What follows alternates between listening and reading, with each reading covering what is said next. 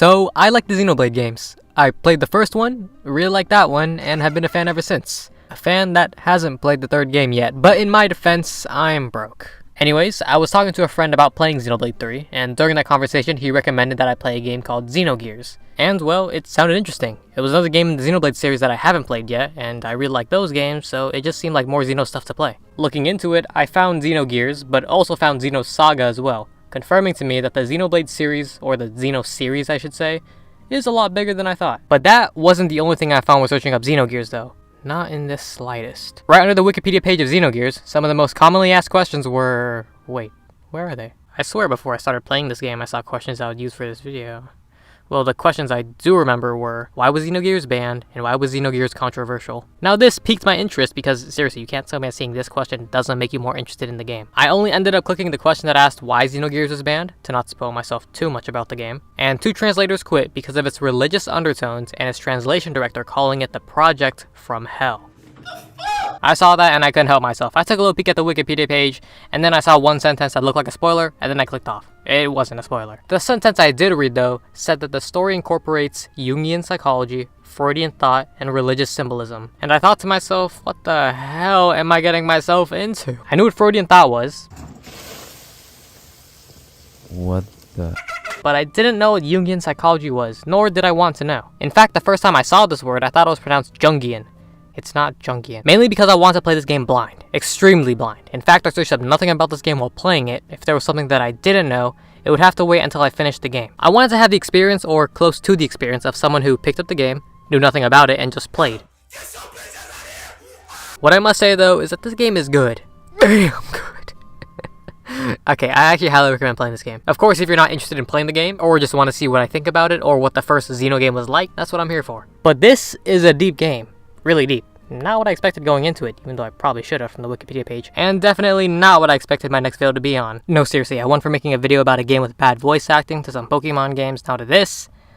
There's a pretty drastic change here if you couldn't tell. I do feel like there's a lot of pressure when it comes to making this video because of everything that this game tackles, all the hidden meanings, the symbolism, and I don't want to mess up uncovering any of that, which is bound to happen. So I again recommend actually playing the game if you want to see/dissect all of what this game has to offer for yourself, because I'm pretty sure I'm gonna miss something. And also because, I don't know, I have a hunch that this game probably has a cult following, probably has some real diehard fans out there, and I'm probably about to disappoint all of them. Sorry, but I'm making this video the way I want to. I play games, and then I talk about my experience with the game, and that's what I'm about to do. So with that out of the way, this game is pretty long, so I'll probably need to take a different approach to how I go about this compared to my previous videos. It shouldn't be too big of a change, but I feel like it's worth mentioning anyways. Homie, you just fucked your whole track history by saying you suck off a donkey. What the? By the way, if this is your first time tuning into one of my videos, hey, thanks for clicking on the video. But since I'm going through my experience with the game, I'm going to be spoiling the game completely. Just a heads up. I would also like to take this time to give an epilepsy warning because there's a lot of flashing in this game. So be careful. Also, it seems like I've only played RPGs on my channel so far, huh?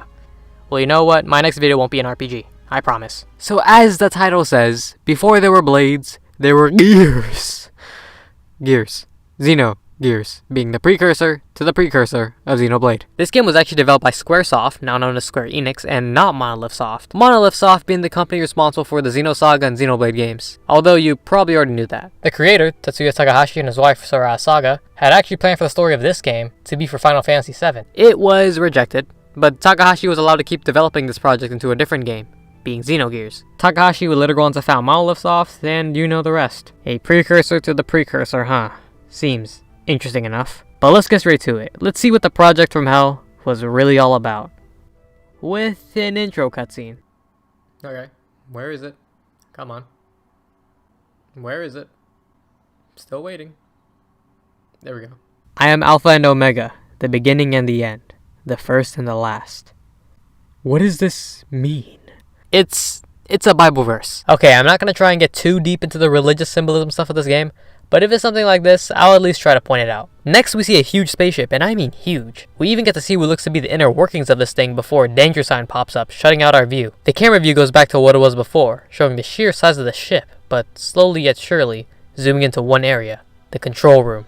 Shortly after, all the monitors turn red, with the words emergency all over. There's a weird image of some sort of creature on screen, and one of the crewmates saying contamination is spreading widely, implying some sort of virus going around. A virus that seems to be messing with all the equipment inside the ship. The captain calls the engine room to no response. It's completely destroyed. Just what happened here? More monitors now have text written onto them reading, "You shall become as gods." The captain reads this in complete horror, and in response, requests that everyone evacuates from the ship. As people get into the evacuation shuttles, what seems to be the spaceship's very own defense system starts shooting at those shuttles, killing those civilians who attempted to escape. We see these metallic things pierce from the spaceship, with the image of that weird creature popping up for a split second, before showing us even more of these things destroying the ship. The captain, seemingly accepting his fate, takes out a locket with a picture of his wife and daughter inside, and proceeds to commence the self-destruction of the spaceship. Another shot later, we see the debris of the ship scattered around. From it, there's a woman with purple hair, rising from it all, and looking into the distance. Watching this intro cutscene had me asking so many questions. Who is this woman? What happened on the ship? What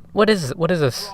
So many questions, but I was now intrigued. Well, I saw the intro cutscene, it's now time to start the game, and it automatically plays the intro cutscene when you start a new game. I'm just gonna pretend that didn't happen, and damn! A wall of text already, my god! In the continent of Ignis, there's been a war between two countries for many years. Hundreds, actually. Between the Kislev Empire of the north and the Desert Kingdom of Ava in the south. A war that's gone on for so long that people have forgotten what they're fighting for, but continue to keep fighting just because. Little did these people know that change was coming. There existed an institution named Ethos, which preserved world culture, repaired tools, and also happened to repair weapons excavated from the ruins of an ancient civilization. You know where this is going. Both of these countries had the Ethos retrieve these ancient weapons and repair them to increase their military might. The recovery of these ancient weapons forever changed the warfare between both countries, from man versus man to robot versus robot. These machines were called gears. Pretty much Gundams. As the war continued on with this, new technology, Kislev would gain the upper hand. The key difference being the amount of resources they had in their ruins was much more than what Ava had. But a third military force would soon emerge as well, called Gebler. They would come into contact with Ava and aid them in their fight against Kislev. With help from Gebler, Ava would be able to make a comeback from having an abysmal military force to now being on equal ground with Kislev. With their newfound momentum, Ava started to capture territory from Kislev with no signs of stopping their invasion. The camera then cuts to an image of a small village. A village named Lahan in the outskirts of Ava, near the border of Kislev. With the foreboding text, "This is where it all begins." And just like that, the camera cuts to the village on fire. We see a gear with a gun looking down upon all the destruction happening to this village, before the camera pans to a black gear taking a fighting stance, with a person named Faye piloting it. He proceeds to fight two gears at once, managing to knock one over, and then it gets back up. In a huge disadvantage, a person below is begging Faye to stop, and that he must not fight here. Completely ignoring the dude, he goes after the other gear and knocks it over with a kick and punch combo. He then asks himself, how come?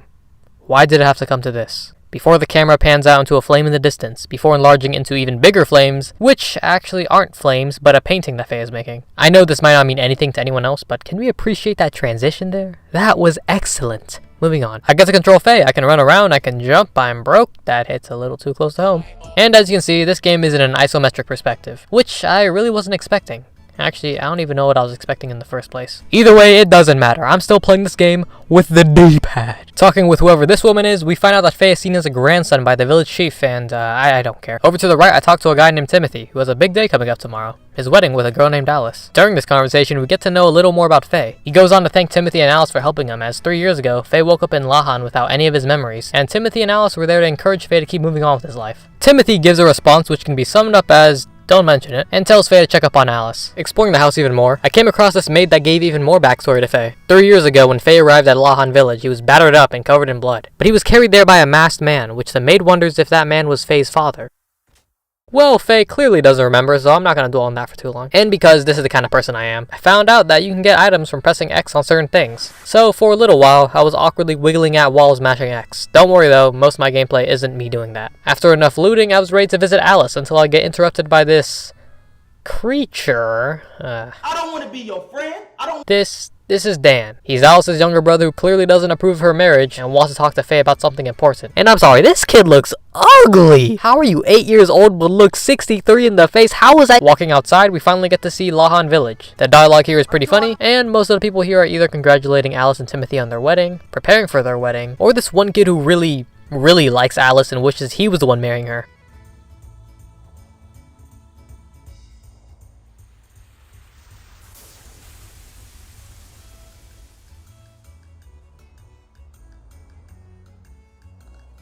What just happened? I came across this one house, which I'll just call the information house. He gave me some info about the gameplay, which I was actually really wondering about. Long story short, the only thing I got from this sack of shite right here is Ether is mana, L1 and R1 control the camera, you can only save in these yellow things, and trust nobody. This guy right here, Luca, from From Chrono Trigger? What is she doing here? Anyways, she gave me one of the top 5 worst explanations of all time about saving a game, and then robbed me of what little money I had. Yeah, thanks a lot, Luca. Completely ignoring Dan, I headed to Alice's place to check up on her upstairs, and there she was. Faye congratulates her with this air of awkwardness between the two, even talking at the same time, and then returning to an awkward silence. To break that silence, Alice asked Faye if he had seen Dan. Little does she know, I completely ignored him. She had an errand for the kid to borrow a camera and lighting equipment from Dr. Yuzuki, who lives up on the mountain peak. Faye recommends that he goes instead of Dan because he too doesn't believe that thing could handle it, and also because Faye wouldn't mind getting a free meal at the doctor's place, which makes me like this guy even more. Before Faye can leave, Alice calls out Faye's name one more time, and I'm not even going to sugarcoat it, she's clearly in love with the guy. And then she does the whole hypothetical life thing, you know, the what if we grew up together thing. Aren't you getting married? I could put the conversation on screen, but there's no voice acting in this game. The only voice here would be mine from the live recording, and I don't have any voice actors who could play as Alice to read those lines out. Actually, do I? It was a pen. Knucklehead.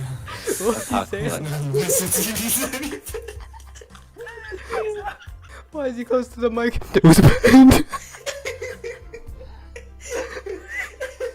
Oh god. No, I don't. Before visiting the doctor, I finally talked to this kid, Dan. And this kid is crazy. He's always wished that Faye could have been his brother and not Timothy, so he thinks that Faye should steal Alice away from him and that he's willing to help. The game gave me 2 options and I was kind of feeling a little freaky, and of course I said no. Oh, okay, I did go back to see what would happen if I said yes because I was still feeling a little freaky. And the kid recognizes that he and Faye can't change Alice and Timothy's feelings for each other and that Faye would actually need to love Alice as well. But Dan saw that Faye was willing to go that far to help him out and he won't forget this. There's gotta be something wrong with this kid. Heading up north, I made it to the mountain path and ran into the game's very first encounters. I was very curious about how the battles would be in this game because, like I said, it's the precursor to the precursor of the Xenoblade series. I wanted to see if there were any similarities after all these years. And the answer is no. I can't see any resemblance between the gameplay styles here. To be fair, I am skipping a fair bit between games, but it's nothing like Xenoblade to me. You get into a fight, you see these options, you know what to do. Defense defends. Chi is Faye's version of Ether, which is just magic / mana. The one thing here that might be confusing is when you pick the attack option. There's a bar down to the bottom left. I have no idea what it's called, but I'll call it the action bar. This bar won't always be 3 out of 3, by the way. At some point, it does get bigger. Now look here. Each button uses a certain amount of points. Triangle, your light attack, uses 1. Square, your medium attack, uses 2. X, your heavy attack, uses 3. And circle is to cancel your combo, for whatever reason. I think that this combat system is pretty cool. I've never seen anything like it before, and I think it's great. I like how this game gives you options on how you want to fight a certain enemy. Do you go for more light attacks, a mix between medium and lights, or do you go all in for heavy? Well, the choice is yours. Later on, though, I feel as if the choice starts getting decided for you, though. But I'll talk about that when we get to that. A quick jump over a cliff and a little jog over a shady bridge later, I'm at Dr. Yuzuki's place. I think I had too much fun here with these chickens because, I mean, just listen to this. Also, Faye just pissed me off by doing what he did here. I mean, what are you doing? Why would you try some? Anyways, I meet with the doctor's wife Yui and their kid Midori to ask about the doctor's whereabouts. Yui says that he's tinkering with some junk in the back, so I know where the doctor is now. But before I go meet with the doctor, I wanted to talk to Midori to get to know their family a little better. And she responds to me with complete silence. Does she think I'm crazy? Have you met Dan? And I go ahead and take this time to loot the doctor's place. I took a little peek through his telescope, found out you don't take fall damage in the overworld, and finally met the man. First thing I'm greeted by is an explosion from him messing with something. And apparently it's something that happens often. Not sure what to think of that. But this right here is Dr. Yuzuki of Lahan Village. So I already mentioned before that I didn't search up a single thing about this game while playing. I referred to the doctor as Saitan. Realizing that pronunciation could be wrong, I also referred to him as Kitan. I used both pronunciations throughout the entire game because if one was wrong, at least I would be right the other half of the time. I found out that his name is Satan. If I had combined both ways I pronounced his name, I would have got it right. He tells me to take a quick look into the storeroom to check out something, which I thought was going to be a bomb, but it seems to be a musical device. Faye recognizes a song playing from it, but can't quite remember where. Seaton comes in and tells him it's some sort of audio device recovered from some ancient ruins, before asking Faye why he's coming to visit. Faye tells him that he wants to borrow some cameras and lights for Alice's wedding tomorrow, with Seaton agreeing to do so. Faye manages to score a free meal and goes to wait inside until Seaton is done cleaning up. Before leaving though, he tells Seaton that he feels something from this song. Something warm inside. Seaton tells Faye that maybe it's because he has someone living inside of him, and that he must have liked this song so long ago before he became one with Faye. Faye, having no idea what Seaton is talking about, goes and waits inside. But after he leaves, Seaton says something interesting. He says it might actually be better to live an ordinary life in this condition, as a son of man. What does that mean? Suddenly, the machine stops playing music, and the statue in the middle falls apart, signifying to Seaton a bad omen. After having dinner with the Yuzuki family, Faye starts to head back home, with Seaton telling him that he'll bring the equipment himself on the day of the wedding. Does he not trust Faye? I mean, I wouldn't either after what he did. Seaton goes to see Faye off and then tells him to be careful, before quickly correcting himself. Are you that paranoid? I'm not, Dan! On the way back, rumbling is heard. Looking up towards the sky, 3 gears can be seen flying past. Seaton calls out to Faye to check on him, and judging by the shadows of the gears, they seem to be from Kislev. Shortly after, an explosion can be seen in the distance. Faye and Seaton see this, and also see that the gears are headed towards Lahan. This is not good. Together, Faye and Seaton start to make their way back to Lahan as quickly as possible.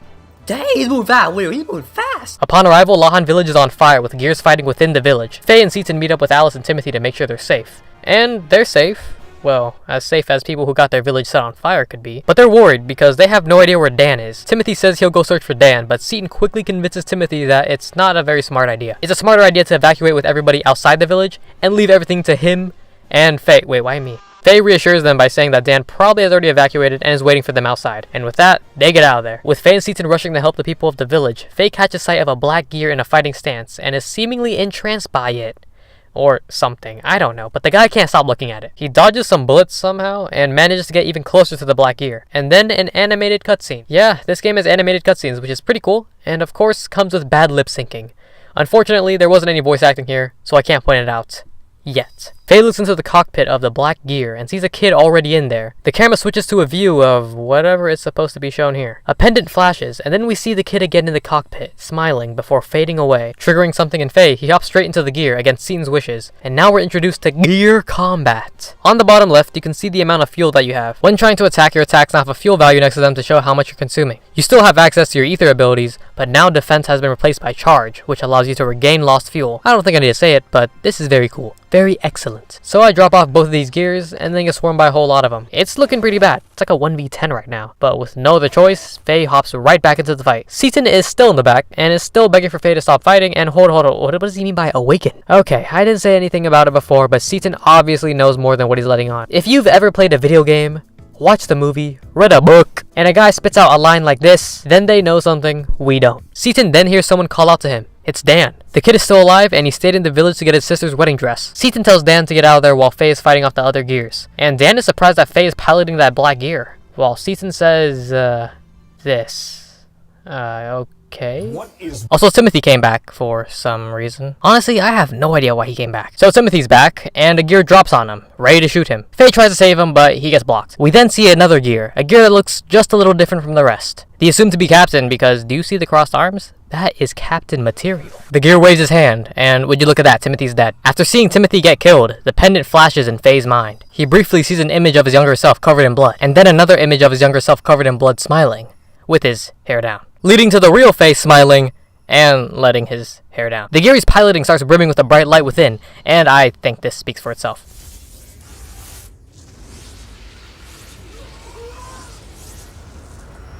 Oh my.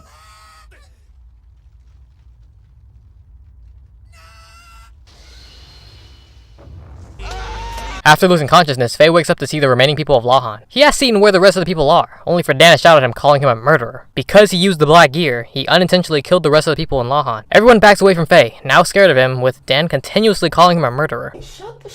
Seaton tries to calm everyone down and tells everyone that Faye couldn't control what the gear had done, and also this is Timothy's fault, but not caring, Dan screams that he hates Faye and runs off. Seaton now recommends to Faye that he should go to Ava. Reinforcements are probably coming to try and find out what happened to the ones piloting those gears. And you know, the atmosphere isn't so great with, what happened the other night. Going to Ava would be a smart move here, since those soldiers weren't from there, and it would be hard for them to track down Faye if he did make it to Ava. Before heading off, he looks back at the people of Lahan, all afraid of him, and then he looks back at the black gear, as a reminder of the weapon that killed everyone.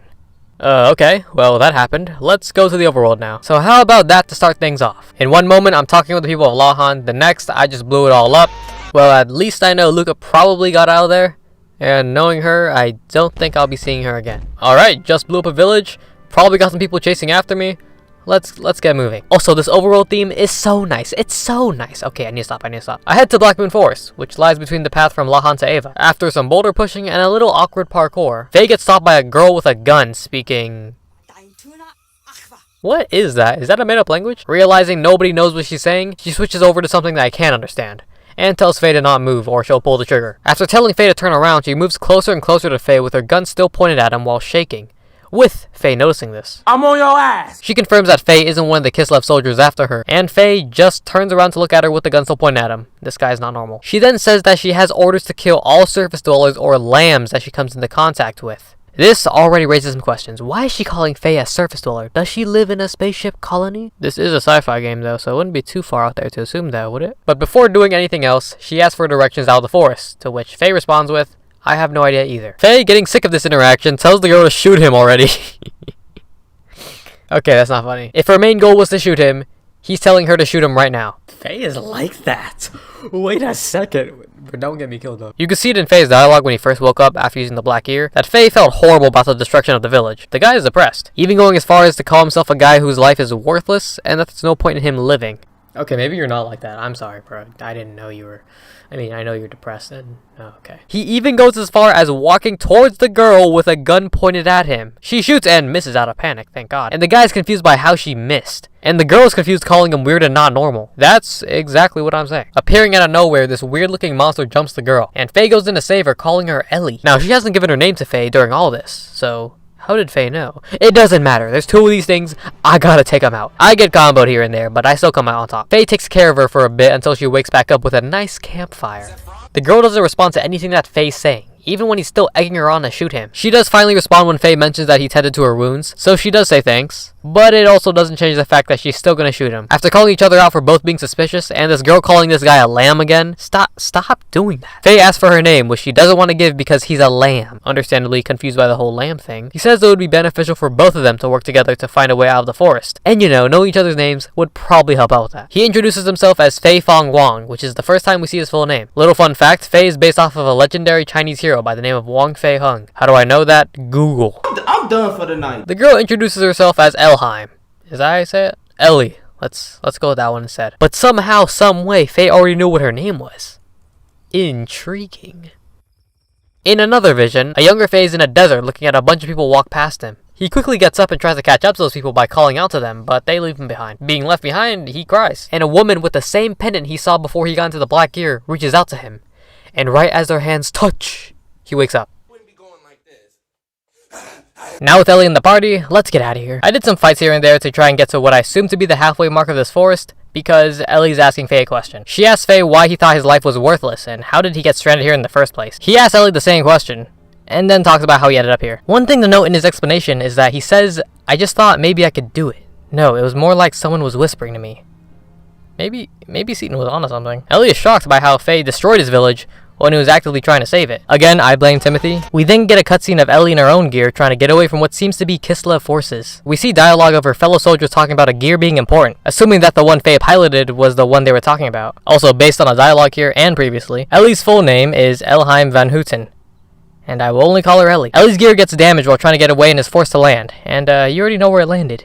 You definitely know where it landed. The flashback ends and cuts back to Faye being completely pissed off about everything. If those gears had never landed in Lahan, he would have never gone to that gear, meaning the destruction of everything would have never happened. The dude's pissed. He's so pissed he's punching a tree. Elly, in response to this, and knowing that she too had a part in this incident, calls Faye a coward. A coward since he believes that it's because of them that this happened, without taking any responsibility for his own actions. Kislev was only after the gear that he piloted. They weren't trying to destroy Lahan, but since he retaliated, you know the rest.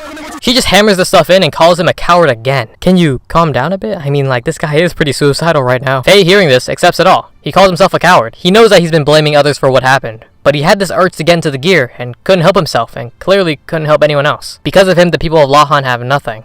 He has nothing. He has nowhere. He has no one. Elly, seeing him in this state, leaves him by himself for a bit and questions to herself why she would say those things to him. Yeah, it was kind of a dick move. We now have a cutscene, and just wait for it.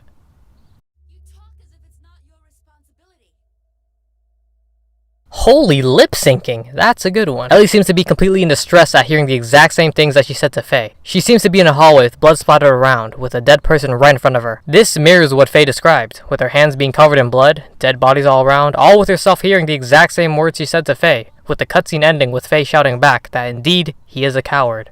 I'm guessing that cutscene played in her head while she was walking. Anyways, a dinosaur pops out and attacks Elly. Faye hears this and goes straight to Elly, and I guess I'm gonna fight this thing with only my hands. Well, I try for a bit and get absolutely nowhere, and right when this thing's about to finish me off, Seaton comes to the rescue and he brought my gear. Yeah, I mean, you already knew this thing wasn't going anywhere. The gear has a different design than the others, they were searching for it, it looks cool, everything checks out. Faye is reluctant to use this thing again, for obvious reasons, but seeing Elly about to get eaten, he quickly shifts into gear and tells Seaton that if he were to go berserk, that Seaton would shoot him.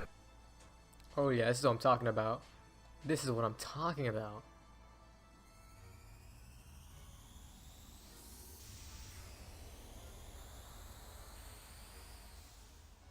But here I found out about the booster option of a gear. At the cost of some extra fuel every turn, a gear can now perform another action faster than before. I had to use it in order to beat this thing because that slow effect was no joke. This took a long time. Faye hops out of the gear and asks Seaton why he would bring this thing here, knowing how Faye feels about it. We learned that this gear's name is Veltal. Of course, I didn't know this until after I beat the game, so I called it Weltal the entire time. It's German for universe. Very cool.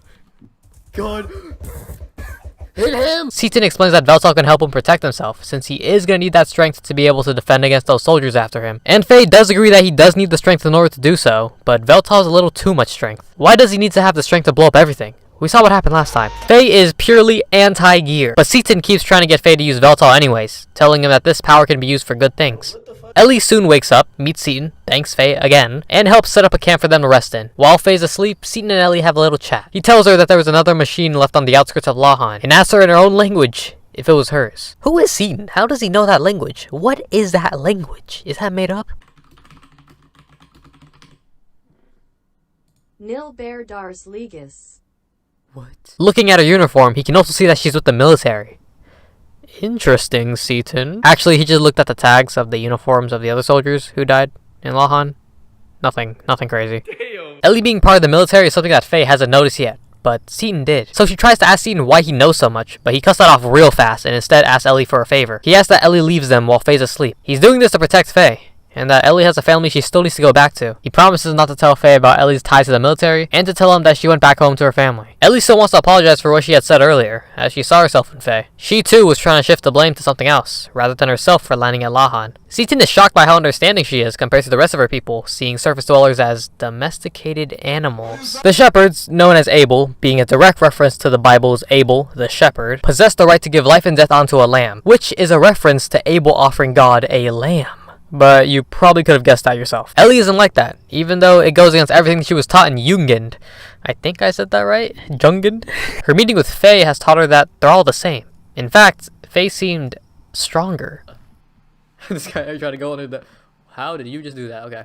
I'm Mexican. Saying their goodbyes to each other, Seaton reassures Elly that he'll be able to take care of Faye, and she goes on her way. The very next day, Faye already knows what happened. He actually woke up mid-conversation. He knows that Elly's a soldier and that she left. Faye tells Seaton that what happened wasn't Elly's fault, and that it was actually his fault. He wants to apologize for lashing out at her, but too bad she's gone. With Elly gone, Seaton now joins the party, and they move towards the town of Dazil to get some information about what's going on with Ava and Kislev, and most importantly, getting some parts for Veltal. Towards the exit of this forest, an aerial battleship can be seen flying by. Seaton assumes that it's an aerial battleship from Gebler that's stationed in Ava. Remember, the beginning wall of text said that Gebler was aiding Ava with military strength, so that's why Ava would have one of those. New to us is the extra info about Gebler. They are special forces from the Sacred Empire of Solaris. Solaris? Seaton assumes that they're using this ship to get more resources from the ruins, and that they needed a ship of this much strength in order to fight back against Kislev, because they need those parts. Okay, let's move to Dazil. The place here is lively, full of sand, full of people trying to get some treasure, and most importantly, full of parts for Veltal.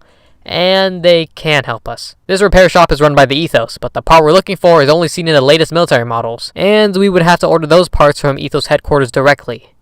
Well, doesn't that suck? There's plenty of Ava soldiers, as this town is important to Ava's military force, since they take generators out of the excavated gears to make new models out of. Protecting this town is a must, but many of these soldiers just want to go back home. Some of these people are here for treasure, but since most of the sites are taken by the military, it makes it just a little hard to find some real treasure. This guy right here says you have to go home as a failure? That's brutal. Here we also find out that the Ethos are the only people who have the technology to maintain a generator-driven gear, and they decide which gear gets which generator in which country. I also found this dude named Big Joe. Not sure what his deal is, but I'll just let him do his own thing, I guess. But let's get back to what happened after the workshop couldn't help. Faye talks with Seaton about the parts for Veltal and how since they can't find the parts, he'd rather just leave it broken. When asked why, Faye talks about how they were able to make it to Dazil without Veltal's help, and that he wants to go back to Lahan at some point to help rebuild the village. Faye is coming up with every reason not to use Veltal. And to be honest, I can't really blame him. Seaton does recommend that they at least move Veltal to a far-off place because he actually suspects that Gebler forces stole Veltal from Kislev. On further inspection of the gears in Lahan, although they were Gebler pilots, they were piloting Kislev gears. News of the Gebler Special Forces' failure surely must have reached the capital of Ava by now, which means that they will go back to Lahan to try and investigate that area. The Kislev army will still probably be there, which means more conflict near Lahan, all for Veltal. Understanding what that means for Lahan, or what's left of it, these two get to work.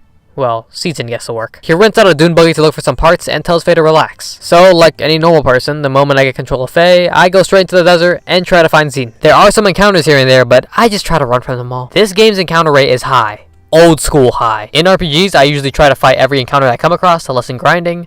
Here, there would be no need for grinding, because I would be overleveled instead. While traveling in the desert, Faye finds two gears hopping around and decides to follow them. He loses track of them for a bit, but sees an orange UFO flying above. Strange stuff. He does find the two gears again, but notices them following the UFO, so he also follows them. Faye has a little incident where he robs some dude of his motorcycle. Oh, my bad. Borrows. And then he rides off to find those two gears again, until he gets knocked off. Yeah, this looks bad. But Doc is on the case. He comes back with Veltal and guns those two gears down. Well, not really. They get back up pretty fast, and it's up to Faye to handle these guys because Seaton apparently cannot use Veltal very well. Dude, you obviously just want Faye to keep using Veltal. Why are you lying? These two gears were no problem at all. The real problem is this guy. This is the guy we saw back in Lahan, still with his arms crossed. Even outside the gear, he has his arms crossed. Suddenly seeing him, Faye comes to realize that he knows this guy, and that he killed her. But who is her? We see a younger Faye covered in blood saying to himself it wasn't him, and then Faye with his hair down calls him a coward. What is going on? Doesn't respawn him? We might have to restart. This guy's name is Grahf, the Seeker of Power. He saw the power that Faye had back in Lahan, and this was actually a setup by Grahf to awaken that latent power within Faye. Yeah, it's pretty messed up how that entire thing was a setup. Wait, was Timothy in on it? Grahf really only cares about the power that Faye has within him, stating, "It is the very essence of you, the voice of desire from within you that craves destruction." Grahf needs Faye's power. Wonder what for? To destroy Mother God. Just why? Because that is their purpose and that is their destiny. Faye, being reasonable, just says, if you want to do it, just do it by yourself. Hearing this, Grahf pulls out one of the deadliest tricks in the book. The father card. He says that Faye resembles his father, and implies that he's the one who killed his father. Before leaving though, he tells Faye that he isn't strong enough to fulfill his purpose yet. He starts floating away, and the sandworm attacks me. This thing was kind of dropping me off. I was getting a little... okay, maybe not a little. I was getting very scared of running out of fuel during this fight. Fuel management keeps the blood pressure high. After I beat it though, Faye is completely down in the dumps. No time for that though. Two more gears drop by, and since Veltal wasn't really fixed, it was a temporary fix, there's really no way for us to defend ourselves. So, Faye, Seaton, and Veltal get scooped up in a dune shuttle. That's for sure not what it's called. In this dune shuttle, Faye is dreaming about three figures. One is Grahf, but the other two are unknown. Grahf tells one of those figures to join together with him. The old guy with the headband tells Grahf that he won't hand the redhead over, even if it kills him. Huh, I'm sure you're thinking what I'm thinking. Faye finally wakes up to see himself and Seaton inside of this dune shuttle. Seaton now confirms that Veltal is indeed the top secret gear from Kislev. Faye is in complete shock after his encounter with Grahf, and isn't quite sure of who he is as a person after all that. He got completely manipulated into doing what Grahf wanted. Still, I think Timothy was in on it. Maybe Alice too. Maybe even Dan. Seaton though recognizes Grahf, and questions himself if we are approaching the time of the gospel. I mean... whatever that means. Whoa, what's going on? What am I looking at? Emperor? Is that Seaton? I knew there was something up with this guy. So this Emperor person defines what the time of the gospel is for the player. The people who were expelled from paradise and now live on earth will soon return to the presence of God in paradise to live eternally. Oh my god! Oh my... The Emperor identifies himself as part of the Gazelle, who are tasked with finding God's resting place and then resurrecting him. That being their final prayer. Seaton wonders what that means, with the Emperor saying that it's our final prayer to escape from the fate that was determined at our genesis.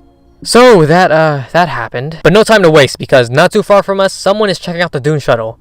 and more specifically, Veltal on top. It's some guy with an eye patch who is trying to shoot at us with his sand submarine missiles. Well, we hit it right on the target because Faye and Seaton gotta get out of here as fast as possible before this whole thing sinks. Heading up to the top, Seaton comes up with the idea to use the crane and move it next to Veltal. So, what's Faye's part in this plan? Climb onto the crane to get into Veltal's cockpit. And for those wondering, yes, I did try to jump off the crane to see if you can die. And no, you cannot die. Getting to Veltal's cockpit, Faye says a line that I really like so much for just some strange reason. He says, "Here we go again. You and I just seem to have a fated relationship." And I think I like this line so much because I know how much he hates this thing. Faye grabs Seaton and they get out of there, but there's little time to talk as a voice is heard from behind them. A red gear piloted by the blonde eye patch guy comes from the submarine that sank the Dune shuttle. I think it's called a transport actually. Calls out Faye for not saving the rest of his crew. Faye tries to explain to the guy that he's not an Ava soldier, but this guy doesn't believe him, and it's time to drop him off. This wasn't a very hard fight. He kept trying to lower my accuracy and evasion, so I just spammed my ether attacks until he didn't feel like fighting anymore. Well, not quite. Both Faye and this guy are currently sinking into quicksand, and this guy is pissed at Faye because of this, and Faye responds with a very understandable why. They sink into a cave and finally meet face to face, with this guy saying that Faye wasn't an Ava soldier this entire time. It would have helped if you just listened the first time. He introduces himself as Bart, a pirate, which is pretty obvious because of the eye patch. He's reckless, he's a pirate, and probably the protagonist to another RPG out there. Now, with both of them being stuck in an underground cave, they agree to work together to get out of there. Meanwhile, on the surface, Bart's crew picks up some of the survivors. There's a strange nurse asking for some pretty crazy things, and Seaton talks to this man named Sigurd. Apparently, Bart had quote-unquote calculated this attack so that no one would die. Good guy, I guess, but I still really don't like him for wanting to fight me for no reason. Bart's crew knows that he fell into an underground cave, and sends out a unit to go search for him. If they can't find him, they trust that he'll be able to come back.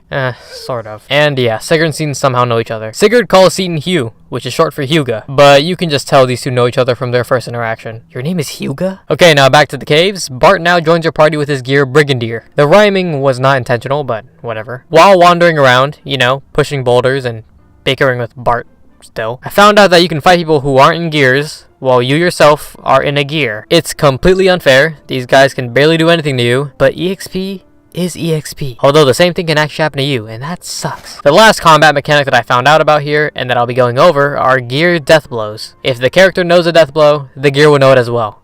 I think. Difference here being that attack level. Certain death blows require a certain attack level. You can get this up by attacking normally, and once you get it high enough, you can perform that specific death blow. In this case, since it's so early on in the game, attack level 1 is all I need to do some death blows. Things were getting a little dicey for me in this place. I had no way to heal my gear, I was kinda running low on fuel, and some of these enemies just took forever to beat. Like this bug-infested gear. That is so gross, man. But going deeper and deeper into the caves, I found a hole in the wall with a light coming from it, and a save point, so I had to go in. I go inside with Bart, and we find someone living in this place. He goes by the name Balthazar, but he tells us we can call him Old Man Ball, another name from the Bible. How about that? Balthazar was one of the 3 wise men who visited Jesus. Don't ask why I put so much emphasis on saying wise men. Bart asks why Ball is all the way down here by himself, and he tells him that he's a bit of a collector. It's not even that bad. He shows Faye and Bart some of the fossils and technology that he's found, and mentions that at a certain point, human fossils no longer appear. That point roughly being 10,000 years ago. His guess is that humans weren't a thing 10,000 years ago.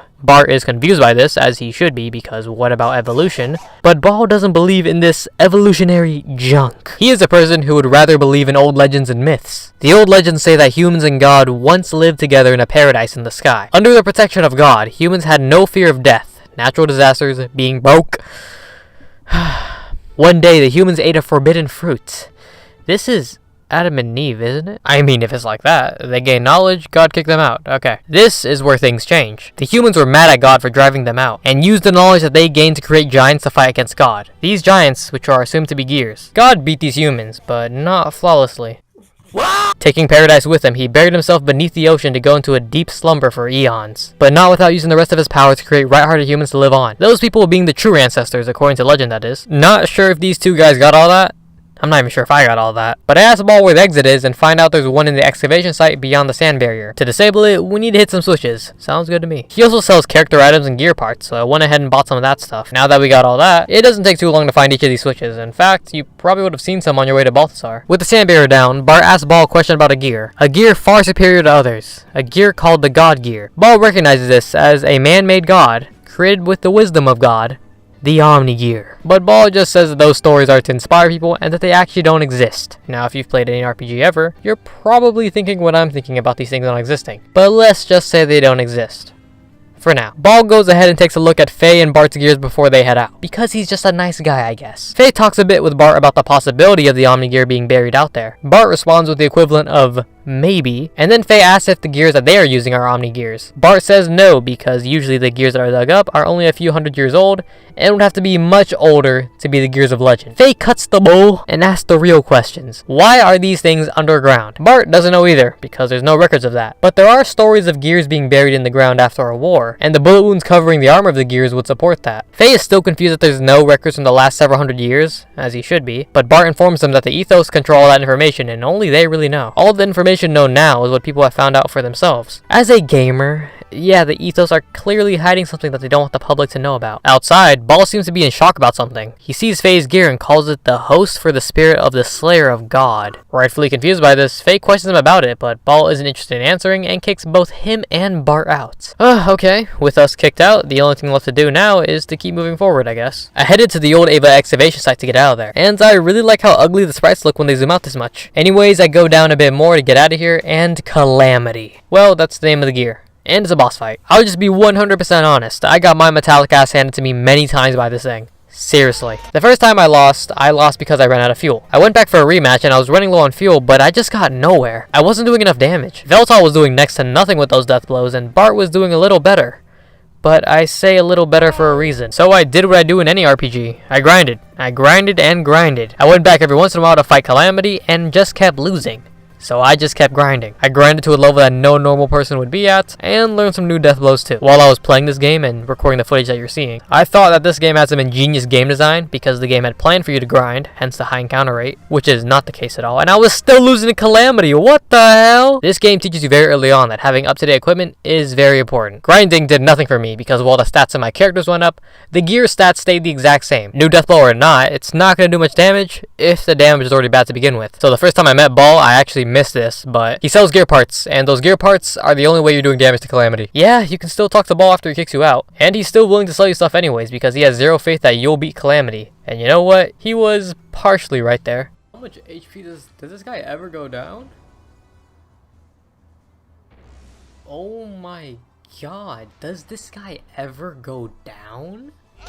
Say what you want about this fight, but I think it's a good fight. It teaches you that grinding isn't always going to help, and that sometimes you just need your equipment to be up to date. Although I will say that this move is completely dumb. After beating Calamity, Faye and Bart head towards the exit of this place, and thank God. I was sick of this place, and I really mean it when I say I was sick of this place. Suddenly Calamity gets back up to attack Bart, but Faye comes in and, what?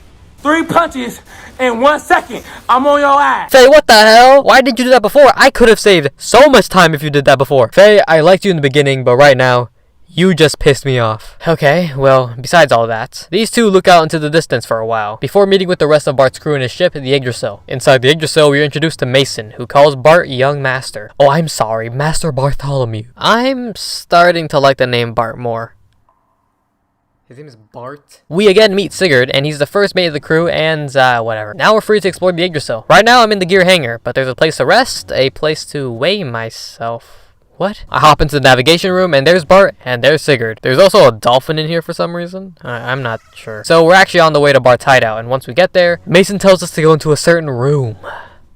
I'm making it sound weirder than it actually is. Off topic, but I also managed to sneak into Bart's room. Hope you don't mind that I just took your whip. I'll just give it back to you when it's time for us to fight again. Bart is the forgotten heir to the Fatima dynasty throne, who was said to be dead, but is actually alive and became a pirate. Royalty that resorted to thievery. Shakan, who was the prime minister of Ava, and now who is the leader, has destroyed everything. How neat. Mason explains that Ava and Kislev are constantly getting stronger and stronger from excavating these ruins. And in order to rebel against them, Bart's crew are going to need some power too. Trying to excavate didn't work too well, so what do? Grand Theft Gear. And I hope Faye is still enjoying that tea. No, seriously, he hasn't said a single word during this whole thing. The Fatima Jasper is also brought up here as the great treasure of the Fatima. Pretty much Shakan has kidnapped Bart's cousin, Margie, who is also known as the Great Mother Marguerite of Nisan. She has been kidnapped because she is the key to the Fatima Jasper. A treasure that no one really knows what it actually is, but it's a family treasure, so it's gotta be good. But little does Shakan know that Margie is only half of what's needed for the treasure,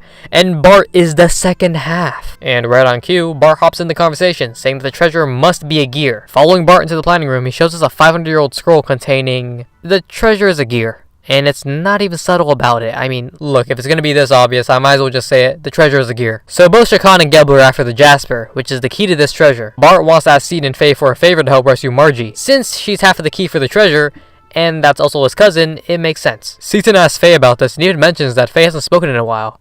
And Faye just blows up. He asks them all, why does everyone want to make him fight? Faye doesn't like fighting.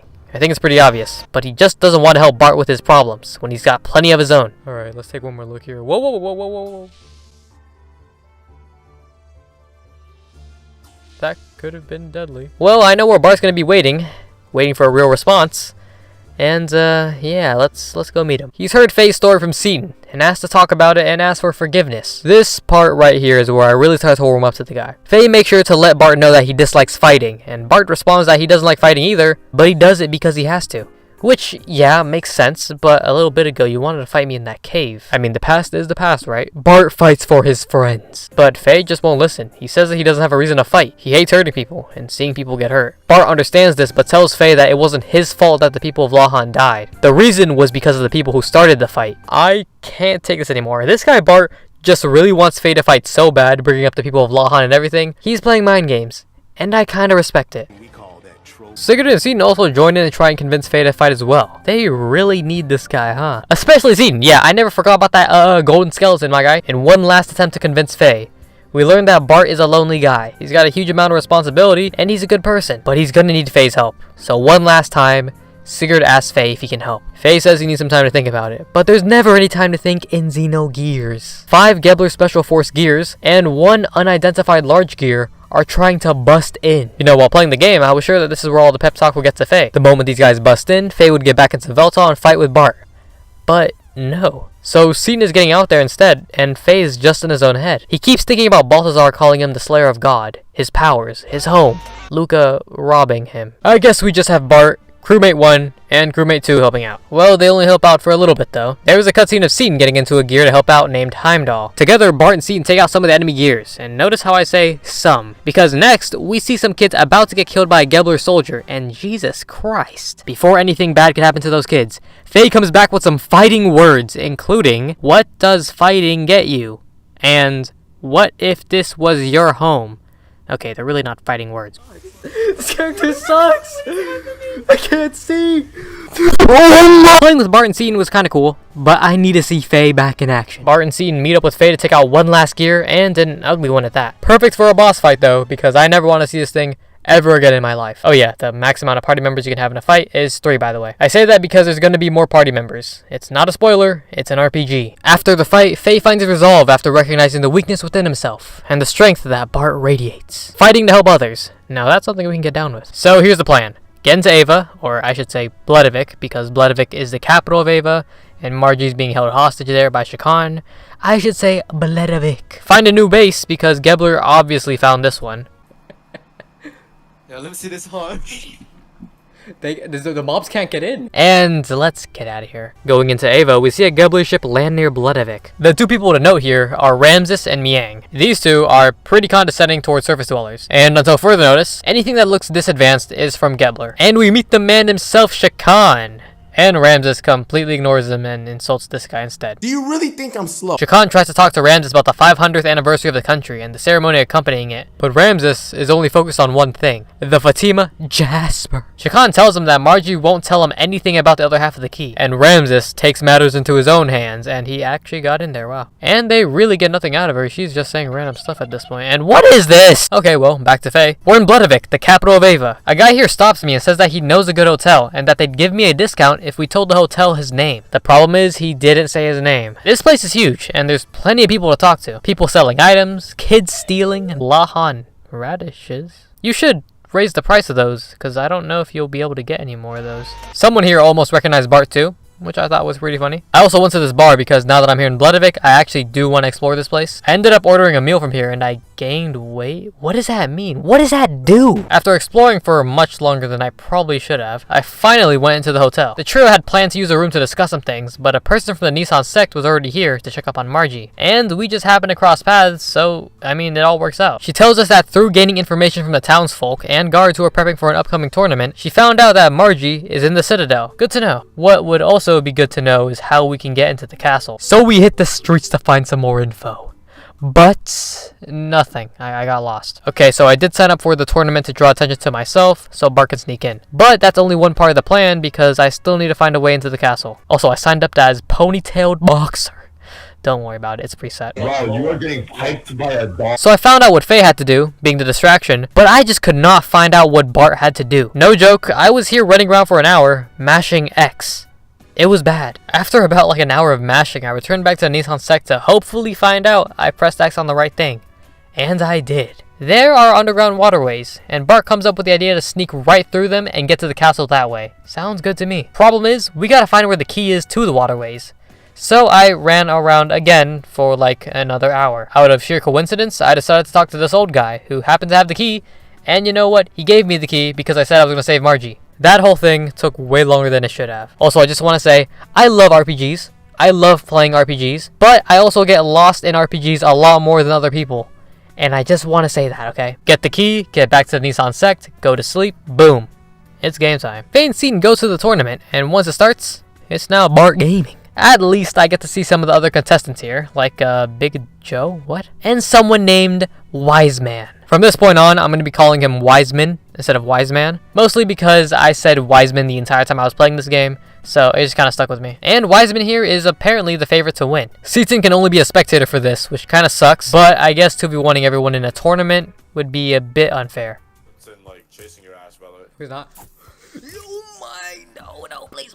Chasing him, look at him. No, it's not. Dude, help!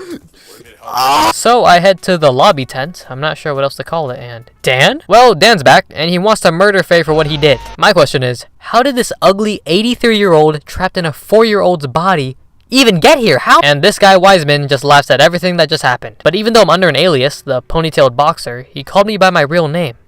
How would he know that? And how did he guess that Faye was from Lahan? Could he be the one who dropped off Faye at Lahan? I mean, he's got the mask and everything. But it's about time for some Bart Gaming. The perspectives of Bart and Faye are going to be switching, from Bart traveling through the waterways to Faye boxing. This had me on edge the entire time doing this mission with Bart because I again got lost in the waterways, and I was scared because I thought there was a time limit the entire time. I mean, the game is telling you that Bart needs to reach the castle before the tournament ends, and it keeps switching between Bart and Faye at certain points. I mean, come on.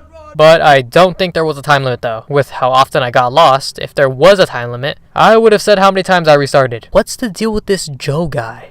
Whatever. This is the part I've been waiting for. The fight against Dan. I can't wait to dropkick this kid. Faye, what are you doing, my guy? Faye, you are getting dropped off. Oh my god. Faye, what are you doing? Bart is now the new best character in the game. Honestly, he's the new protagonist now. I'm done with Faye. Next up in Faye's tournament is Wiseman. And I'm not really talking about Bart's section here because, I got lost. Wiseman dodges all of Faye's attacks, tells him he's fighting for no reason, and alludes to being someone who is familiar with Faye, and then just gets away. That's pretty much the simple version of what happened. And why do you look so tired, Faye? He didn't hit you once. Did Dan do that much damage? Switching back to Bart, I made it out of there, and thank God. I don't even know how I did that. This old guy right here almost recognizes Bart, but Bart is on a mission and has no time to explain. Well, not now at least. So, I'm here. I've infiltrated, and wait, these guys move fast. Yeah, Ava soldiers are everywhere, and if they see you, they're coming after you. We need to be quiet. Fuck, I need to be quiet, bro. I need to get some drip so I can get some bitches. Dude, this is I tried hiding in some rooms, but the soldiers always just respawned, so it wasn't really worth it. Also, why can you move after encountering an enemy just for a little bit? Why is that? Just get me into the fight instantly. Don't give me false hope that I got away. That pisses me off. But in front of Margie's door are a couple of soldiers. So let's get them out of the way and let's finally talk to Margie. My god. She takes a stuffed animal that she likes with her before we go, and of course we just happen to meet up with Ramses and Miang. A 2v1 is really not what I need right now. But Bart calls Ramses a geek. and we battle. Miang recognizes Bart as the prince somehow. Must be some Gebler incel. And we have a sort of 1.5 versus 1.5 because it's really just a 1v1 between Ramses and Bart, with Miang and Margie helping whenever they feel like it. See, the biggest problem that I have with this is that Miang and Margie can heal the fighters in the battle.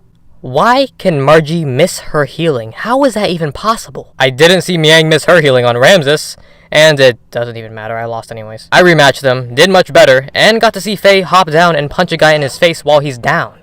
I can respect that. Ramses seems to recognize the way Faye fights, and we get a flashback to some redhead fighting Gears with his bare fists.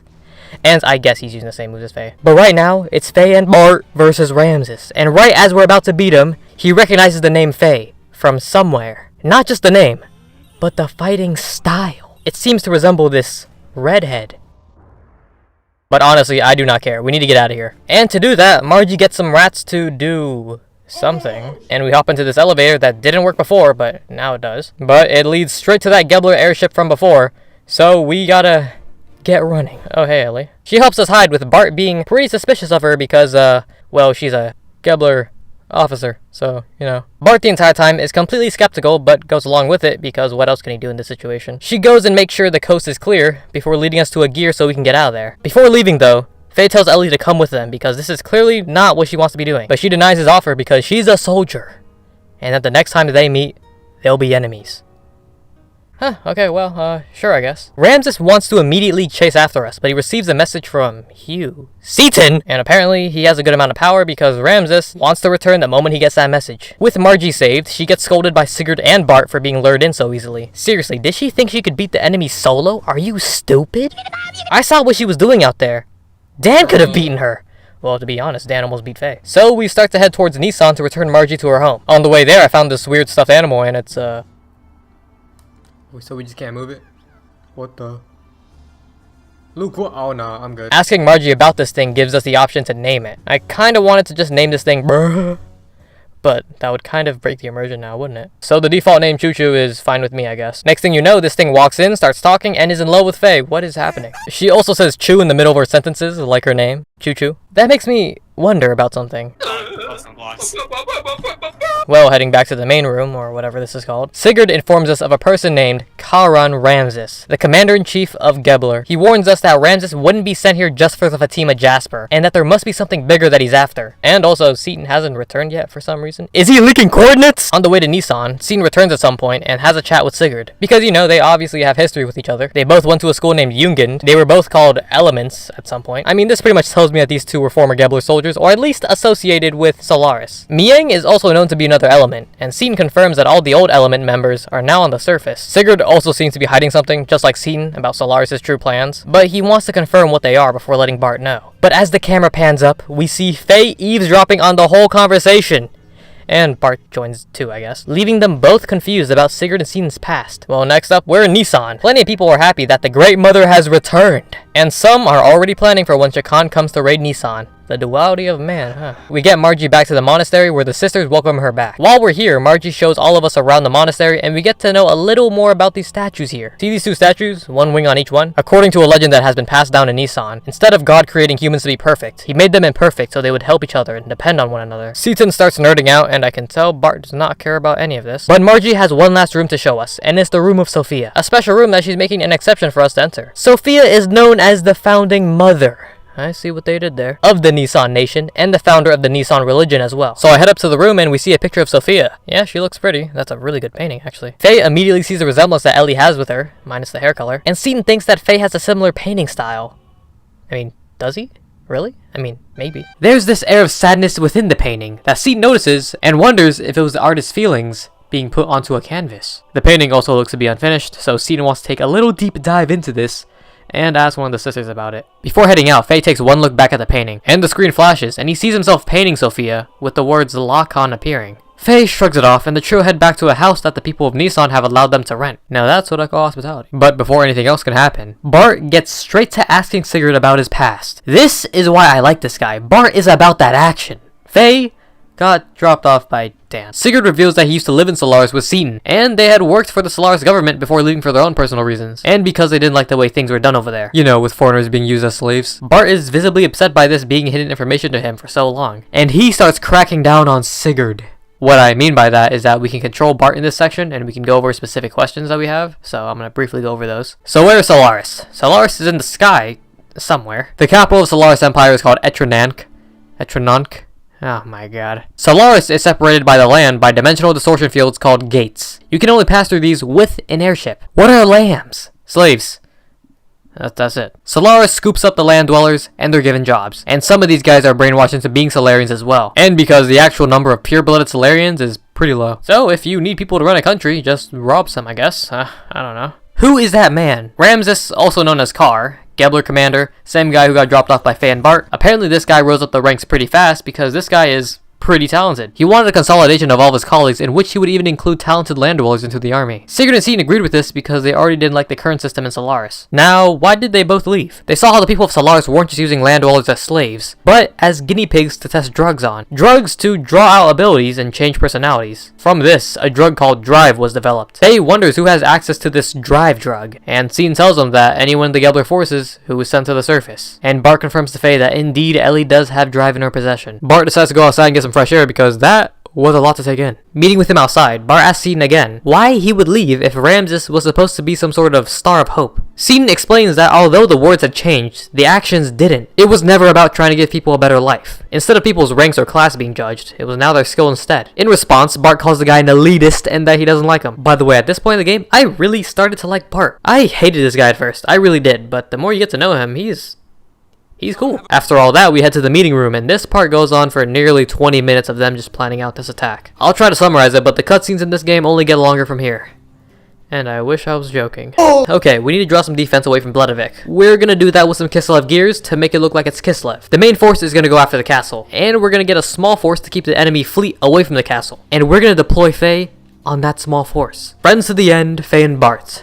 Now let's get out there and get this plan in motion. And wait a second, isn't she like 11 years old? Wait, how is she 16? Faye, Seaton, and Bart all prepare for the mission at hand, and I think we get our first 3D cutscene. I don't know why, but I prefer Veltal more in his 32-bit version compared to this pre-rendered version. The night before the big mission, we see Bart and Sigurd talking on top of the Yggdrasil. Sigurd mentions that this will be Bart's first return to the castle in 12 years. Bart talks about not wanting to be the king. The king is supposed to be a symbol of hope, so it doesn't really have to be him. Sigurd mentions that he doesn't mind if Bart doesn't want to become king. He just wants Bart to regain this kingdom because it's his home. With a zoom in and zoom out transition, we see Ramses, wait a second. Actually, I don't think anything's being shown here. Ramses is having a nightmare of this redhead. This guy is beating gears with his bare hands. How is he doing that? Has his own overpowered gear, if he doesn't feel like using his hands. Kind of looks like Veltal on the face. Is that just me? And right before Ramses gets stomped out, he wakes up. Ramses goes to walk it off, and Miang seems to know more than what she's letting on, because Grahf is also here. What was he doing here? She says that Faye has a resemblance to Grahf, but Grahf ignores all of this and tells her not to interfere with his plans, which she doesn't plan to do,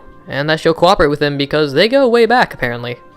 Which is interesting. Nearing the castle, Bart's crewmate, Franz the Dolphin, hears the royal capital's defense fleet moving, and intercepts a transmission from the border patrol. But we don't go to Faye just yet. We actually go to Elly. And hey, remember these guys? These guys are being dickheads towards Elly, despite her being a superior officer. But they all shut up the moment she gets into a new gear for officer use, called Vierge. I used to pronounce this as Verge, but then I switched over to saying Vierge when I realized it sounded like I was saying Verge, as in virgin. Turns out my new pronunciation isn't half bad. It's pronounced, here.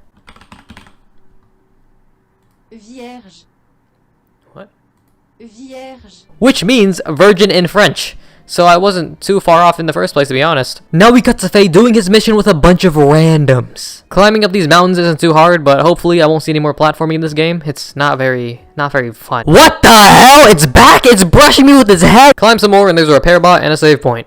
I think you know what this means. Take a step outside and we can see Elly and her crew flying through the area. Faye decides to handle these guys while the rest of the force continue with the mission. Elly's crew, being completely stupid, act on their own and try to get a rematch with me. They first do a 2v1 and then a 3v1, which isn't too bad of a strategy, but wouldn't a 5v1 be better? I'm just saying, jumping people works. These fights aren't too hard, but the damage you take does build up. What's left is Elly versus Faye. This potentially could have been a 6v1, but yeah, whatever. Elly doesn't want to fight Faye, but the only thing left for her to do now is to use that drive. We then get a very excellent cutscene. This cutscene is really good. Elly's running away, constantly saying she doesn't want the drive. but the person chasing her keeps telling her the benefits of the drive. In this moment where we see Elly standing under a spotlight, we can see in the background a group of people giving Elly the drive. This cutscene is so good, and I just have to say it again. It mentions that she might be a person who can't handle the drive. When receiving it, she lost control. The text talks about her ability being extremely high. Higher than those girls. Those girls are people we don't know yet, by the way. Who is Eric? This dude Eric's always so afraid to go in, bro. I understand why. After what I just saw, I understand. Yo, stop! Yo, stop! There's another wall of text, but the main thing I was looking at was this. Don't worry, you have power worthy of the chosen ones. We cut back to Elly being cornered by these people, and the next thing you know, they're dead. I'm gonna assume they forced the drive onto her, and that's what happened. Great job. Now back to the present before this doofus right here can overdose. Elly says that she'll fight me instead, and she takes some drive herself. She uses a move called errands, which only a few people can use apparently. Yeah, cool. But my health, no healing, not even a restore back to full before the next fight. So I'm not sure if this fight was scripted or not, but I'm just saying, if it wasn't scripted, I got lucky. Elly seems to be having conflicting thoughts about killing Faye, which gives Faye the opportunity to jump at her and pin her gear down. The combined efforts of Faye trying to reach her and the drug wearing off result in something happening to her gear, but it works because Faye and Elly are both now out of their gears to talk about things. Faye tries to convince Elly that there's no reason for them to fight like this, but Elly tells him that she's a Solaris officer, and that she couldn't turn her back on the mission. He then asks why she would use the drive on herself, to which she responds it was to protect her allies. The feeling of wanting to protect allies, that's something Faye knows. He even tells her that he feels like they're similar to one another, and Elly agrees with that as well. But Faye asks one more time if Elly would change her mind and leave all this behind. And she says no, because Solaris is her only home. And I think it's better if you see this part for yourself.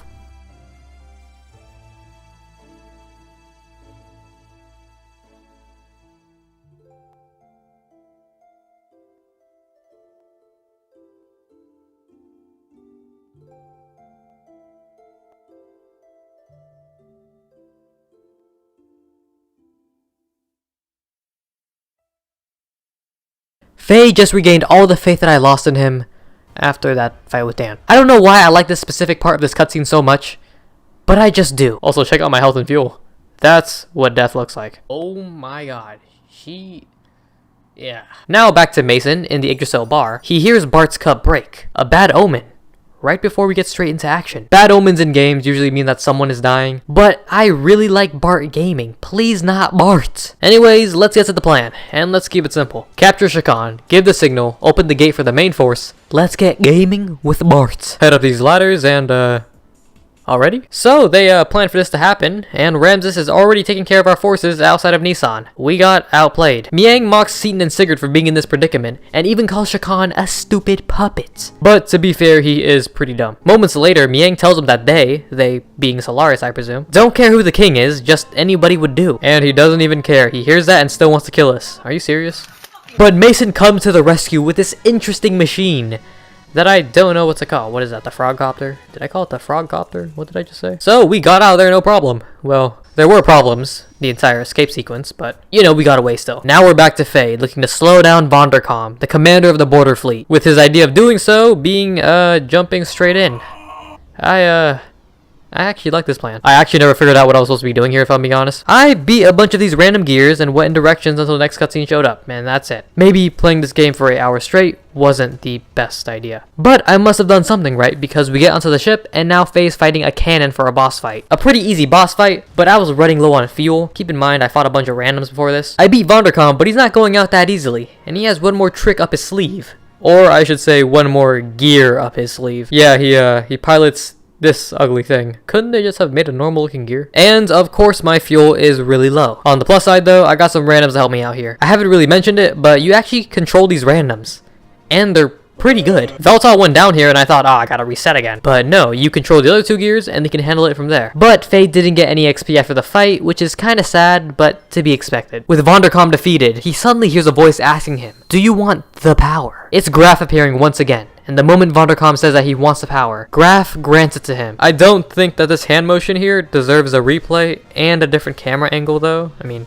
That's kind of weird. We get back to Bart's perspective, and he's pretty pissed that everything has gone wrong. Trust me, Bart, that's not the only thing that's gonna go wrong, because the Yggdrasil now has Ramses on his tail shooting torpedoes. It's just not a good day to be Bart. Ramses questions what to do with these guys now that he's got them, and has a flashback to him and Sigurd back in Solaris. Oh hey, he has both eyes. Ramses remembers Sigurd leaving Solaris, and only being there to steal technology, as he has someone waiting for him down below. It does seem like Ramses has a soft spot for Sigurd. He sends someone over to urge them to surrender using his name, and to only shoot at individuals who shoot first. Once again, we cut back to Faye. He receives news that Bart seems to be in trouble from one of the members of his squad, and then that guy dies. Vondercom is back, and with the power of Grahf, is now an even bigger threat than before. The other member of Faye's squad drops one of the hardest lines in the game, and goes to distract Vondercom so Faye can get away. Faye doesn't go anywhere though, and he looks at his comrades dying in the battle against Vondercom, and he can't do anything to help. Is Bart driving the Yggdrasil with his gear? So you're driving in a gear to drive a giant ship.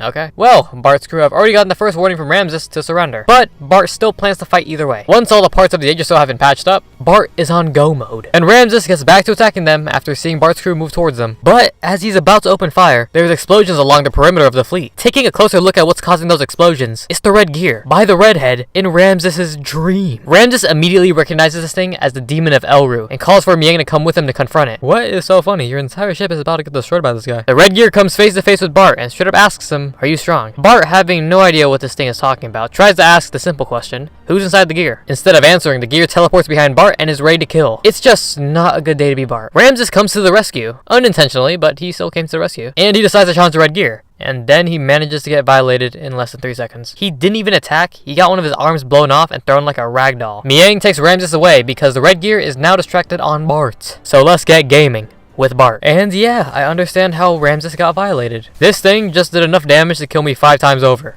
Almost 10 times. Sigurd with some quick thinking uses the Yggdrasil to jump and land on the red gear, saving Bart. Only temporarily, because the red gear starts flying and lifting the Yggdrasil with everyone in it, and throwing it onto Bart! Bart, no! Sigurd tells Sean to get out of there with an escape pod, and to get payback on Ramses and Miang for this. And with that, Sean gets away, but not before noticing Vonderkom's gear completely destroyed. He looks at it and says that it is just like the others that he destroyed. But who is he? Faye? When he went berserk? The redhead?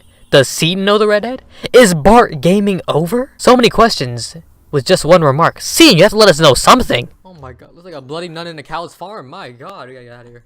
What does that mean, bro? So, we're now at what I would consider a checkpoint of the game. But let me just talk about what's going on here. You see this guy playing an organ? He's referred to as Kaiser, but his name is Sigmund. By the way, you get this directly told to you later, but he's the Kaiser of Kislev. He gets informed of an explosion at the southern Ava border, probably because of that red gear blowing up like 50 people. Okay, it was a lot more than 50 people, because 2/3 of the Ava and Gebler forces were destroyed from this. Kaiser here, I'm calling him Kaiser, I'm not calling him Sigmund. He had some scouts go to a certain area, and those scouts had found a gear that was stolen from the 11th base by Gebler, with an unconscious pilot in there. So Faye just spazzed out while his friends were dying in front of him. These two talk for a while, but the main thing to note here is the information they got about Veltal. So Veltal has some black boxes.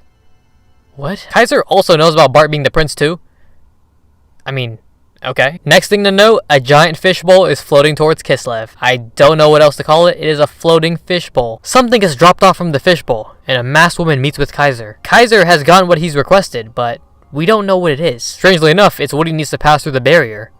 Barrier meaning what exactly? We only really know of the Solaris barrier, so is this the same one? Again, I have more questions. And the questions keep coming because Kaiser also knows about Grahf. This masked woman is a representative who is helping Kaiser only because she wishes to observe what is in store for the world. She only asks one thing from Kaiser, and is to move the captured gear Veltal and its pilot Faye to D block. Speaking of Faye, there's another cutscene with Faye. It's of him running and the pendant swinging again. It looks to be a vision of a smaller version of himself playing with this woman. Is that his mom? And look at that transition. Do you see that? Faye sees a kid version of himself watching this, but when he turns around, he sees, oh my god, it's Faye with his hair let down again. I haven't seen this guy since what happened in the beginning of the game. He straight up tells Faye that he shouldn't be there.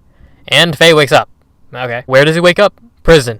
We're in prison. Not only are we in prison, we have to fight 4 people in a row as a way to determine what our rank will be in this prison. Rank just determines how much freedom we'll have here. There's also this ogre named Rico, but also goes by the name Champ for some reason. And he's here to watch me get beat up. Thanks a lot. I guess everybody hates me. The only person who had my back was Bart. Seton, you might be garbage. Okay, let me just drop these guys off, and that is not a person. Who here looks anything like that? You know, if they wanted me to fight one of these things, they could have just used a sprite for it. And actually, 3 out of the 4 guys here are this weird goblin. There's only one person here who's a, well, person. Some dude with a scythe stealing all my ether with one move, and then I use items to get it back, and then he does it again, and then it just repeats. Rico's surprised that I beat all 4 of these guys.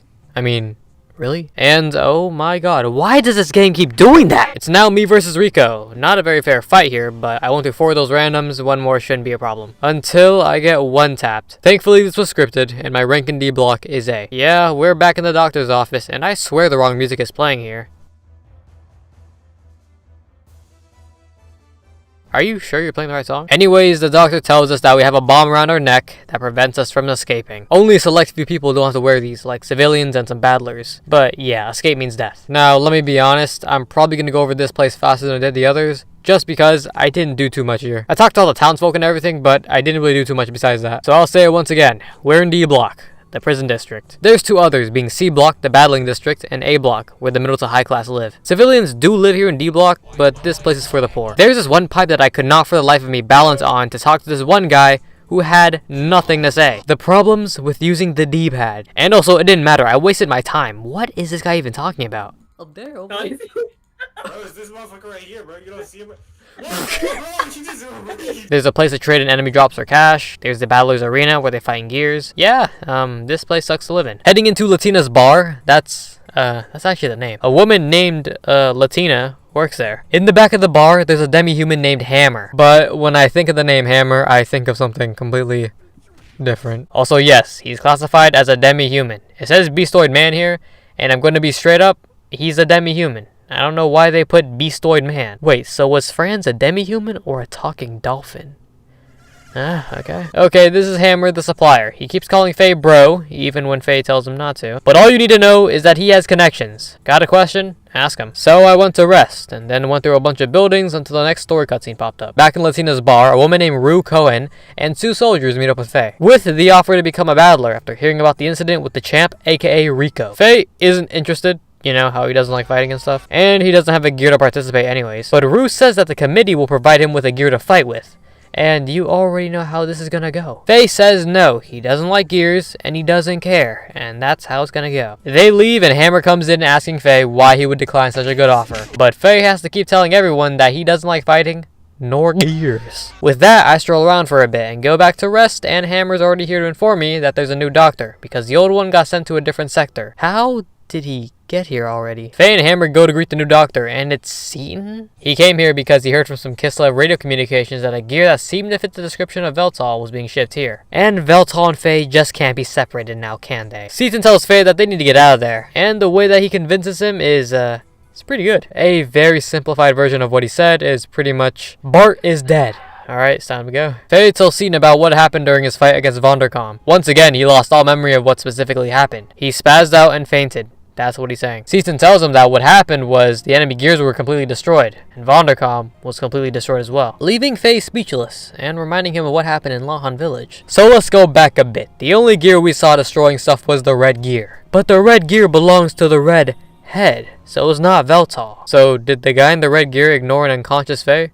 Is he stupid? Well, let's not think about that right now. Let's think about Bart and his crew still being alive out there. Because I spent too much time making Bart Gaming. The Bart Gaming Let's Play can't end like this. Hammer cuts in and tells Seaton that it's just not that easy, because of these explosive bombs around their necks. Seaton offers to try and remove it off of Faye, and ignoring Hammer recommending not to do that, he goes through with it. And Seaton accidentally removes the safety device, the thing that stops the bomb from exploding. So now the bomb can explode at any moment. Seaton, you are so trash! I've been suspicious since the beginning, but he has to be match fixing or something. This dude sucks! Well, according to Hammer, the best way to get these things off is to win the Imperial Games of Battling. The thing where you fight in gears and stuff. Also, if you win it all, there's some pretty good benefits. There's a pretty big hurdle though. Rico's been the reigning champion for 3 years, but although Faye's unsure if he could beat him, the only thing he can do is try. Seaton talks to Faye about the whole situation about using gears since he knows Faye hates it, but Faye recognizes that he feels unstable using the gear, but also that he somewhat connects to a lost part of himself when using Veltal. As Faye and Seaton head to sleep,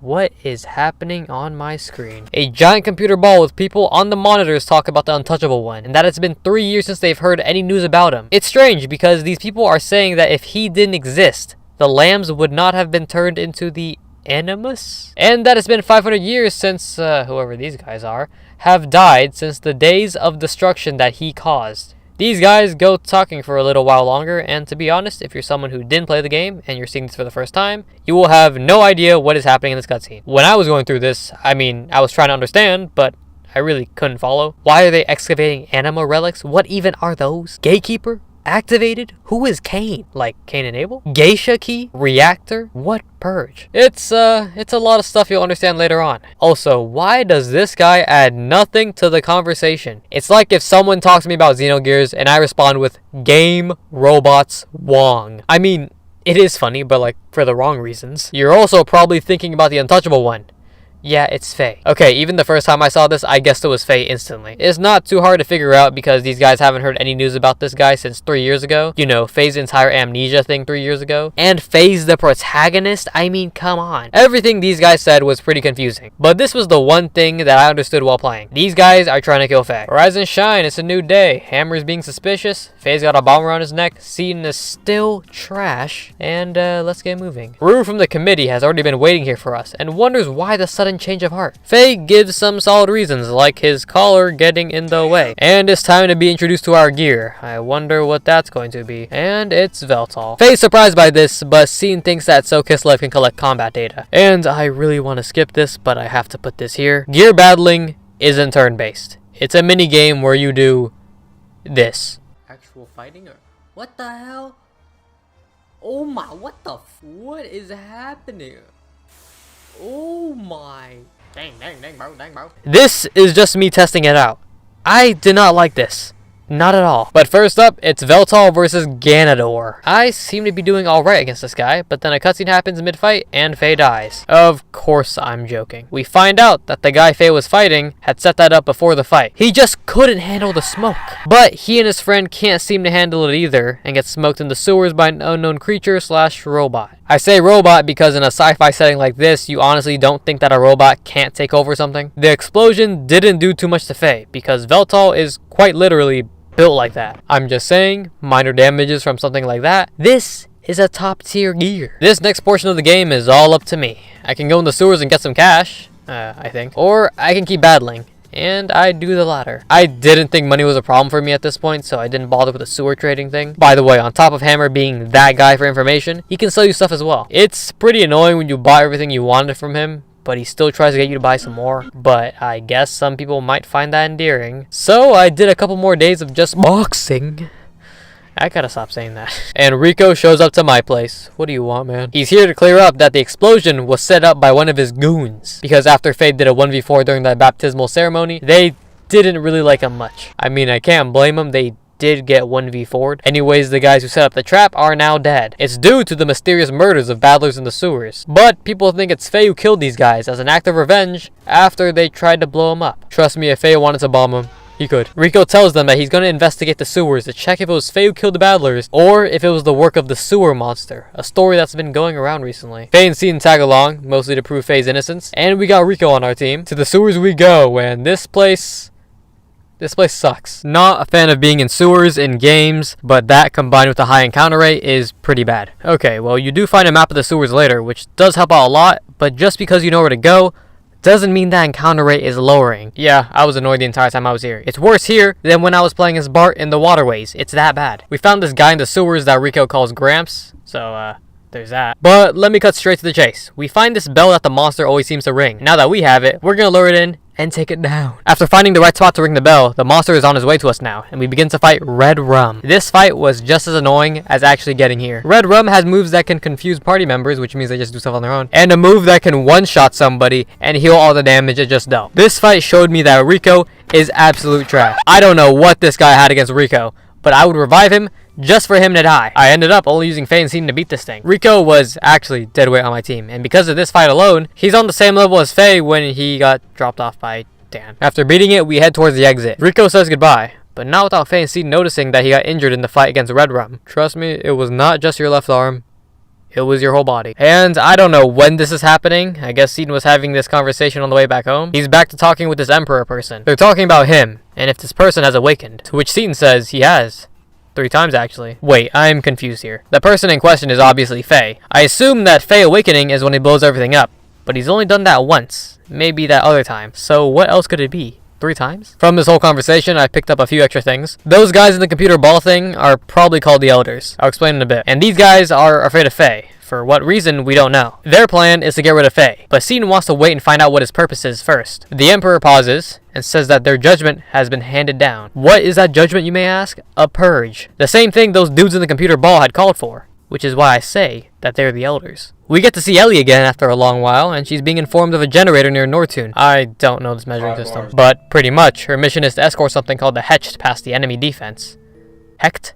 Hecht? What the fuck? Elly wants to know what the purpose of this thing is, but this guy just says it's classified. Even when she asks more questions, this dude just tells her that the information will be provided when the mission is in progress. Elly talks about this with her douchebag squad members, but you know what? They seem a bit better than before. She's wondering, what do they need 8 bombs for? 8 bombs? Elly's squad talks about this mission probably being to purge the lambs, but Elly still wants to find some justifiable reason to do this. Her squad thinks she's a bit strange to think like this, since she is a first-class pure-blooded Solarian, and it would make more sense for a lower-class citizen to think like this, since they have origins within the lambs. I guess she just has a heart of gold. I don't know. Also, the thing in the beginning, if you remember that. But she reaffirms to her squad that she's only doing her task of escorting the Hecht.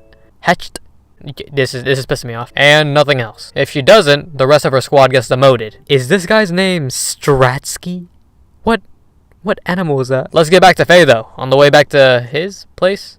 I still don't know what to call this. Rico's there and was just waiting here to tell Faye that he's cleared his name and that their little truce ends here. I mean, you didn't have to wait here to say that. Faye is worried about Rico's wound, but Rico tells him to worry about himself. Which, yeah, Faye should be worried about himself, but Rico, you are getting bodied the next time I see you. I have never seen someone get destroyed that badly. Besides that one time, Faye got dropped off by Dan. Couple more battles, and Hammer tells us that we're at the final stretch. Just one more person to beat, and we're the champions. Faye heads over to the barracks with Seton and Hammer to look at Veltal one last time. There are some pretty bad parts that Veltal is using right now, but it's all they have access to. Unlike Rico's gear, which has good parts provided by the committee. Suddenly laughing is heard, and looking above, it's Wiseman. He comes over to tell Faye that the quality of his gear won't be the deciding factor of this fight, and wants to show us what will be the deciding factor. So he fights us. Okay, how typical. You wanted the smoke. I'm gonna give you this. So, after the fight, he tells us that to make up for the difference in size, strike fast and strike hard. Did I oversimplify it? Maybe. Is it accurate enough? Yes. And by the way, this hint here did not help at all. Before Wiseman can go, Faye has to question him on why his fighting style is so similar to his and why he knew his name. It's revealed that Wiseman was actually the person who carried Faye to Lahan at his father's request. Wiseman and Faye's father, Khan Wong, had both studied martial arts together, and eventually Khan became an officer of a certain country and met a woman named Karen, Faye's mother. Don't worry, she's not in a far off place or anything. She's actually dead. Yeah, she died when Faye was just a kid. On Wiseman's journey, he receives a message from Khan asking him to save Faye, because there was a man after the special powers that Faye had. That person being Grahf. You're still doing this? Wiseman agreed to look for Faye, and found him, and Khan, both in an extremely injured state. The cause was unknown, but Khan left Faye in the hands of Wiseman while he went to pursue Grahf. Khan said that he had to go after Grahf, not just for the sake of his son, but for the sake of the world. And if anything were to happen to him, it would fall to Wiseman. Well, Wiseman, Faye's father is dead. So he hears this and is about to go. But not before Faye asks what country his father was an officer for. And Wiseman tells him it's the floating land of Shavat. And then he finally gets out of there. Alright, rise and shine. Rico's trash. This thing over here looks pretty cool. Everything seems good for the big fight. Let's get started. Veltal versus Steer. Rico's personal gear. And yeah, just like the others, this isn't very hard at all. I did lose one round to him though, and I will admit that. But I mean, I'm the champion now, and he isn't. I don't really care. Rico takes the defeat in a respectable manner, unlike his goons. But Faye still notices the wound that Rico has, and that he wouldn't have won if Rico was fully healed. Rico tells him a defeat is a defeat, and walks off. He walks off towards his gear Steer. I did not mean for that to rhyme. But he says that this is the last. And he also says, get him myself? What are you talking about? And we're back to Elly, and we find out why she's escorting the, ah man, really? The Hecht to Nortune by a person named Dominia, one of the elements, and the person piloting it. Yeah, the place is getting nuked. That's fun. Nuking the place will purge all of the lambs, and also apparently there's a gatekeeper in Kislev or something. I don't know. All you need to know is that the lambs are trying to destroy the gate. Elly doesn't really want to do this, but this Dominia person tells her that war, strife, betrayal, deceit are all that are on the lambs' minds. Well, she's not completely wrong. But all of this coming from a person who was a quote-unquote lamb at some point? You You what? Chosen by Ramses? I watched him get violated. You're worse than Seaton. You're worse than Rico. Worse than when Faye fought Dan and got dropped off. Well, speaking of Faye, he's a new champion now. Got a fancy room, the bomb is off his neck. I do wonder if they're gonna see that it was tampered with. Apparently, after Rico lost to Faye, his gear went haywire and crashed into the Kaiser's box seat. And no one has seen Rico since. So that's what he meant, huh? Before Rue leaves, she is satisfied because she was able to collect some good data. Yeah, I saw that coming. She also tells us that the Kaiser would like to speak to us. But we're not getting out of Nortune right away though. We still need to get Veltal out. Also, the fact that Rico was the reigning champion for 3 years and didn't leave Nortune should tell you something about his character. He must love Latina's bar. I explored around here, but there's really not much to talk about besides my old doctor being here. But we asked her to go back to D Block because we're getting out of here soon, and she doesn't really mind. That right there is a top tier character. Faye, you... I'm not... Seaton? Rico... I'm not saying it. She does want us to come through the front door next time though, because this probably isn't the best way to get into a house. Big Joe's here again. Why is he always wherever I go? And he's trying to scam me out of 5,000 gold. And of course, I declined. I had my money taken away from me before. Never again. Although, I do wish I did see what would happen if you did pay him. After all that, I went to go meet the Kaiser. Some guards are here waiting for me, so I followed them in. And Rico walks in after us, notices no security, and starts wall crawling. Well, do your own thing, I guess. There's this room which belongs to the Kaiser's wife. She disappeared or something, and nobody's allowed to get into her room. And it doesn't matter anyways, because the Kaiser's wife was the only person who could get into it. Right here is a pretty interesting room. The soldiers in here are talking about Lahan and how it got destroyed. And they also talk about the ethos. At this point, we haven't learned too much about the ethos, so it was interesting to find out that people have died trying to oppose them. They've also been using a human rights movement to try and usurp political power. Just what is the ethos? Also, Gebler just sucks, I guess. Okay. So, I finally meet with the Kaiser. And pretty much the first thing he says to me is, do you want to join forces? And not even 2 seconds after, Rico falls from the ceiling and has to make a run for it. Is this Looney Tunes? What's happening? He gets to that room that belongs to the Kaiser's wife and somehow convinces these two guys to move, and he gets in. What is going on? Walking inside, he faintly remembers this room, and then he has a flashback of him and his mother. He notices himself turning into a demi-human, and his mother is pretty sick and is about to die in a couple seconds. Yeah, there we go. That right there sums up the cutscene. Faye and Seaton meet up with Rico in this room, and Rico's back in my party, huh? Please just don't do what you did last time. But before leaving, we have to loot the place. It's tradition. Right outside is the Kaiser with those 2 soldiers demanding to know how Rico got in there. And Rico just says that he walked through the door. A door that shouldn't open unless it scans the right DNA. Well, of course saying that isn't gonna work, so Rico gets arrested. See you later, dude. Nothing left to do here, so I go back to the Wildcat bar to meet up with Hammer. Well, not quite. We actually meet up with him outside, and he has new information about Veltal and where it is specifically. Not wanting to leak this information, we move to a place where we can discuss this. My old doctor's house. Yeah, she really might just be the most chill person in this game. So Veltal is an underground dock in D Block. There are 2 routes we can take to get there. One is to the battling arena grounds, which is a no-go, and the second is to the supply train tunnel. The second option is the more dangerous option, mainly because they don't have enough information about it. But with no bombs on their necks, it's worth a shot. So why did Hammer get his bomb collar removed?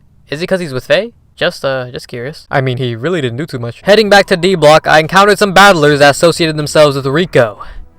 I don't know why I said all that. We found Rico's goons. They're asking for help with saving Rico. This guy Rico tried to assassinate the Kaiser, broke some rules, and now there's gonna be a public execution in the arena. During this conversation, Hammer has gotten the supply train times, dates, and destinations. That's what I'm talking about. There's a train passing by tonight, and that's when we're taking action. Faye, are you like that?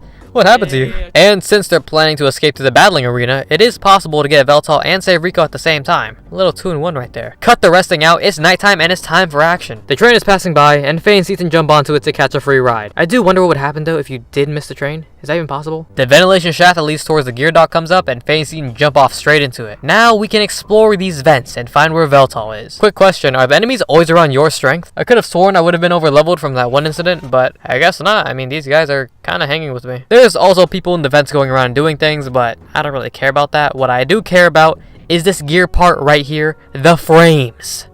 That's, I mean, is that the name? This is our healing for gears. Previously, when I was in a gear fight, there would be no healing. Until now. With this thing, you can recover a percentage of health at the cost of fuel. You can tell what percentage by this number here. And I'll say this right now, you can heal a lot of HP in this game. I think the percentage of HP you can heal is like 90. Yeah, at the cost of an unreasonable amount of fuel. Me personally, I went up to 50% healing because it gave me a good amount of fuel for attacking, and some more if I still need to heal. That's all I wanted to say. I eventually found the gear dock, and once again, I'm back in Veltal. That's done. But we still need to save Rico. So Rico's in the battling arena with nothing but his fists. That's a little unfair, but Then again, he's supposed to die here, so it is what it is. A dinosaur pops out ready to eat Rico, but Faye swoops in, beats the dinosaur, and he's saved. Faye tells him that it's probably a good idea to get out of here now, but Rico refuses to leave, even if it's the death of him. Okay, I don't mind leaving him. But before Faye can leave Rico there's rumbling, there's vibrations, and there's bombs being dropped. The whole plan to nuke everyone is currently in motion. That's what I'm saying. Faye and Ethan see that the ship is going straight for a nuclear reactor. In order to save the lives of the people here, Faye leaves with Veltal to try and change the ship's course. While escorting the ship, Elly sees Faye again, and her squad is ready to fight again. Really? In between these fights, Seaton and Hammer try to help as many people as they can to evacuate. Too many people have lost their homes, their towns, and those who are important to them. Rico hears this and is a bit conflicted. It's stated before that he's had bad experiences in this town, but the words of Faye ring in his head before he runs away and calls himself crap. Well, you are crap if you don't come back to help, my guy. Well, we're back to Faye and we're still fighting these guys. Why? After beating this dude, there's only 2 of them left, but time's running low. Until Rico shows up, and thank God he's redeemed himself. Story-wise, yeah, of course. But gameplay-wise, he is so much better in a gear than when he's not. Him showing up helps out a lot, because this fight was still tough. This is the first time I saw these beam attacks, and I wasn't a fan. Your eyes do not deceive you. I was on 1 HP. Rico came in clutch, and pretty much, did not mean for that to rhyme, dragged me across the finish line. After beating those guys, there's only one thing left to do. Change the ship's course, but there's that one last hurdle to cross. Elly. Faye tells Rico to go ahead and that he'll handle this. Yeah, Faye tells Rico that. I need Rico right now. I think Faye's forgetting that he's on 1 HP. Not like it matters though, because this is a cutscene. Thank God. Faye has to ask Elly why she's still in the military after all this. But Elly is so staunch about not leaving. Elly tells Faye that her mission is to escort the Hecht, and she'll fight Faye if she has to. And then does this. You know, if this wasn't a cutscene, that would have killed me. Faye's confused by this because he knows what she's like, and she's still going through with a mission that will kill many innocent people's lives. Elly knows this, but she tells Faye that she can't change. She can't choose where she belongs, and she doesn't have that freedom. If she could have that freedom, she would, but Gebler, or should I say Solaris, is where she belongs. Faye tells Elly that Bart and his crew have disappeared, leaving him with no place to belong to. After hearing this, Elly asks him the question, what is he fighting for then? Who is he fighting for? Completely ignoring this, he starts asking Elly if she likes all this. Innocents dying, destroying someone else's country. And Elly obviously doesn't like that. Which leads us back to this. Faye asks Elly to come with him instead. He pushes Elly's gear down and leads her out of it to look at the destruction caused by her mission. Is he about to hit her? What's going on? He tells Elly that she shouldn't feel the need to do things like this for a place to belong. Faye finally tells Elly what he's fighting for, and he doesn't really know. He was fighting to help Bart before, but he's gone now. He's still not sure what he should be doing even now, but if it helps someone out just a little bit, that's enough for him to keep fighting. Doing something, no matter how minuscule, is still better than doing nothing. Before Faye leaves, Elly tries to convince him to not go against Dominia, because she's not normal. But all that isn't going to be enough to convince Faye. He goes off to catch up with Rico and to stop this ship. Getting up here, I think it's implied that Rico's been fighting Dominia this entire time, while Faye was talking with Elly. Sorry, man. So let's make it a 2v1. My health got restored by talking with Elly. Let's take Dominia down. This was a bit of a scary one though. These beam attacks are no joke. Or maybe I'm only saying that because Faye was targeted for some reason. But Rico again carried me in this fight and continues to make me take back everything I ever said about him. Actually, you know what, Rico, you're still garbage. When you're out of the gear, you're trash. We beat Dominia, but she'll be back. I mean, she said it herself. With her gone, the only thing left to stop is this ship. But this is looking really bad. I mean, look how small our gears are compared to this thing. Cutting back to Elly, she looks at all the destruction that was caused by this mission of hers and decides to take action and help out Faye and Rico. This is what I'm talking about. Elly and Bart might be on the same tier. Below them, I mean, Faye got dropped off by Dan, Rico is trash, Seaton, match fixing, I mean, it's kind of tough. With Elly's help, they're able to change the ship's course from reaching the reactor. But now the ship is headed straight for the residential district. Rico tells Faye to get out of there because that's all they can really do. They try for a little longer, but the gears are starting to overheat, forcing Faye and Rico to get off. But Elly is still there trying to move the ship solo. Faye begs her to stop, but Elly tells him that at least it'll reduce the damage, and it's better than doing nothing. With all she has left, her gear shuts down as she falls along with the ship. A bright light can be seen going past the ship. It's some sort of gear with wings. Before the ship can blow up, this gear protects Elly, and when she asks who it is, it flies away. When she fully comes back to her senses, she sees Faye. He's carrying her, and he tells her, let's go back. But Elly still wonders who was that person who saved her. So, we're back at that one doctor's place with Elly this time. with Faye speaking on the current situation. They saved the capital, and now they're being chased by them. How fun. Hammer pops in and tells us the new info that he got to help us escape the capital. The Goliath. An airship created by the Empire, located in an underground dock. Luckily, Elly knows exactly where this place is, and Operation GTA is our next course of action. Before we leave, Hammer tells us that Rico won't be helping us escape, which kind of sucks because Rico did redeem himself big time. I mean, who am I kidding? You know he's coming back. And by the way, Hammer whispers something to Elly that we are never told. I don't know what this guy said to her, and it's never brought up. Alright, so I'm butt booty naked. Alright, so here's the plan to get out of here. Fight some guards and get out. It's basic, but it should work. And we end up meeting some guards, and these guys have some pretty funny dialogue. They were just talking about pretending to not see Faye if they did see him, but they happen to be the guys we meet, so that's a bit strange. Can you just pretend you didn't see us? There's only two options, and I'm pretty confident in my team, so I'm ready to battle. Until Rico pops in and disintegrates these guys. Seriously, what did you do? Rico decides that he will leave Nortune until things chill out, and he will help us out with robbing this airship. He gets all tsundere on me, and yeah, sure, buddy. I found Big Joe telling me about how to change party members. Thanks, Joe. I guess you're kinda cool. But I already said I would prefer to use Rico in a gear rather than him normally. A little bit of searching, and behind these mountains, there it is. Hammer is also here, by the way, in his own gear. No, you can't use him in battle. He went ahead and opened up all the locks for us, and he has some new gear for us to buy, and I will go ahead and buy some of that. So this is our first time using Elly. I like her attack animations. They're a bit goofy, but I like them. And she's definitely more of an ether user. So is Elly's gear supposed to resemble a rabbit? I always saw a pink and white rabbit for some reason whenever I saw her gear, which is kind of funny because the name of her gear is Virgin. You know, rabbits and, you know what I'm saying? Okay, whatever. One thing that I've noticed is that there's barely any puzzles, if any at all. You see, the sewer section, well, both of them, I guess. Those aren't puzzles. I call that looking for the right area. Well, I'm not too far into the game yet, though, so I may or may not see some puzzles soon. Finally in the Goliath. It's looking, good. We still need to see if it works and how it works to complete this GTA mission. It would be pretty dumb if we try to steal a car without knowing how to drive. You know, Seaton seems to have figured out how to use this thing, and we lift off. The plan is to get back into Ava, but the only thing in our way right now is, it's Grahf. He appears and flat out tells us that the Goliath wasn't built for us to use. No, well, obviously, this was a GTA mission. Not allowing us to go any further, it's time to fight Grahf, when he's not in his gear. And he doesn't really need it.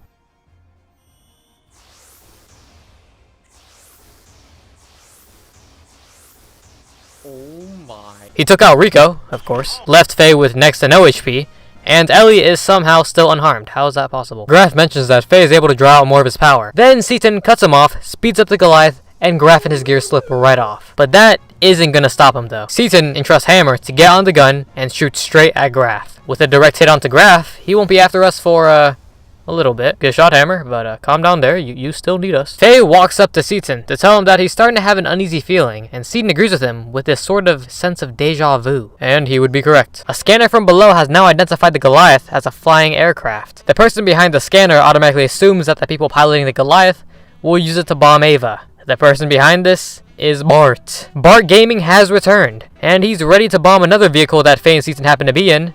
Again, the missiles hit the Goliath, and Bart is feeling pretty proud of himself until he realizes that the Goliath is going to fall directly on his ship, and a massive explosion goes off. Bart, I'm glad you're back, but if you do something like this again, you might be on the same tier as Faye when he got... You know what I'm saying? Speaking of the explosion, apparently it was big enough to get Ramses interested in what it was. His crew says that from the wave pattern, it's a gatekeeper, leaving Ramses wondering if it's Shavat's Aphel Aura. What did I just read? But no, it's definitely not a gatekeeper. It's just Bart doing something stupid. Grahf appears to tempt Ramses into going after the fallen Goliath, since the one who's caused him so much pain is there. And also because it's headed to a place called...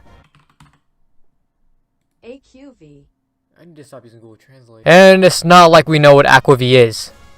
Yet. And that's all Ramses needed to give chase immediately, even with Miang going against it. Miang walks off and Grahf appears before her to talk about her tricks. And honestly, this conversation made zero sense to me when I first saw this. The vessel only responding to the Chosen One car. This vessel being necessary for Car. The meaning to his existence. What the fuck? If you couldn't tell by now, this game tells you many things that you won't get until later on in the game. And with multiple playthroughs, you can really start to see these things much more clearly. Ramses takes the fastest route towards Aquavi and deploys the minion after the Goliath. Now onto this computer ball. Not this again. The elders are discussing how Ramses has just disobeyed their orders. His job was to excavate the anima relics, but one of the other elders mentions how they can probably get those at any time, but Ramses is probably after him. Him, which we put together before, being Faye. These guys talk about how Faye has multiple people around that possess the animus factor because of the memory cubes. Those yellow things you save in are called memory cubes. These guys are looking at my save data. There's more stuff that these guys talk about, which again will make sense later on, but right now saying them out loud makes it seem like I'm saying random stuff. But you know, I'll try to bring them up later if they get mentioned. So let's talk about some stuff that does make sense right now. The area of Aquavie has a person named Krelian heading over there. The reason being Zeboim's legacy. Zeboim is an ancient civilization full of technology and science beneath the ocean of Aquavie, and for 19 years the Ethos had managed to keep this as a secret. The elders are a bit confused by this Krelian person's motivations because the technology doesn't seem to be necessary. It seems like this Krelian person just does things on his own. Elder dude tells Cain that they are gods, and that's pretty much all there is to say. Instead, let's talk about the aftermath of the explosion. Faye and Elly are now stranded on what's left of the Goliath. So Faye is fishing, and Elly finds out that their gears are still here with them, just under this piece of metal they're stranded on. Elly notices something in the sky, and looking at it, it is our second time seeing the country of Shavat. Yeah, the first time we saw it was back in the desert, and it looked a bit interesting, but that was only because, you know, it was closer to us that time. We come to know that Shavat, like Solaris, has a barrier around it, making it so regular people just can't fly up there. It's usually high up in the sky, but for Faye to have seen it that close to him that one time in the desert means that there was some special task it was trying to do. And can we just appreciate that transition from Faye and Elly to Bart on his ship? Well, transition aside, we're about to see Bart go apologize to all the people that he's just rescued. So he goes ahead and does that by apologizing to Rico and Seaton. And not Hammer, but whatever. Rico looks to be pretty interested in the gears that Bart has and decides he wants to join him. Really? Rico? Seaton doesn't really mind the whole thing because he knows that Bart can be a bit impulsive at times. A bit? Bart asks Seaton a question about the ship that they're on now, which happens to be the same type of ship that the Yggdrasil was. It was an old warship that was supposed to be scrapped, but the big question that Bart has about this ship is the symbol on it. It's not the royal crest that the previous Yggdrasil had, but the crest of Shavat. This gives Seaton the idea that the Yggdrasil might have never been made by Bart's father, but in Shavat. Back to Faye and Elly, Faye's going pretty deep into what he really thinks about everything that's been going on. He feels like he's helping people for the sake of feeling needed, helping others so they would give him a place to belong to. In a strange way, there's this side of him that finds comfort in this. Faye really feels like he's just been going with the flow up until he met Elly. He acknowledges that he would help out those in need, but he also isn't super inclined to do so either. He told Elly before that doing something is better than nothing, but it's not the same as being into it. Being whole. Elly understands what Faye is saying and tells him it's okay to feel like this because at least he's doing something. And if you do something enough times, it'll be a whole eventually. Elly tells Faye that she'll probably go back to her country and live there. She doesn't have to continue in the army. And she's probably also classified as MIA. Everyone wants to be needed at times, to give what one has to another person to be accepted. This is represented by this cutscene where she gives Faye a military ration and he hates it, but he eats it anyways and shares it with her. The sight of Faye eating it gave her comfort. It's selfish, she admits, but it's part of the process of understanding your own happiness and then being able to share it with someone else. Elly somehow gets deja vu from saying all this and goes to sleep. Rise and shine! I can't really say anything else because there's a ship headed towards us. The ship picks up the debris that Faye and Elly are stranded on, and we're introduced to the city of the sea, Thames. A city that is a giant ship. The captain gave the order to pick us up, so we're prompted to go meet him. I would have done that anyways, because apparently this guy gave out orders to repair our gears too. Why can I buy gun ammo? Is this for the gears? Wait a second, is this the ammo for the gun that Elly had in the beginning of the game? Yeah, you thought I forgot about that? Alright, so check this out. There's a kid in the corner. When you talk to him, he teaches you this card game. I don't think there's an actual name for this game, and if there was, I must have missed it. So the kid explains the rules, and I thought it would be a free win, because this is my first time playing, so they would make it easy for me. And I get my ass kicked. Faye versus Dan style. I suck at this game. I'm not going to explain the rules of this game. You can find people all over the map who play this game, but God, every person I went against had destroyed me multiple times. There's one person that I'm not going to mention now who I didn't beat and didn't want to beat after the amount I tried to took for me to not even get close to beating him. Do I just suck? And the items you get for beating these guys aren't worth it. There's one item that's worth getting, but the rest aren't great. So after traveling a bit and getting into another one of these card fights, I finally meet the captain. A very cool guy. He looks like some sort of walrus. And he's helping us only because he's a man of the sea. And I can respect that. He gets Faye and Elly to meet him in the beer hall for some food and explains what goes on here. The captain here and his crew are salvagers. They pick up gears and treasures, and then the Ethos buy them. They've recently been tasked by the Ethos with a big job, to find some big treasure. What could it be? Probably something for mass destruction, but that's only an assumption. What's going on here? Oh, it's her again. Yeah, they're searching for what happened to the Goliath. They see the Yggdrasil. Remember that the Yggdrasil was carrying that gear? presumably Veltal. And Dominia just wants to get straight to the action and start boxing. Her friend here is trying to tell her that that's not part of the mission and that they're low on fuel, but Dominia just wants to hop in there and prove her worth to Ramses or something. I don't know. What type of gear is this? Back on Thames, shaking is heard from below. A submarine is being attacked nearby.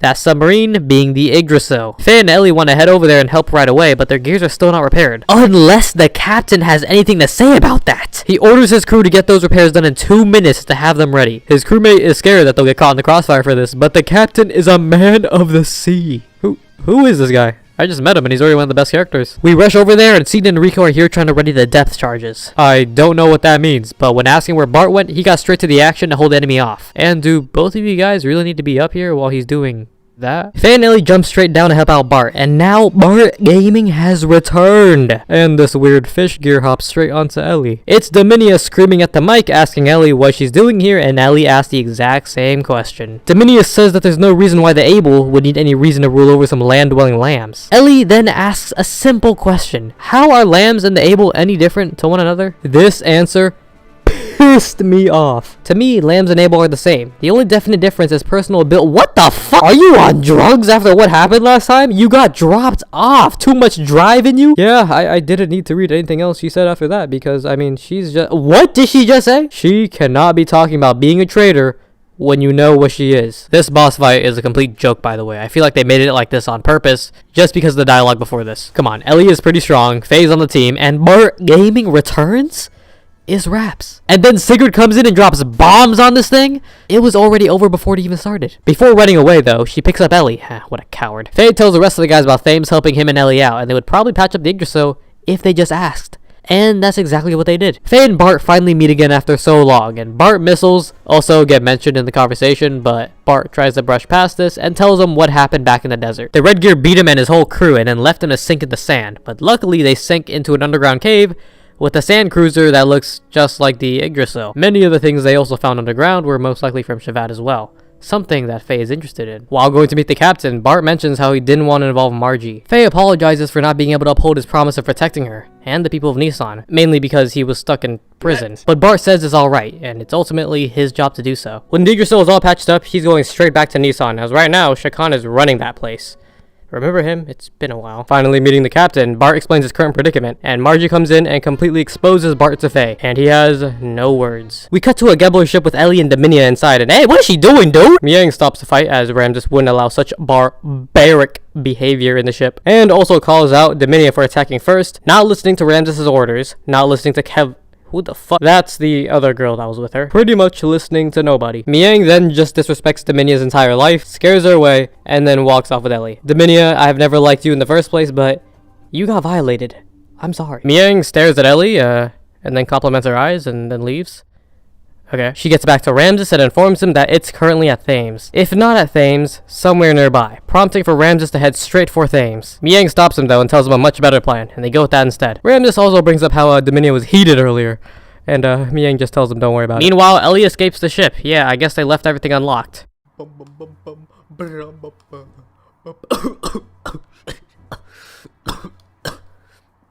This game's crazy, bro.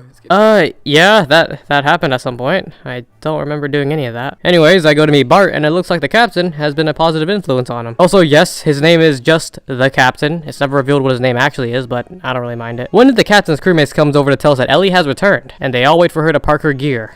That sounds so stupid. Elly comes in and seems a bit drunk, and then asks, what's that submarine? Faye tells her that it's the Yggdrasil, and this is what I said while playing the game. Oh my god, it's a trap. It's a trap. Yeah, I really said that. I say a lot more, actually. I have like 80 hours of this stuff. Bart brings up a pretty good point on whether Elly should come along if she still has family waiting for her. If she still has attachments, it's not going to be good for either side. You see, Bart, that is very thoughtful of you, but I don't think you know that Seaton actually has a wife. And a kid. There's really nothing else to do here besides go back to the Yggdrasil, and that's what I do. I tried looking for Elly, but she's disappeared or something, and hey, what is she doing? What is she doing? I don't know what she did, but it looked like the entire thing was about to blow up, and she fainted afterwards. Seaton tells Faye that she was under some sort of hypnosis that made her act in a pre-programmed way. And that right there is what Miang did by staring at her, and complimenting her, I guess. Bart tells him that he should have just stopped her, but we find out that forcibly stopping her could have destroyed her mind. And then the engine comes back, and instantly Bart gets blamed for everything. We take Elly to the infirmary. She has no recollection of what happened, and suddenly Sigurd barges in to tell us that a huge gear is headed straight towards Thames. Before Faye, Seaton, and Bart can go leave to fight, Elly exclaims that she wants to go as well, as this is her fault. And she can come, but if she makes one wrong move, Seaton says that he'll be the one to shoot her. Wait a second, Seaton, are you like that? I'm actually tempted to move you a couple tiers up. Actually, I still can't forget the bomb color thing, never mind. And wait just one moment, Bart said launch the Yggdrasil. I thought the engine was broken after Elly's little stunt. Whatever, it's a video game. I put Faye, Bart, and Elly on my team because it seemed appropriate, and once again, Dominia is back for revenge. She has so much animosity towards Elly, it's kind of ridiculous. Dominia is no problem for these three though. She doesn't put up much of a fight, so she's out of the picture. But noise is heard below the Yggdrasil, and it's Ramses and Miang. Ramses this time in the Fishmobile. I don't know what that is. He immediately notices Faye and calls him his arch rival. That's going a bit far there, buddy. He also says that Faye's using a different gear this time. Do you take too much drive? Are you on drugs? Anyways, this fight isn't too hard either. I say that, but I also got dropped off the first time I went against it. He used the move where he stops moving, dodges all attacks, and just counters. And I kept attacking. I don't know what I was doing. Miang is also here, but she just does what she did last time, which is healing and removing statuses. All that aside, this was the moment that Bart completely disappointed me. Go big or go home. Let's try it.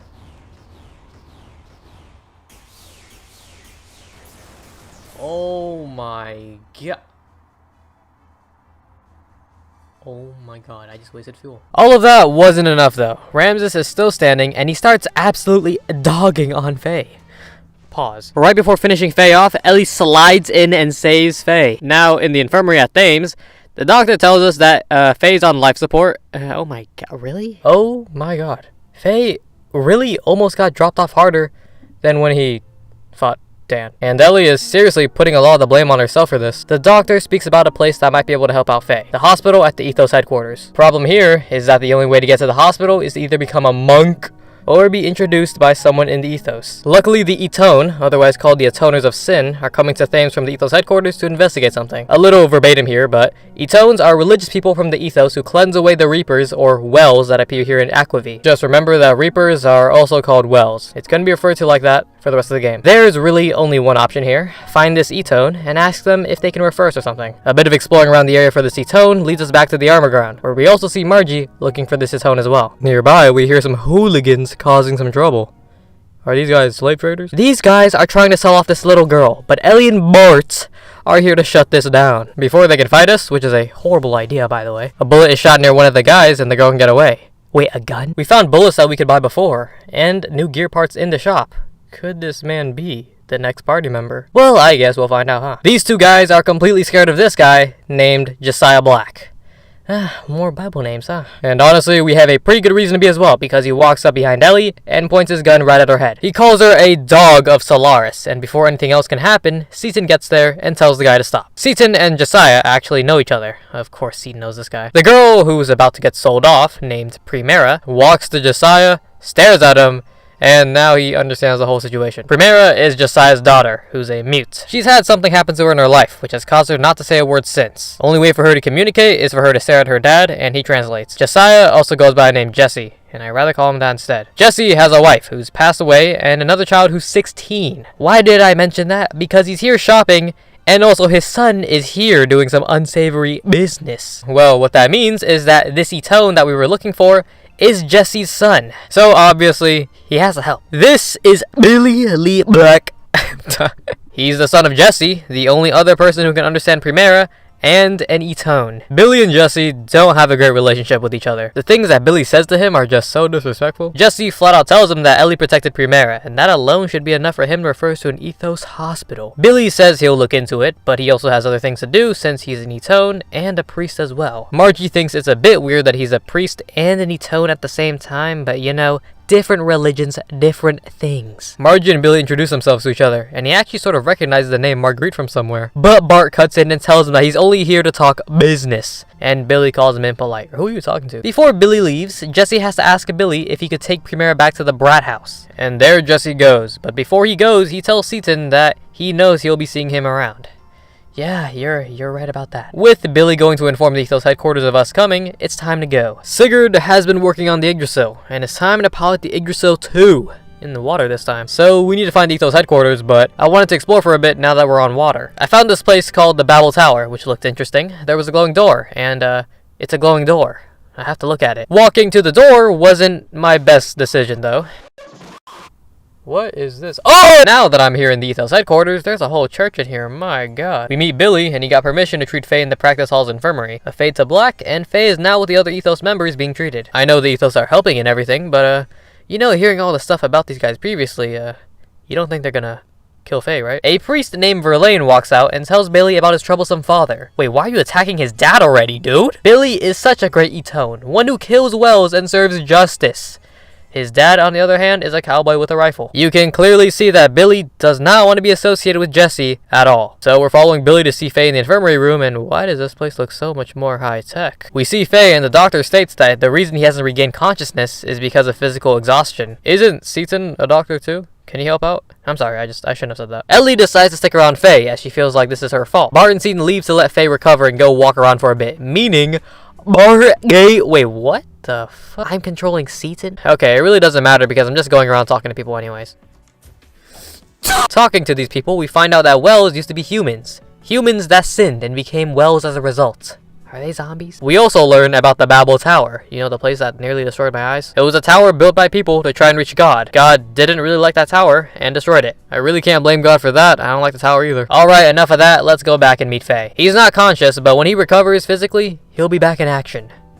Maybe. Elly would like to thank Billy for what he did, and Billy is actually back at an orphanage since he was worried about the kids. The orphanage being the brat house that Jesse was talking about. We should probably thank Billy for helping us out, so we take Faye back onto the Yggdrasil and head over there. Before I leave though, there's something interesting here to note. This is the Ethos symbol, and back at the Babel Tower, oh what do we have here? But who cares about that? Let's get to this orphanage. In our ship though, Margie is now our party change person, assuming that I would ever want to bring Rico. And Choo Choo is still here. I'm just gonna leave. At the orphanage now, it's pretty peaceful here. There's a chicken person who's trying to get some chickens back in this pen. It was very annoying, and I helped him out, and I got a tag badge for it.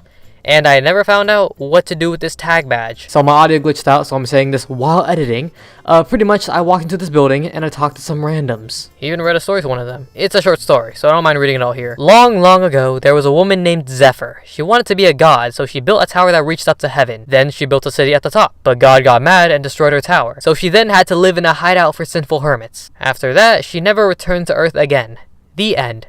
Great story to read to a kid. Alright, let's finally talk to Billy. He's a cool guy, not leaving people in need and all. Billy and his sister didn't have parents since they were infants, so he opened up an orphanage so kids wouldn't have to go through that. Respectable. Sigurd busts through the door and tells Bart of an image of a huge ship being picked up. Bart wants to go immediately because it seems to be going fast. Suddenly, Jesse barges in through the other door and asks if that is Sigurd. Sigurd feels a bit disrespected by the way he's talking, but Seaton tells him that that's their senior, and Sigurd finally recognizes him. So Sigurd and Jesse go get some drinks back on the Yggdrasil. Billy is still flaming Bart, and what about this huge ship? Seaton, where are you going? Rico, this is the first time you said anything in forever. Oh hey, Primera. Yeah, that's what I was expecting. You know, you and Seaton's kid would get along great. Alright, let's go meet Sigurd and Jesse. Seaton is also here too. They're just reminiscing on the past, and at least Jesse's having a good time. Sigurd is, not so much. But this actually isn't where I was supposed to be. I was actually supposed to still be at the orphanage and interact with this bookshelf, which was a hidden door that Billy just walks out of. I wanted to go explore that room, but we're put into an automatic cutscene. And by the way, I never bothered to go back and explore that room. A person who goes by the name of Bishop Stone pops up, and he seems to be cool with everyone here. He tells Billy about the Ethos transport ship that went missing, and that has now reappeared. He thinks it was the work of Wells, and asks Billy to do the usual. What does that mean? It's in a pretty dangerous area, so Bart offers to drop Billy off there and even help him out with work. Elly agrees with this, and it seems like a good way to thank Billy for what he's done. Billy tries to go solo, but with enough convincing, we're going off with him. We get Sigurd back, and what is he talking about? Well, Jesse's out of here, and Sigurd's not feeling too well, so we're gonna have to reach this ship tomorrow. Jesse gets back to the orphanage, and we get to see a one-on-one conversation between him and Billy. Billy really hates his dad, telling him that he doesn't even know if he's his real father, and telling him that he's not the person his mother loved. Sorry to say, Billy, but that hair and eye color don't lie. You guys are related. Jesse tells Billy one last thing before he leaves. He tells Billy to quit his job because he really doesn't understand the truth about the Ethos, and tells Billy that his mother died in vain. It's the next day and it's time to get to that transport ship. Faye is still out of commission, so this is Elly Gaming. Yeah, not Bart this time. We meet up with Billy, and he's the one who's going to join my party. Billy uses guns. All I need to say. So he's got 3 types. The big gun, the handgun, and the ether gun. He goes into a lot of detail about his guns, but let's keep it short. Use the guns, reload when you're low on ammo, and swap weapons when you find a better one. Really, he should be telling all this to Elly specifically, because she does have a gun. Or did she throw it away? And I guess Billy just likes egging on Bart. I mean, why else would he say this? Elly changes the topic and asks Billy why he became an Etone. Billy tells her at around 8 or 9, his dad taught him to use a gun.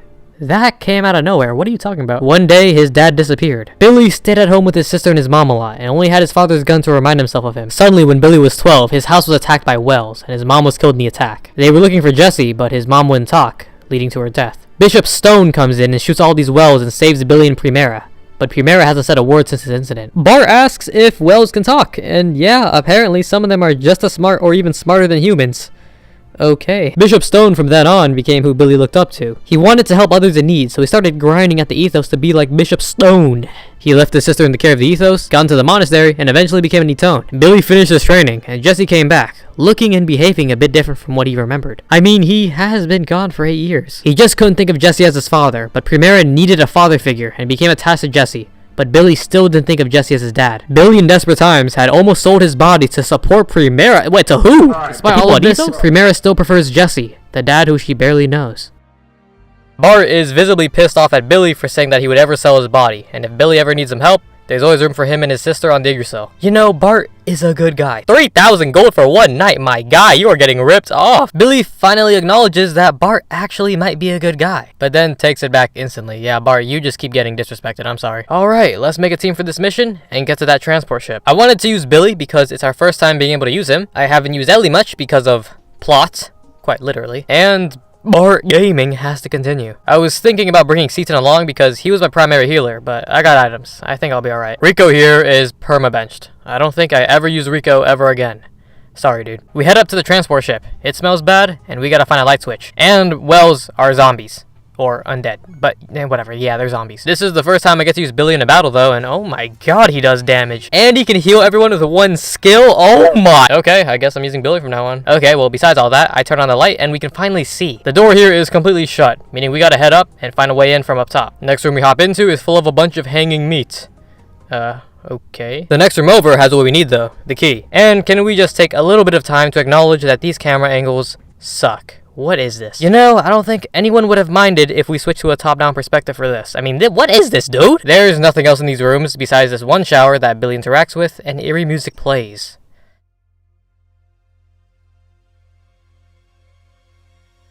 Billy, what are you doing? Heading through the right doors and getting back on top of the transport, there's a save point, and a new part of the ship to go to. Looks like a boss fight's coming up. Let's just jump in, and another one of these? Thank God I didn't bring Rico. Why does this thing still have this move, dude? Alright, we beat it, with this last words being, I'm counting on you. Who are you talking to? Billy, what are you saying? Going back up, it was actually Billy giving a signal to the kids back at the orphanage. What is happening? Coordinates? What is that? Billy has his gear at the orphanage, and with the help of the kids, it can get to where he is. Is Billy like a superhero or something? Well, back to us. Billy confirms that this transport is infested. That was kind of obvious. These guys are running around like roaches. What is that? Billy says it's a giant Wells that we probably wouldn't be able to fight, but he called his gear over just in case. The Wells gets a bit too close for comfort, but luckily Billy's gear shows up right on time. But that alone isn't going to get rid of the Wells. We actually need to kill this thing. Billy's gear uses guns, just like him, and it's one of my favorite gears to use in the game because of it. This fight wasn't really a fight. I'll just skip over it. You're really not missing out on much. After all that, Billy thanks us for helping him out with his mission. He needs to report the results of his mission back to HQ, so we offer to drop him off there as well. He also wants to give us something as thanks, which would be nice. Maybe a handgun Elly could use. And, oh my god, everyone is dead. There's a person on the ground who got shot, and Billy recognizes his father's gun shells. Jesse, not you, man! It's obvious that he didn't like the church, but shooting it up, dude? Come on, man! And wait, are we fighting the ethos? This is the same symbol. What is happening? Bart tells Billy that those weird goblin dudes are assassins. But that doesn't explain this dude using an ethos symbol as an attack. So, I looked in some rooms and everyone is dead. That being said, I didn't really look through all the rooms because I had this feeling that I had to find out who did this. I went straight downstairs and this Pontiff person is surrounded by assassins. They're straight up interrogating this guy and he's supposed to be the leader of the ethos. And not anymore, I guess. Oh my god, what did they do to him? Oh, what was that? What did I just see on my screen? What was that? Wait a second, this just got immersive. What just happened? Well, we beat the murderers, and I go ahead and look for the survivors. The doctor is still alive, and he says that these blue dudes are killing the ethos indiscriminately. And that's the only room I look in. Yeah, I was invested, man. Going deeper and deeper, we enter the strange room. The Ethos Databank. This place holds all the information with the ethos. Everything. Classified information from the past, and everything else that the ethos conceals from the public. Only the Bishop class could enter this room.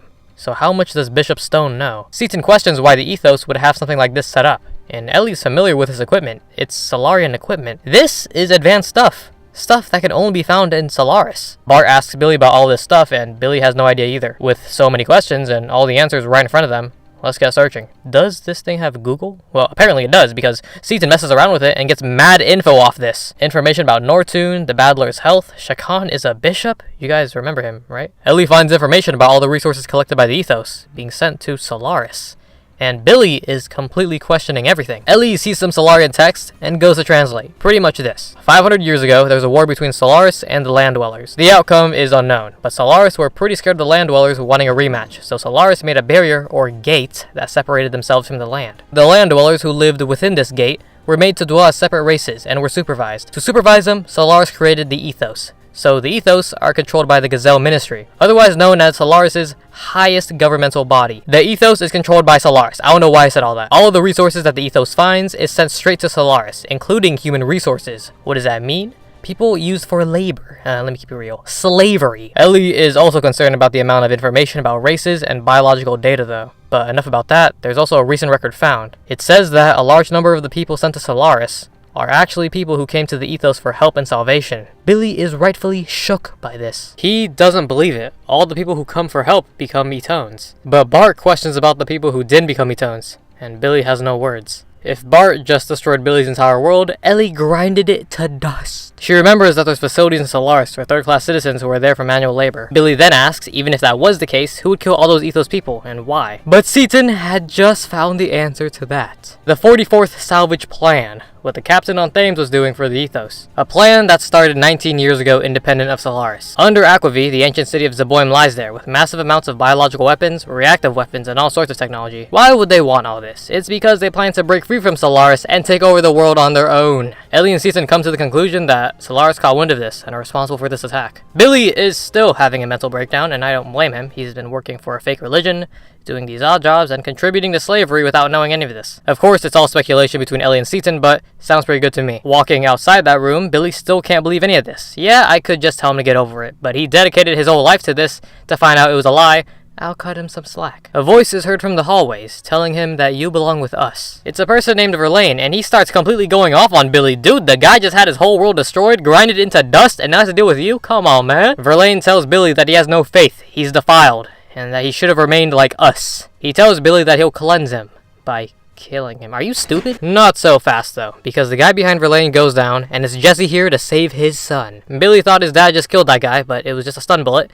Maybe a regular one would have been better, Jesse. Turns out the murderers here aren't even from the Ethos. They're from Solaris. This was a setup by Stone. They were here to kill all the members of the Ethos, except for those on the 44th Salvage Plan. Billy, I know everything has been happening so fast, but shut up! Verlaine tells Billy that it's all true. Their mission is to hand out judgment on fallen priests and sinners in order to make them repent. Billy questions why it had to be the people from the Ethos, and Verlaine exclaims, the Pontiff and his brethren deserve to die. He was tempted by greed into abandoning the Ethos' true goal of world domination. He saved orphans and refugees, and it seemed like a good deed. But the little boys and girls kept here were actually used as a way to satisfy the desires of the Pontiff and bishops.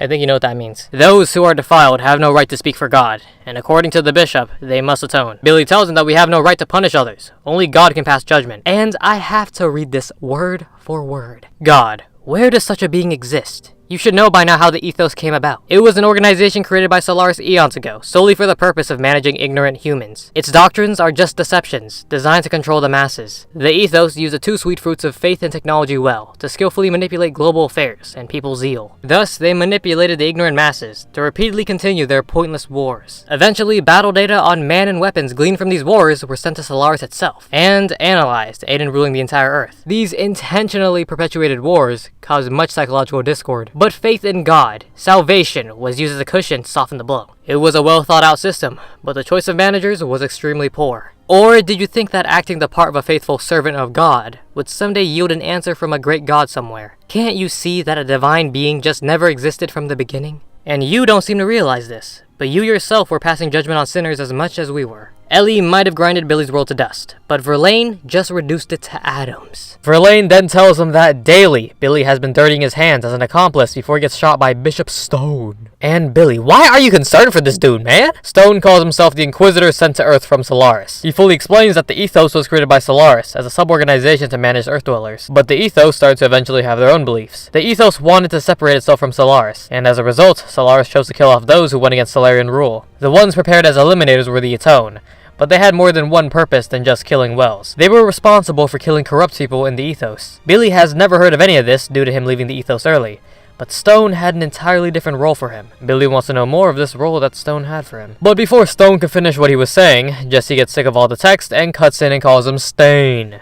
I think I'll stick to Stone. Stone knows Jesse, and I'm not gonna read that. That is disgusting. Stone would love to do all that he says, but he has somewhere else to be apparently, and rather leave it to his henchmen to fight us instead. Billy still wants answers, and Stone just tells him, if you want answers, come find me. You know, I swear these guys look different in the cutscene. Anyways. We run after Stone with Jesse, and we see a giant gear piloted by him getting away. The Solaris mobile gear, Alkenshaw. Alkenshaw is most likely a misspelling of Archangel, which I can see. Alkenshaw, Archangel, makes sense to me. We have to move fast though, because Thames is in danger, and we need to help out the captain ASAP. We get back on the Yggdrasil and try to get there fast, but it's too late.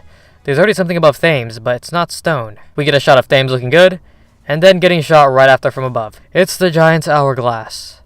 What did I just say? And remember these guys, the guys I called the Elders? They're actually the Gazelle Ministry. I wanted to wait until the story mentioned the Gazelle Ministry at least once before saying anything. But yeah, these guys have power. And again, these guys are saying a bunch of nothing. I'm sorry, I just can't with these guys. Stone is in charge of Aquavie, and that one guy named Krelian is placing importance on a molecular machine, I guess. Honestly, I'm already sick of these guys. They haven't appeared in a long time, and I kinda wish they didn't appear anymore. We've never seen who's actually in the, hourglass ship, fishbowl ship, whatever I called it. And it's Krelian, our first time seeing him. And it's about time. This guy was mentioned way back and we never saw him until now. One of his crewmates saw that several ships didn't get initially destroyed, so Krelian drops wells on the rest of them to kill them off. He's also got soldiers going into Zaboim. You know, his original goal.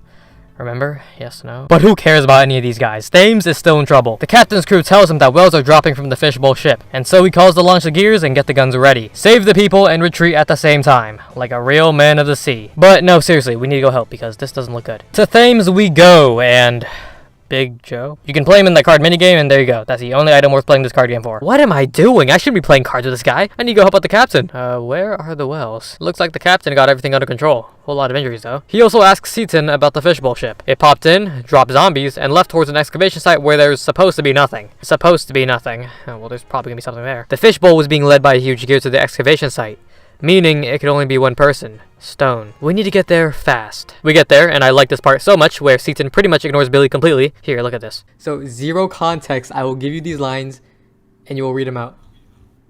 It's character 1, character 2.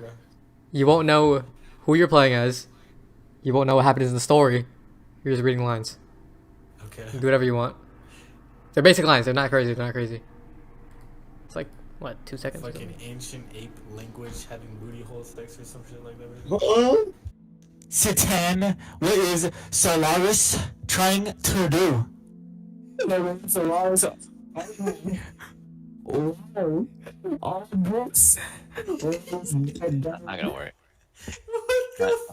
Yeah, just completely ignored. We got these guys in masks, but they're no big deal. Beat these 4, and we're putting a cutscene with Grahf underwater. Miang speaks to Grahf and tells him that his gear is reawakening, and soon he will awaken as well. Like I said, this he person is Faye. How do I know this? Context clues. Traveling a little deeper, we see the ruins of the city Zaboim. This place looks pretty high-tech for being so ancient. Well, it is sci-fi. Elly seems to know this place, and when she says this line, when we were buried in that vast mausoleum, Seaton has to snap her out of it. What is she saying? Well, we need to go deeper. We find a room that Elly finds familiar for some reason. She might still be on that drive. Actually, I might have found out why she found that room familiar. We are in a labyrinth. I've seen the same thing so many times. So I just keep doing what I've been doing, and there we go. A door scanning us of nano-contamination. We're now cleared to go into this room after we go back and reset the emergency level. Alright, no problem. The room's like right here anyways. So heading back, the pressure's decreased, and there's 2 options in front of me. But one of these rooms needs a password, and the other one's got a long hallway. I think I know where I'm going. We head in for just a bit, and Elly starts saying some strange things. Blood. Covered in blood. My blood. Seaton tries to snap her out of it, and Billy probably thinks she's possessed. Elly walks back out, and suddenly something is heard from behind. Elly, what are you doing? What are you saying? And you know, she has the same questions as me, because she also questions who she is, what she's doing, and what she's saying. Wait, did Seaton leave Billy back there? Well, I guess Billy's about to see firsthand what Elly did. A tube arises, and inside is a person. Seaton takes a look and tells us it seems to be an artificial life form created inside the reactor. Stone cuts in on Seaton's explanation and says that her body is constructed from automatic nanomachines on a molecular scale. A colony of nanomachines. He thanks everyone for listening to his explanation and goes ahead and tries to take the girl. Apparently this girl is the key factor which God will guide us by to free humanity. Wait, how? And Billy, this is your chance to confront this man. Stone notices Billy here and starts messing with him. You can't tell me he says this to Billy without intentionally trying to mess with his brain. Billy has lost all trust that he had in Stone after he actively killed Ethos and regular people who didn't agree with his will. To which Stone pretty much tells him, what's the problem with killing people not fit for salvation when our entire faith is based on only the chosen will be saved? Billy, you need a real comeback right now. Your dad isn't here to shoot him. Billy thinks that idea is wrong and that salvation by faith is something that everyone should have an equal opportunity to attain. Stone doubles down and asks Billy if he can save all of humanity. If Krellin can use this nanomachine colony, at least some people can be saved. But Billy is too uneducated and can't save a single soul. After saying all that, Stone just wants to get out of there and get this girl to Krellin already. But we can't let that happen. What are we doing? Did he just slowly walk out on us with the girl? Elements, we need a box. Is that Billy's long-lost sister? Yeah, when I first saw that portrait, that's exactly what I thought. This is Tolona and Seraphita, the other two elements. These two bicker for a bit, but I thought this was a pretty cool line. Star Trek. Or Star Trek, I see that. These two look intimidating, you know, being elements and everything. But look here, we got Billy. He's got a move called Goddess Call, which is pretty much the gear boost, except you're not burning any fuel. It's pretty good. But anyways, the strategy here is take out Billy's long-lost sister, and then take out Seraphita with no problems. We beat them, but it looks like we barely did anything to them since they walked out so casually. Did I do any damage at all? Back to Faye, still knocked out. Someone speaks to him, and he sees visions that closely resemble what we just played through. Visions of someone who looks just like him in a lab coat, and the same girl that Stone took away, in the same area that we just gone through. A girl outside the door, with soldiers surrounding her, with the guy in the lab coat only helplessly looking at her. It then switches to the kid version of Faye, and this version of Faye in a lab coat, with the pendant swinging back and forth before the kid says, "See ya." The nurse comes back to the infirmary to check on Faye, and he's gone. What happened to Faye? Where did he go? We'll find out soon enough. We catch up to Stone on the bridge, and we hear a mysterious voice saying, "Give it back." And from under the bridge, the red gear flies up to us, and we finally see the mysterious red head. He laughs at the whole situation, and tells Stone to return the girl to him. Stone is confused, and the redhead asks again for the girl. Billy, tired of being disrespected, flat out asks the redhead for his name. Names do not matter, but his name is Id. Yes, his name is really Id. ID. I won't lie to you, this guy is hard. Pause. No, I won't lie to you, this guy is really hard. Probably one of the hardest boss fights in this game. It just seems like this guy could just dodge everything and also do a lot of damage as well. It was pretty tough. Rarely did Billy get to attack since he was on healing duty for pretty much the entire fight. The whole plan for this fight was to keep Billy alive and let Seaton and Elly do all the damage. After coming to a stalemate with Id, a new gear shows up and grabs Id. It's Wiseman, and he tells us to go after Stone. I absolutely love Billy's reaction here because you know he's confused by all this. Wait, does Elly actually have any idea what's going on? It doesn't take long for Id to break away from Wiseman's grasp and start powering up to fight him. No gear needed, I suppose. The three get back up to the surface, but it's already too late. Krellin has the kid. Billy asks what a nanomachine is. Seaton says that they're robots smaller than human cells and are used to cure diseases or wounds back in Solaris. But Billy has to ask, even if it's only for the people of Solaris, what's wrong with making people happy? Stone said he needed this girl to free humanity from its yoke. Seaton thinks that information about human reconstruction is hidden within her body. This is important because Solaris has tried to mess around with DNA before, but what came out of that were demi-humans. They had done this to try and bring about the restoration of mankind. If Krellin is thinking of trying the same thing with improved nanotechnology,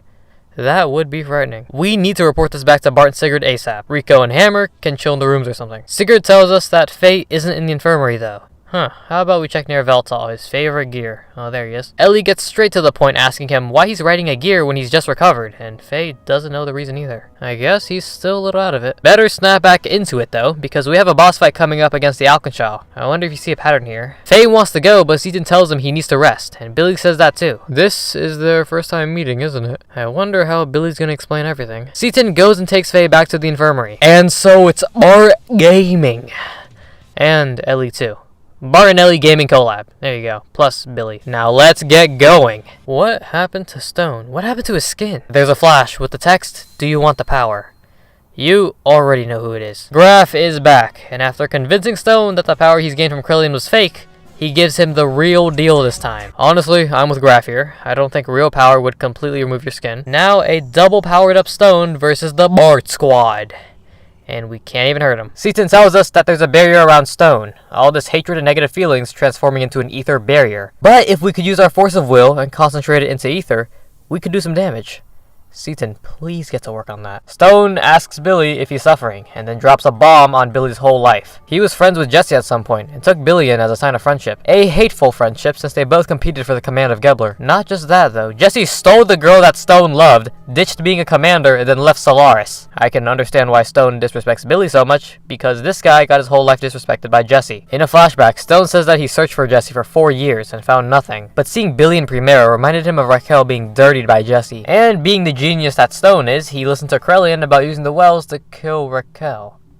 Why? But it's not over. Stone tells Billy that the wells he's been killing are all people chosen by the Ethos and turned into Reapers by Krelian. A wretched son for a wretched father. From an unknown location, we hear a voice telling Billy to not regret a single thing he's done, because Jesse's on the case, baby. Jesse's currently in a bunt line, an ether gun gear where the pilot rides the bullet. It can break Stone's barrier, but again, Jesse's the bullet. By merging gears together, Jesse gets ready to fly straight at Stone. Seaton tries to stop Jesse, but the communication cuts out, leaving only Billy and Jesse to talk. Jesse tells Billy that all of Stone's teachings were a lie, a system for compensating people with fragile souls. Faith in God, though, aren't things that are given, but things found within oneself. Question not thy God, for thy God doth not respond. The reason Jesse taught Billy to use a gun was to save people. Stone has been trying to make Billy feel bad about killing Wells, when he's really putting them out of their misery. With one last God exists within you, Jesse's gear transforms into a gun, with Billy firing it off. But Billy doesn't know that Jesse was the bullet, and right on cue, Seaton gets the radio working and tells him that the weapon uses the pilot as the warhead. Billy, I think you just killed your dad on accident. I actually feel bad for this dude. He only joined the Fae Squad for like 3 days, and look at what's happened to him. Thanks to Jesse, though, we can start doing some real damage now. That alone doesn't make things much easier. Stone has a move that halves the HP of everyone on the field, and his seal attacks are pretty strong as well. But just keep your health up and spam attacks, and he'll go down. But if your health is too low, he'll take you out with the explosion of his gear. After the fight, Billy mourns the loss of his father, and Seaton... You made that thing? Like a true cowboy, Billy turns towards the ocean and fires a few shots off for Jesse. And then Jesse appears. How did he live? I don't know. But the cowboy's back. Him being alive is so shocking that even Primera starts talking. That's crazy. With everyone back in the Yggdrasil, Seaton tells Jesse about a lot of things that's gone on. And he asks him to tell Billy the truth behind his disappearance. Heading over to the bar, Jesse explains everything. While he was in Solaris, he found out about a secret plan called the Malak Plan. Project M. No, it's called the M Plan. How boring. This was a plan done under the command of Krelian. Gathering lambs to be used as test subjects to be Wells was all part of it all. Jesse decided to do some solo investigating of this plan. He found out that the main scientist of the M Plan had moved the true facts about the plan into a test gear, and that he let this gear escape with his daughter so that the information would never be found. That's about all Jesse was able to find. But ever since he found out about these things, he went to the surface to find that gear. He eventually found out that the scientist's daughter and the gear may reside in Shavat. Well, I guess that works out because we need to head there anyways. Problem is, how? Well, the Yggdrasil has a Shavat symbol, so you know. Let's see what happens. A voice from far away asks if the name of the scientist's daughter would happen to be Maria. And it's Faye and, who? Did I miss something? Oh, I see. Jesse isn't too sure about the girl's name, but remembers her father's name being Nikolai. The Shavat agent tells Jesse that she's heard rumors about a girl in her gear, and that's all we need to know to get moving. So, how are we going to get to Shavat, you may ask? Well, originally, Shavat was on top of Babel Tower, and there was supposed to be a way to communicate to Shavat on top of the tower. We don't know if it still exists, but we have to try. With everyone agreeing to go, and Faye saying... this. Faye, do you even know what happened? Did Rico fill you in? We can't go there quite yet though, Faye. We have another cutscene with the Gazelle Ministry and Krelian this time. Krelian informs them of having the nano machines, and they don't seem too pleased with that, but they do want to know if the M project is going well. Apparently these guys have spent too much time here and can't afford to mistake the ultimate destination of this new civilization. What are you saying? Krelian tells these guys that they've betrayed their mother and their creator to sustain their egos. He also tells these guys that he won't take orders from them because they're not even human. They're just data in a computer ball. And he also implies that he's the one who brought all these guys back. So unplugging the ball kills all of them. Can we just do that already? Alright, rise and shine. Let's get to the Babel Tower and not get a seizure this time. I'll just be honest, I hate this place. First red flag is the fact that I'm doing platforming in this game. What is this? Sonic 3D Blast? What am I doing? And when you fall, you gotta climb back up all over again. I like platformers. I play a lot of them. This is garbage. Some of this was my fault though. I have no idea what I was thinking over here. But this isn't cool. Stupid. Holy... oh my... what? Climbing through all of that, we find a relay station. Press some buttons and a train comes up to us. We get into the train, press some more buttons, and we go up even more. This train is going at some pretty high speeds until there's an explosion on the tracks. Faye and the others go outside to check what happened, and there's a Gebler ship staring right at us. It's Ramses and Miang ready for round 3, 4? I don't know. It's the usual, with Ramses being the only person you can attack, and Miang doing support from the sidelines. He, again, poses no threat to us, and again has to run off. But before running off, though, Miang gets the Gebler ship to aim straight for us, until a shot from above attacks the ship. Miang, knowing it was from Shevat, immediately calls for the ship to retreat, and Elly seems unfazed by a laser coming from the sky. Whatever, let's get back to Babel Tower. Once again, I got lost. Okay, I found this room that opens a giant mirror. Cool. I found this new area, but I didn't find anything else besides a robot that repaired your gears. And this was the dumbest way I could have gotten lost. Your eyes aren't playing any tricks here. I spent over an hour in this place. What you're supposed to do here is jump on top of this thing and it takes you up. How was I supposed to know that you can stand on this thing when you can also phase through? I'm going through the entire thing and I'm supposed to know I can jump on it? I went back and forth so many times with this stupid mirror that does nothing. On accident, I jumped on that rock or whatever and I could finally get out of there, but no, there's still more platforming to do. What happened here? I slipped off? I was completely still. Why is there platforming in my RPG? Is it Super Mario Bros? Jesus Christ, I finally got out of there, and I've never been so happy to see a save point ever. Reaching the top, there's no ceiling to the tower, and no communication equipment either. But there is a gear dropping in on us from above. The girl piloting the gear tells us that this is Shevat's territory, and many people have tried to get in before, but she takes care of them with her gear that. And we're thrust into a boss fight against her. I have never been so happy to be in a boss fight. It's nothing too hard. She's easier to beat than Ramses. I'm telling you right now, girl, little girl, you are so lucky that gear strength isn't determined by level. I would smoke you. You're lucky. I'll give you the... Holy Jesus Christ, I learned this much stuff. Alright, let's do the Aqua Lord. Hit it with the Aqua Lord. What the... Elly, you are straight hot garbage. What is that? What is that? You failed? A voice above tells her to bring us in. At least we know who Maria is now. Did she just say Queen Zephyr from the book? Maria only wanted to test our strength, and that Queen Zephyr would like to meet us. And with that, we're invited into Shevat, the floating country. The Gazelle Ministry doesn't seem to be too happy about this happening, though. There's an anima relic in Shevat that they didn't want us to interact with, and pretty much because of this, they want to destroy Shevat now. There's more than one anima relic, so losing one of them isn't too big of a deal to them, I guess. Their plan is to use what the fuck? Their plan is to use the Actzen's gravity cannon to blast away the Shevat barrier and start taking them down. Actzen meaning 18, and Zibzin, that's actually how it's pronounced, I think, meaning 17. I feel like they were created by the same person. Just a hunch, I don't know. Now that we're here in Shevat, Maria introduces herself as Maria Balthazar. Faye mentions that Maria's gear somewhat resembles Calamity. Oh god. And we come to know that Calamity was a prototype gear that the old guy made. And he's also Maria's grandfather. Well, we tell her that we found the dude underground on accident, and she was wondering where he went because he said he was looking for something important, and then just dipped. A bit like Jesse, but just not as cool. Her father was also captured by Solaris, and she's not sure of his whereabouts either. Alright, we should probably talk to the queen now, but how about a little bit of exploration? I want to go follow Maria to learn more about her and her gear Zibzin. Over at a research institute in Solaris, when Maria was 5, the guys at Solaris used her as a hostage to force her dad to continue doing research. He always reassured Maria and told her that Zibzin would be there to protect her. And when they finally had the chance to escape, only Maria and this gear got away, with her dad being left behind. Anyways, point is, she's going to save her dad, and she's going to do so with Zibzin. Okay, let's do some more exploring in this surprisingly very dangerous place. I mean, seriously, no railings or anything? Queen Zephyr has been alive for 500 years? How is that even possible? There's more of these things? What are they called? I only know one, and it's called Choo Choo. Oh, they're part of the Choo Choo tribe. So I've been just calling... Oh my. There's this one room with a bunch of people from the land who were saved by Shevat. They're all here now to fight against Solaris. Kind of like a resistance sort of thing. Judging by what this old woman says, I think it's safe to assume that this place is vegetarian, because how else are they going to get meat? There's this one pad that we can't take up, and there's a message by Wiseman. And I have no idea what this means. There's one last place that I checked out, and it's this house that Maria used to go to alone. The three talk about fighting for no reason and over innocents' lives. And Maria comes in and tells us that this house was destroyed 500 years ago in the Great War, and kept like this as a reminder of what happened in that war. Now we can go into the palace for real this time. Wiseman? Well, I guess that would make sense. We meet the Queen of Shevat, Zephyr, who looks a lot younger than you would imagine. Well, as a Fire Emblem player, that's nothing new to me. She's gone through life-extending treatments because she was required to keep on living as atonement for 500 years ago. When she does speak, she does refer to a group of people she was with. And this group is talked about from others around. Krelian, Roni Fatima, Zephyr, and Lahan. Two of those we know. One of them we can guess. The other one, complete mystery. Apparently Wiseman's been keeping an eye on us and informing her of what we've been doing. And to keep an eye on that man's activities.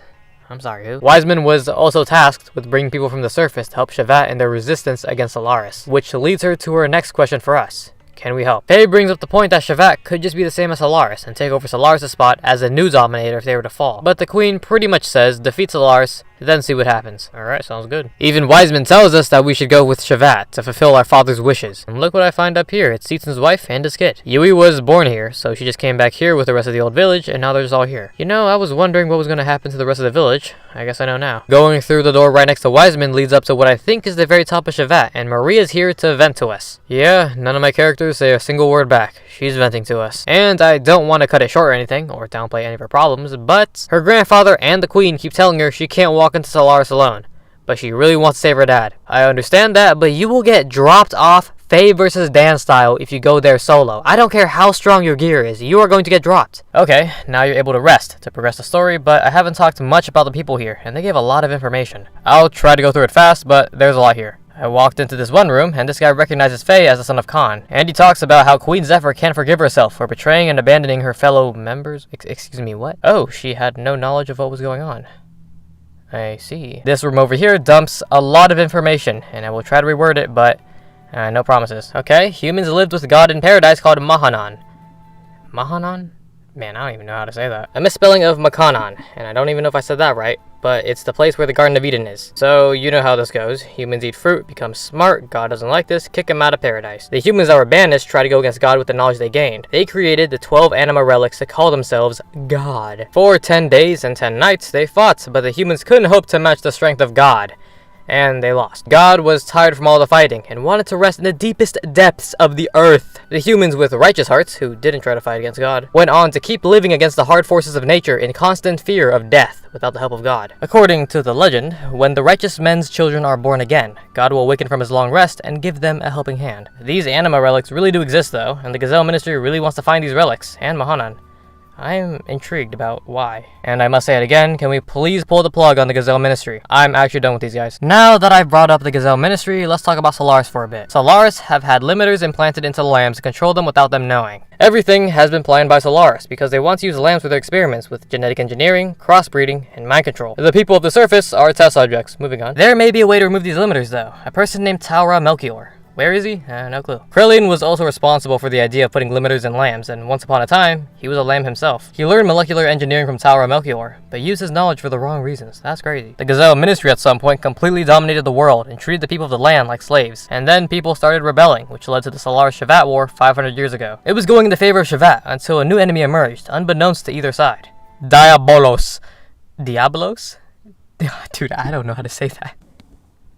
Diablos. Really? So, Diablas. Pretty much angels of death killing both sides until it seemed like the end of the world. Roni Fatima, Queen Zephyr, and I'm assuming Krillin and Lahan fought back against the Diablas and saved the world. One guy talks about Omni-Gears, which are the same gears that saved the world before. And that one is the Ava royal family treasure.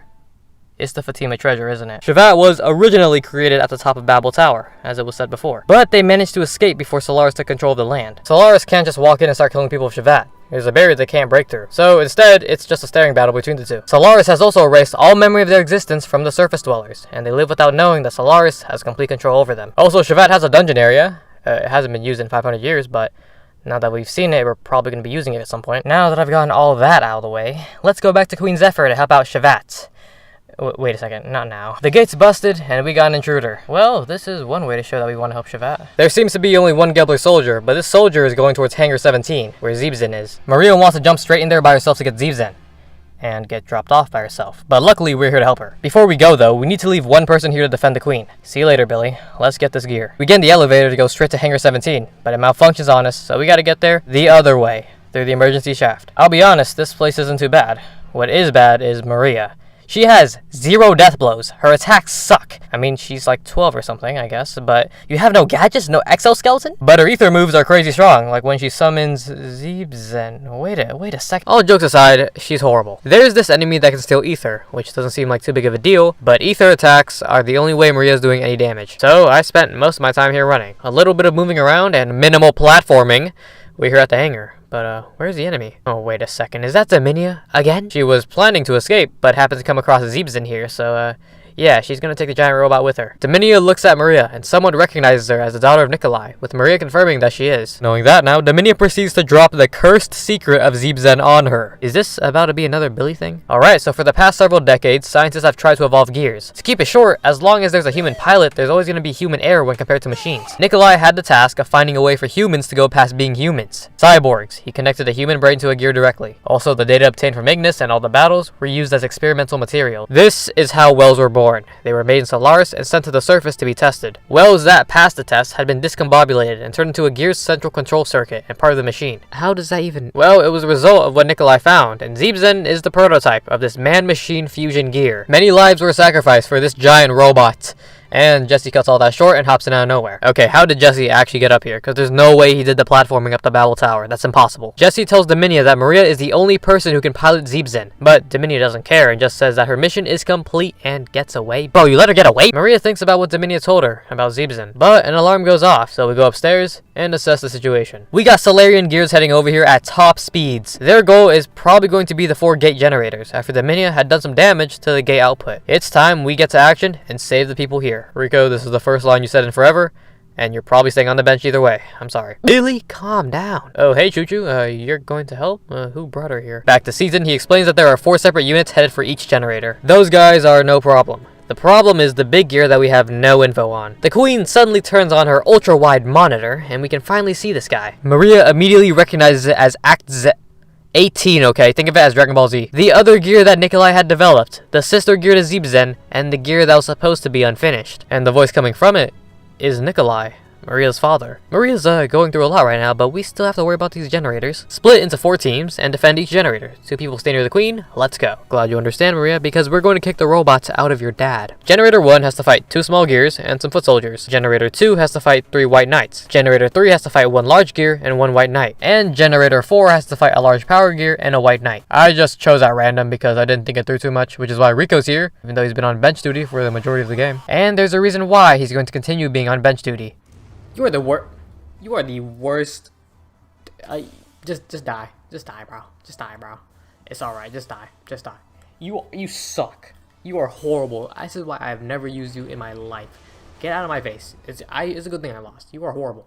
Oh my god. You are trash. You are hot garbage. What was that? So let's do that again. Elly, Bart, Billy, and Faye. That sounds much better. Strange gear I was fighting here with Faye though. Very strange. Actually, more ugly than strange. All the Solaris squads have been wiped, but we still got the big red boss to handle. And whoa, what are you doing? You're not on his level! Oh my god, he got turned into ash. Nikolai pulls out a giant gun and uses the people near Queen Zephyr as test subjects. Its name, the Anti-Gear Psycho Jammer. Gotta work on the naming. All of our gears suddenly stop working, and we're sitting ducks against a giant gear ready to kill all of us. Nikolai goes on about how humans are imperfect, become cyborg, or something, I don't know. And Seaton comes up with the idea that if Zeebzen is the sister gear to Aktzen, could there possibly be an anti-gear psycho jammer? Seaton, if this is true, you might have just redeemed yourself from that one time you broke the bomb collar. The Queen tells Maria that she's their only hope if no other gear can move.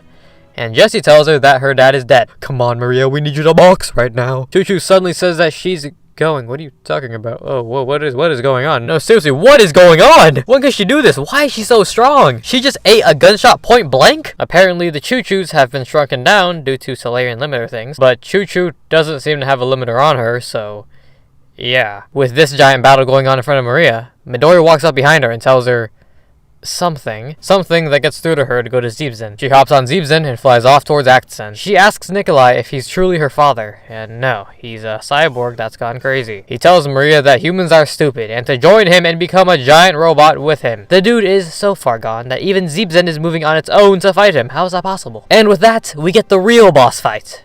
Not the one with Choo-Choo. And wait, where did Choo-Choo go? This boss fight is only here to show you how strong Maria is. Seriously, there's no way you should lose this fight. Also, her death blow animations are excellent. Suddenly, the real Nikolai's voice is heard by Maria. He tells her that he's going to release the graviton cannon from its seal through remote control. Maria tells him not to, since he sealed it in the first place because of its power, but Nikolai doesn't care. He doesn't exist anymore. This conscious circuit that he implants into Aktzen is all that's left of him. But during this battle, he transferred all the data from the circuit into Zeebzen. He won't be there for Maria physically, but he'll be there for her spiritually. Taking over Zeebzen, he shoots himself and kills himself. With me wondering, will she call Zeebzen dad now, because he did transfer his data to it, right? Also, yes, Maria is standing on top of her gear when she fights, but it's okay, she has magnets in her shoes. Okay. Well, back in the Queen's room, we've done it. We defended Shavat. Only thing left to do now is to take down Solaris. After asking where and how to get to Solaris, we're told that Solaris is hidden from the human eye by 3 gates. One of the gates is under the Ethos HQ, but is quote-unquote unreachable. Yeah, sure. And the other 2 are unknown. You've been around for 500 years and have no idea where they could be. I'm sorry, that was mean. But she does know that Ava has invaded Nisan. They're for sure after that Omnigear, or the Fatima treasure if you want to call it that. Bart immediately wants to head back, and yeah, let's worry about these generators later. We have a girl, nation, and Omnigear to save. Apparently, during all the chaos, our ship got equipped with an aerial module. If you don't know what that means, it means you can fly now. Maria asks if she could come with us, and the Queen wants us to take her so she can find her purpose in life. You know, I wouldn't mind having another person on the bench, baby, let's go! Also, one of the sages, Gasper, has returned. He's the guy who taught Faye's father and Wiseman martial arts, so we should learn a couple moves from him. But let me say one thing here. Now that we've recruited almost all the party members for the game, Faye, Elly, Bart, and Seaton are pretty much the only people who are going to be saying important stuff from now on. After these guys join your party, after their story arcs, I'm telling you, they turn into pieces of cardboard. They don't say a single word half the time, and sometimes they're involved. You guys remember Hammer? What happened to him? You see what I mean? So Gasper is back with Wiseman in Zephyr's room, but he hasn't seen Balthazar or Melchior. But we at least know where one of them is. He apparently came here to watch over us, to make sure we don't repeat the same foolish mistakes again. You should be saying that to Seaton specifically. You weren't there for the bomb collar incident. More importantly, a person from Shavat informs the Queen that the Omnigear underground has just reacted to Elly. Zephyr seems to know something about this, and Wiseman even says that Elly doesn't intend to ride it, just like her. It's something unconscious within her. The existence within her. Zephyr asks Wiseman if she was the same as Sophia, but is only met with silence. She apologizes, but Wiseman tells her to not worry, since he's not him. Who is him? Well, anyways, Gasper meets all of us and removes the limiters we all had, so that's all good. I found out later that this unlocks everyone's second tier death blows, which, if you remember me talking about, I don't really have.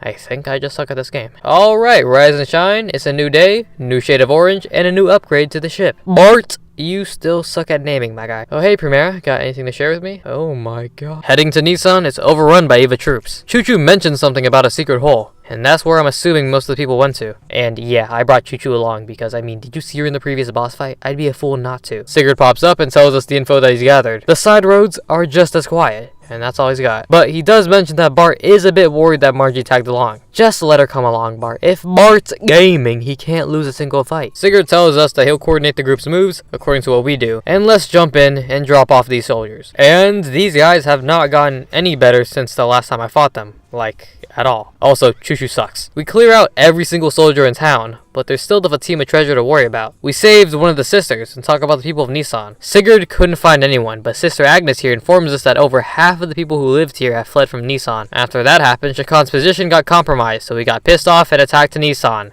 Great. The remaining people in the town are in the mausoleum, where the graves of the great mothers and kings of Ava are. The sister tells us that Shakan is after the Fatima treasure, and Bart questions why he would attack here instead of the mausoleum, because the treasure is actually there. Bart doesn't seem too worried because he's sure that Shakan can't get his hands on the treasure, unless he uses the previous mother's retinas. Get her body out of that casket, get those eyes, and break that seal. This dude is crazy. Shakan found out about this by using innocent people as hostages to get information out of them. The Fatima Jasper are the blue pupils of the Fatima dynasty. The doors to the Fatima treasure can only be opened with these retinas. Or at least, that's what's been told. It's supposed to be for a situation where the kingdom is truly in danger. So him, his dad, his grandfather, his great-grandfather, nobody has needed to go this far. Before we head off, Sigurd suggested a squad take care of the mausoleum, and another take care of the capital, since Shakan's doing some crazy stuff and there's no Gebler units around. I was gonna bring along Seaton, but he wants to go to Ava instead, so Elly, you're on the squad. Let's go save those eyes. Through the back of the cathedral gets us to the mausoleum, and that's all the info Bart and Margie can give us. They've never gone further than that, but that's all we need. We head towards the back of the cathedral, and there's a hidden staircase towards the mausoleum. A really long staircase. After reaching the bottom, Bart tells us that we're here, but now what? Bart, aren't you supposed to do something? Bart, this is almost as bad as when Seaton broke the bomb collar. Okay, I just had to bring it up. Margie gives us the option to have her help us, and I say no because we need to redeem Bart. and I immediately regretted doing that. I had no clue where this thing was, just mashing buttons on walls until something worked. It did work, but I should have just gotten help from Margie. We get in and there's already soldiers inside. How did they find this panel? Meeting those guys, some of the citizens of Nisan come out to see that Bart and Margie came to save the day, and Faye and Elly are just here for the ride, I guess. Bart immediately asks about Margie's mother, and it looks like everything is all good. But Bart informs the people that the town is now safe to go back to. One person notices that Bart is pretty strong, and always comes and goes, but doesn't know who he truly is.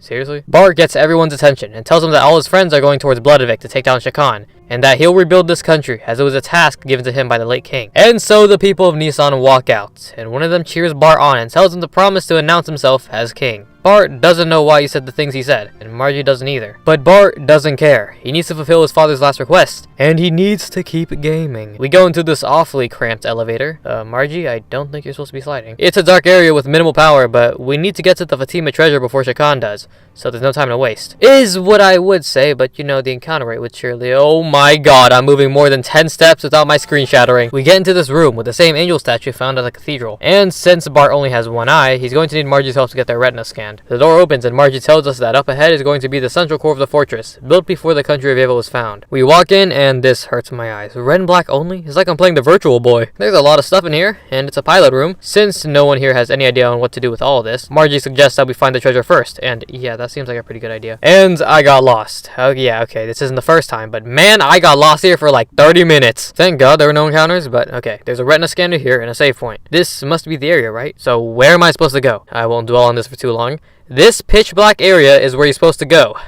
I mean, really? We find the gear and Faye notes that it looks like Bart's current gear, which would make sense because it was a gear originally made in Ava that he customized. Going closer to the gear, Bart notices something written there by his ancestors. Peace to all who come here. Fearing great calamity, we sealed this legacy and trusting its fate to you. Alright, reading those words seems to have gotten the power working. This gear looks clean for being down here for so long. Bart looks at the gear and directs a message to his father, saying, "It looks like we're gonna have to move this. Sorry, but I'll have to borrow it." I know it's probably just a design, but the first time I saw this close-up, I thought the gear was crying or something. Playing this game at 2 AM wasn't the best idea, especially with that room. Let's get back to the pilot room and get this thing working. And hey, what's up? Thanks for stopping by, but if you're selling me items, things are about to go down, aren't they? Alright, Bart, do you have any idea how to work this thing? Okay, Bart, looks like you got it handled. I guess not. Well, we let Bart gush over his ancestor's beam cannon for a bit, and then he starts pushing more buttons. Bart, this doesn't seem like a good idea. But it works out because he presses something that creates an opening for the Omni-Gear to get out of. But this was all parts of Shakan's plan. We opened up the roof, and Shakan hops in through that opening. He planned this all by leaking the information, and then waiting for Bart to get impulsive and do this. We have to get there ASAP. Rocky. He's about to hijack this gear. After a seemingly endless horde of soldiers, we come face to face with Shakan. Bart tells him that the central area has been reclaimed and there's nothing he can do now. Calm down, Bart, but I do agree. Shakan tells him that there's much more to the ethos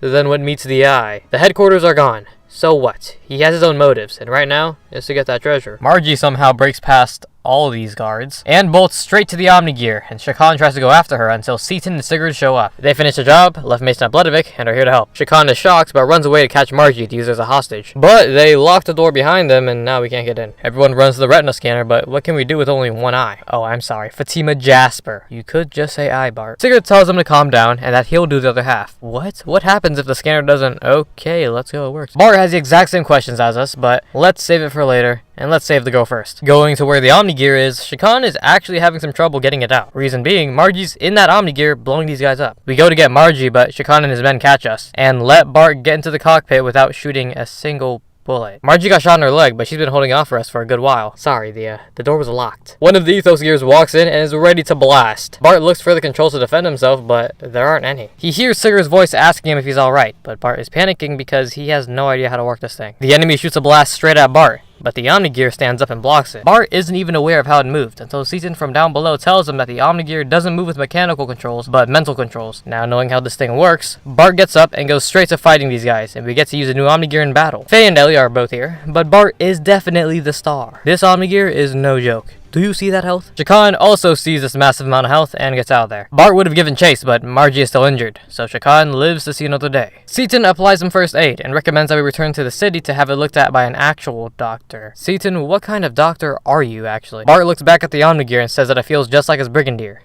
but a little more powerful. No, a lot more powerful. Season tells them that the strength of the gear is determined by the mental strength of the user. So Bart is gonna have to get to work. So, when is Bart gonna slap an eye patch on this thing? Now back in Nisan, Margie's gonna have to rest for a bit, but it looks like we've almost fully reclaimed Bledavik. However, the Yggdrasil has picked up several gears on the radar. The gears supposedly went to the capital, saw what was going on there, and turned around back to Nisan. Most likely because Shakan knows that there's a gate near Nisan. There's a cave near the ocean that's big enough for a gear to walk into, and there's evidence that some large building is in there. We get over there, and we got some robotic Ku Klux members trying to stop us. What the? They're no big deal, now that we've got an Omni gear on the team. The next room over, we see the gate generator, and Shakan drops from the ceiling for a pretty cool entrance. I'll give it to him. He goes off talking about stuff that we already know, like this thing dividing Solaris from Earth, which was supervised by the Ethos, and I already know this. Free themselves from Solaris with the gate by doing this.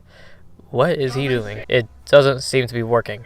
Let's just kill this guy already. And no, not the Flash. Not this again. How did he get in here? Please don't do the speech. Not again. Alright, we have a powered up Shakan versus us. And, let's do that again. Elly, I'm sorry, but I'm bringing Maria for this one. The whole thing with this guy is that he can get the gate energy to heal himself. But spam attacks enough, and it should be all good. Also, Maria hits like a truck. That damage is no joke. She might be the hidden carry. Shakan goes down, and Bart taunts him as he goes up in flames. Because the gate's on fire. We should probably get out of here before this whole place starts crashing down. Alright, one gate down, 2 more to go. Oh, I just can't wait to hear the Gazelle Ministry complain in their computer ball again. It's the best part of the game. Before we knock out those gates, there's a city waiting for Bart. It's time for Bart to fulfill his father's wishes. He announces himself as Bartholomew of Fatima, the 19th king of Ava, and apologizes for his absence from the palace. But he will now call a truce with Kislev, and all the soldiers drafted can go back home. That wasn't everything though. Bart abandons the monarchy, and now has created the Republic of Ava. Sigurd and Mason are shocked by this, and Bart apologizes to them. Bart is no longer in line to be the king, and Sigurd and Mason are free to go. But Sigurd and Mason tell Bart to look at the crowd. They've already chosen Bart as their king, and they know Bart's gonna need some help running this place. Late into the night, we accompany Bart as he takes a little stroll. And Sigurd is his brother. I mean, Sigurd had to be related to him in some way after that little stunt. Well, there is another part to all of this, and it's that Bart tells Sigurd the other part of his father's will, which is to share his inheritance with his brother. And with that, Bart goes back to his bedroom. Rise, and not today. We're in the meeting room for some serious business. Ava has been freed from Shakan and Gebler. The goal now is to free everyone from Gebler and Solaris. Shakan had some notes written down that the gates form the points of a triangle. One was in the mausoleum. The other is the one under the Ethos headquarters. Let's first worry about the Ethos HQ. Billy says that it must have been deep underground if we didn't see it that one time. Rico and Choo-Choo try to contribute, but pretty much go nowhere. Faye suggests Shavat's cannon, but Maria tells him that wouldn't work. Not enough power. Seaton mentions that Gebler battleships and Shavat's cannon are the most powerful weapons ever created by man. Shavat's cannon isn't strong enough, and we can assume that Gebler battleships are relative to that, so there's only one option. FT Jasper. Seaton asks how we're supposed to aim it. Rico says what I'm thinking. How about we just move it on top of the Babel Tower? Nope, let's go back to the Babel Tower and get that giant mirror moving. Shoot the laser at that mirror and reflect it straight into the ground. Seaton believes that Babel and Jasper ruins are from the same civilization, and that mirror was created knowing about the FT Jasper, a combo weapon. Seaton mentions that it will take a few adjustments, but this should work. Seems a bit dangerous, Seaton. I'm just saying. Alright, for the plan, we're gonna need 2 teams. One to shoot the gun, and one to adjust the mirror to make sure it hits the Ethos headquarters directly. Since this idea is Seaton's, he'll go help adjust the mirror. Faye says he'll go, and Elly says it might be lonely with just those 2, so she'll go with them. Okay, what? So the shooting crew will be Billy, Bart, and Choo-Choo. I hope Maria and Rico will have fun hanging out with Mason. Look who it is again. The Gazelle Ministry? Oh, we got to Shavat. How sad. Actually, these guys are straight up dogging on Ramses for being trash. Ramses is spazzing out, and Miang tries to calm him down, but the Gazelle Ministry don't care. They're already giving Ramses his next order to prove he isn't trash. The commander is damaged, so the elements request that they go instead of him, and he doesn't really give them the clear to go, but they go anyways. Can't wait to drop off Dominia for the 23rd time. Before that though, I went to the gear hangar and found out you can learn some cool facts about each gear. I won't really go over them too much, but Bart's new Omni gear is called Andvari, a name from Norse mythology. Andvari was a dwarf who lived in a waterfall disguising himself, what am I reading? Now heading towards the Babel Tower, let's go through with this plan. Luckily for the guys shooting, I was stuck here for so long I knew exactly where to find the controls of the mirror. Once getting there, Seaton will stay here and mess with the mirror settings, while Faye and Elly will hold off the enemies. I guess Seaton is so much of a genius that he's working on this whole thing upside down. He communicates to Billy to start blasting. Faye and Elly walk out, and waiting for them are 2 gears. You know what this means. It's Dominia and, Who are you again? Calvina, that's her name. Looks like they might have figured out our plan, and yes, they might have figured it out. But have they figured out how to beat us yet? I don't think so. Okay, this was much closer than it should have been. Faye's barely alive. Also, is it just me, or does Fort Jasper look like something familiar from this angle? Just something I noticed. Billy, Bart, and not Choo Choo head over to Fort Jasper to fire this cannon. This game must have thought I was crazy if they thought they were going to stick me with Choo Choo. Maria, you're in. Bart gets everything set up. It's just time for Billy to get aiming. But as the mini has said before, the elements are onto this plan, and are heading towards us at this very moment. It's the girl with pink hair and Billy's long-lost sister. Again. Billy won't be fighting her though. Bart and Maria will while he tries to fire the cannon. This fight goes much better for me since Zebzin and Anvari are really strong, and Veltal isn't doing too hot these days. Bart and Maria knock these guys out, and Billy fires. How do you miss, dude? Billy missed? No, Billy, I needed you to hit that. I seriously needed you to hit that. But I somehow beat these guys with minimal fuel usage. And Billy, hand the cannon over to Bart or something, dude. We couldn't even let Bart shoot the cannon even if we wanted to, because the elements are back for round 2. Same deal as last time. Zebzin and Anvari are just too strong for these guys, even with twice as much health. Billy now shoots the second shot and hits it this time. The mirror reflects the beam straight near the Ethos HQ. And the plan is a success. Season, I don't know how you did it, but you redeemed yourself finally for the bomb collar thing. Good work, man. Other great thing, we sent the elements running. Again, how much longer are they going to keep trying this? Everyone meets back in the Yggdrasil and speaks about the location of the last gate. Season, how do you have a map? When did the queen give you this? Okay, the Ignis gate is here. The gate under the Ethos HQ is here, so if it's supposed to be in a triangle formation, it should be either down here or up here. A little 50-50. Faye asks Elly and Season if they know where Solaris is. There's only maps of Solaris in Solaris and nothing else, so Elly's not sure. Season says something about him and Sigurd being smugglers and never having the chance to look outside the windows, and then brings up something I don't think ever happened. When did we come into contact with the Kislev gate? Am I not remembering something? Well, at least Elly remembers some ocean stuff, and boom, we're heading south. The gate would have to be underwater though, which brings up another question. How are we gonna get down there without getting completely crushed? Faye mentions that the Yggdrasil is a submarine, but this thing was not meant to go that deep into the sea. Seaton has an excellent suggestion to ask the captain of Thames for some... What is that? What did I write? Whatever it is, it's for some deep sea exploration. Sounds like a plan. Let's get to work. With a familiar fade to black, and a familiar sight of a digitized ball sack on my screen. Get this out of my face, dude. The Gazelle Ministry are completely pissed at Ramses for not being able to stop us, once again, and say, once trash, always trash. The Gazelle Ministry declares that the gates cannot be aligned before the Animus data gets retrieved, and continues to speak about this until Krelian comes in. It seems like the panic has spread to Etranach. That's the capital of Solaris, by the way. It makes everything make much more sense once you know that. Also, I pronounce it as Etranach rather than Etranank because... Etranank? Are you kidding me? Anyways, Krelian mentions some more information. That the mother exists among the lambs. The Gazelle Ministry are interested in this, as they were unaware that their mother is out there. But Krelian informs them that the sign of the mother only appears after she reaches a certain age, and there's also a high probability that she's become the antitype. The Gazelle Ministry recognizes the antitype as the woman from Nisan? Margie? No, impossible. Krelian then changes topics to the nanotechnology product, Emeralda, and that he would like to use it. The Gazelle Ministry question why he would want to use it, but Krelian tells him that, as the mother says, Emeralda, or the nanomachine colony thing, was the creation between the contact and the antitype 4,000 years ago. And also because Krelian has gotten all the info he needs from Emeralda, and doesn't care if he loses it or anything. The less I talk about the Gazelle Ministry, the more I can enjoy the game. Now that we're back in Thames, we talk to the captain about where we need to go. Apparently it's called the Sargasso, a place with hidden treasure that no one's ever returned from. Yeah, that sounds like where we need to go. The captain calls for some people to work on our gears, and now we can go deep underwater. Always can count on the captain. That's still a top tier character. Got some new upgrades while I was here, and now we're heading off to the Sargasso. I'm gonna take Seaton along as well, because it's been a while since I've used him, and also, you know what? He's redeemed himself. Getting here, I don't have too much of an opinion about this place. It's not bad. It's not good. Just go in a straight line until you reach the gate. This took me like 10 minutes. We're here at the third gate, and we see this gear with no arms, wings on its head. There's a girl inside of it, and she says she'll kill us. By the way, this is the same girl from back in Zaboim. See that green hair? Another gear drops down and introduces itself. This thing here is a Ratan, a follower of Krelian and somebody who went through the human-machine fusion. This dude's job is to inspect the device while Emeralda kills us. Yeah, that's Emeralda, by the way. I thought it was pretty obvious, but, you know. Okay, the best strategy here is, Bart, Wild Smile, mash buttons. Moving on. She gets beat with no problem, and then she calls out to Kim. Who's that? Ratin, I think that's how you say his name. Ratan. Ratin spouts out some random junk and tells us that we can take the girl because that's my daughter. What are you saying? Did we hit the generator? Wait, how are we supposed to get out of here? Okay, we get shot out by the explosion and caught. Alright, back on the Yggdrasil. Who is Kim?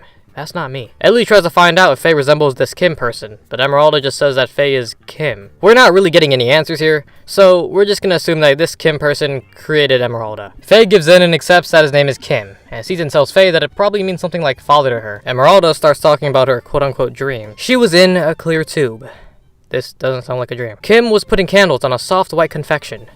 That's what we call a birthday cake. Looks like Kim was looking forward to getting her out of that tube. And then everyone disappeared. She asks Faye if he'll stay this time.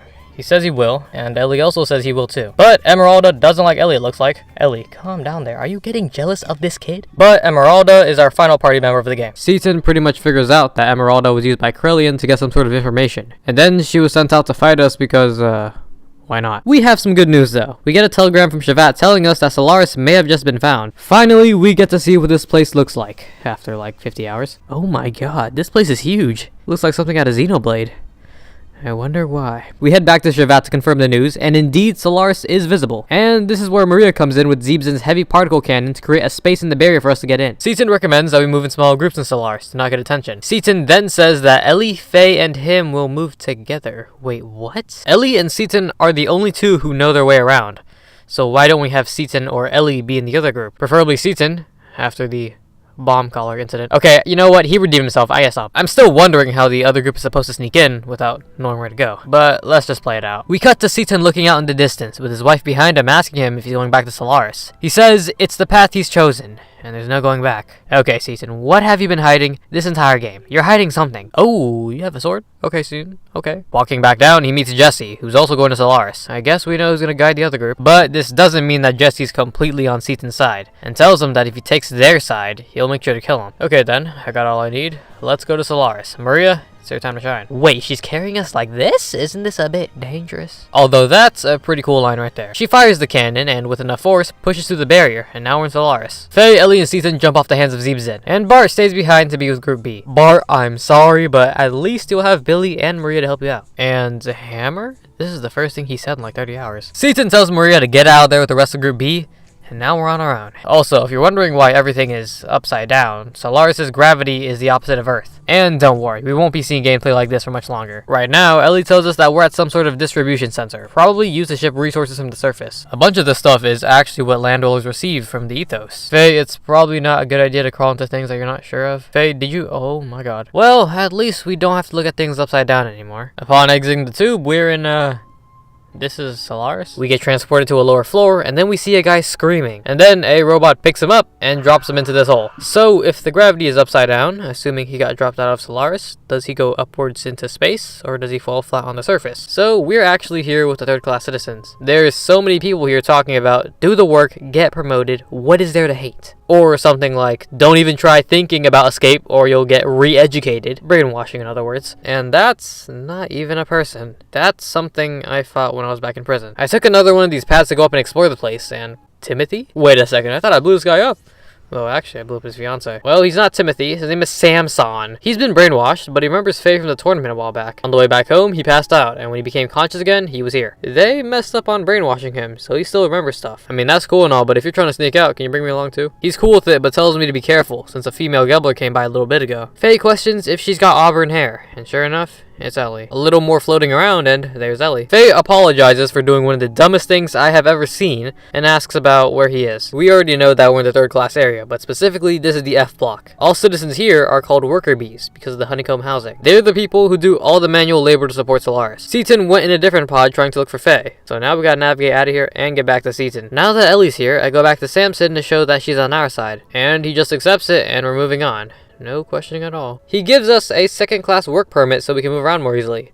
Thanks, man. He said he would be waiting at the tower, but I don't see him. Talking to the guard here, he's actually the guard, and we get in. It's going to be a maze we have to get through, so Samson splits from us, and Elly questions our safety. Well, we're already this far into Elly. Might as well just go through with it completely. It's not really a maze, not that I'm complaining, but it's more like make it to the end while dodging these robots, and then meet up with Samson. I think you should wait for Elly to explain how we're gonna get through this thing, or just die. Yeah, the scanner will kill you if you're not a first-class citizen or part of the military. I mean, she's technically both, but she's also a criminal who can walk through. Okay. So by staying very close to Elly, we can walk through these sensors. Samson, rest in peace. Definitely a top tier character. The moment we get out of there, we get questioned right away, but Elly's got us covered and there's no problems. Now we're in the big city and it's looking pretty futuristic. This is Etranok, by the way. Marriage service.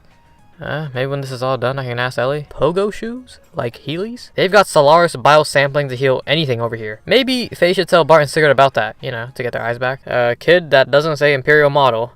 That says impaired model. Anyways, we walk around some more. We find out that the dedication is happening. Emperor Cain is going to announce something to the people, but we need a ticket. Great, the tickets for the dedication are sold out, and we're told to watch it on home vision. Sorry, but I gotta see this live. Joe, how did you get here? Also, what is this? This girl got a new miniature gear, and she's pretending that she's purging the lamps. By the way, I only found this out while making the script. Yeah, Tifa from Final Fantasy VII is on the poster right there. I see it now, but when I was first playing the game, I could not tell at all. Well, with enough walking around, we meet a woman who strained her back, and she just gives us the tickets to go to the dedication. I'm not complaining. Let's get out of here and check out what's going on over here. A bunch of ships around, and all the way in the back, Emperor Cain. It's been a while. He says to the people that he and the Gazelle Ministry have planned the destruction of the gates. The people here are called the Gazelle, by the way, the ones chosen by God. He says that the time for immortality has come, and the time to return to God's paradise has also come. They have opened the door to Mahanan, God's resting place, and the land dwellers will try to steal the wisdom and power that Mahanan provides. But as long as Solaris has this power, they can't do a damn thing. I took some, liberties rewording that. Fireworks go off, and I guess Elly is completely mesmerized by them. Krelian then shows up as well, and Elly tells Faye that he's the real leader of Solaris, but she doesn't know too much about him besides that he doesn't appear much in public. Faye feels something familiar upon seeing Krelian, and we cut to Faye in the Nisan Cathedral, but we see Krelian address Faye as Lahan. That's the guy who helped out Zephyr, Roni, Fatima, and Krelian 500 years ago, right? So what's going on here? Things start to make more sense. Krelian tells Lahan that he's studying under Melchior, and if you remember Melchior, he's the same guy who taught Krelian molecular engineering. Lahan asks him why he's studying, and it's because of Sophia. She told him to read some books, and now he reads through them a day. We get another cut to Krelian showing Lahan something in the tube, something that will save people's lives. And the daydreaming stops, with Faye snapping back to reality. However, Elly's going to need to translate everything that Krelian is about to say for Faye. So Faye can't actually understand the Solarian language, so Elly's been translating this entire time. And I'm about to translate Elly's translation. Group B has been caught because Jesse got drunk before giving out directions. Faye screams out Bart hearing this, and Elly has to try and tell him to pipe down. Yeah, Bart got captured. It sucks, but we're supposed to be discreet about this whole operation. Apparently, that's not all, though. To revive the Gazelle of old, the day after tomorrow, the guys who got captured are going to be put in the Soylent system. Faye, hearing all this, still wants to go and save his friends, but Elly keeps trying to tell him to calm down. They have 2 days before anything is supposed to happen, so they should take this time to think about how to help them. But Faye doesn't care. These people could change their minds and kill them right now or tomorrow if they wanted. Faye continues to keep arguing with Elly, garnering more and more attention to them until, great job, Faye, we're now suspects. This is just as bad as you getting dropped off by Dan. Yeah, I brought it back. Faye, what are you doing, my guy? Faye and Elly try to get away, but are caught by these security robots. The only way to get away from these guys is to jump off. Not jumping off of Solaris, though, but by jumping into the sewer system. Okay, we're in the sewers now, but since we're in the sewers, Elly thinks of something that we might be able to do. No time to talk, though. We need to run. I like this sequence. I thought it was pretty fun. Also, this happened to me. Oh, shit.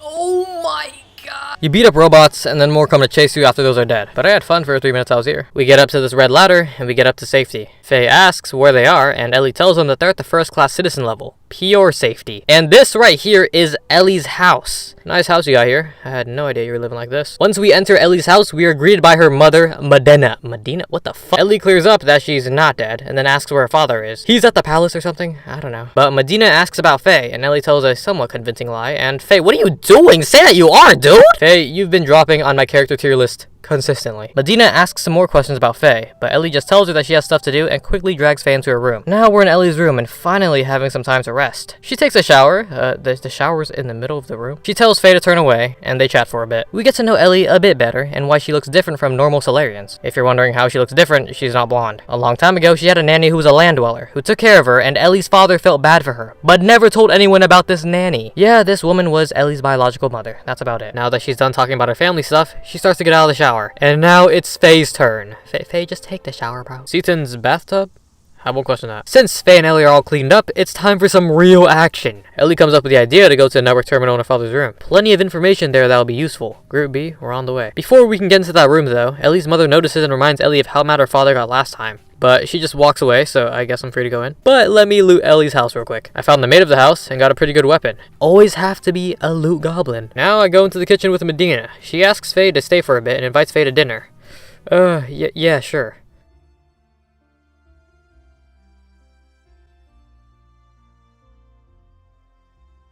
Alright, she's gone. Let's get into that computer. There's a password, but Elly quickly figures it out by putting her name in backwards. Really? She finds a way we can get to Group B through the trash chute.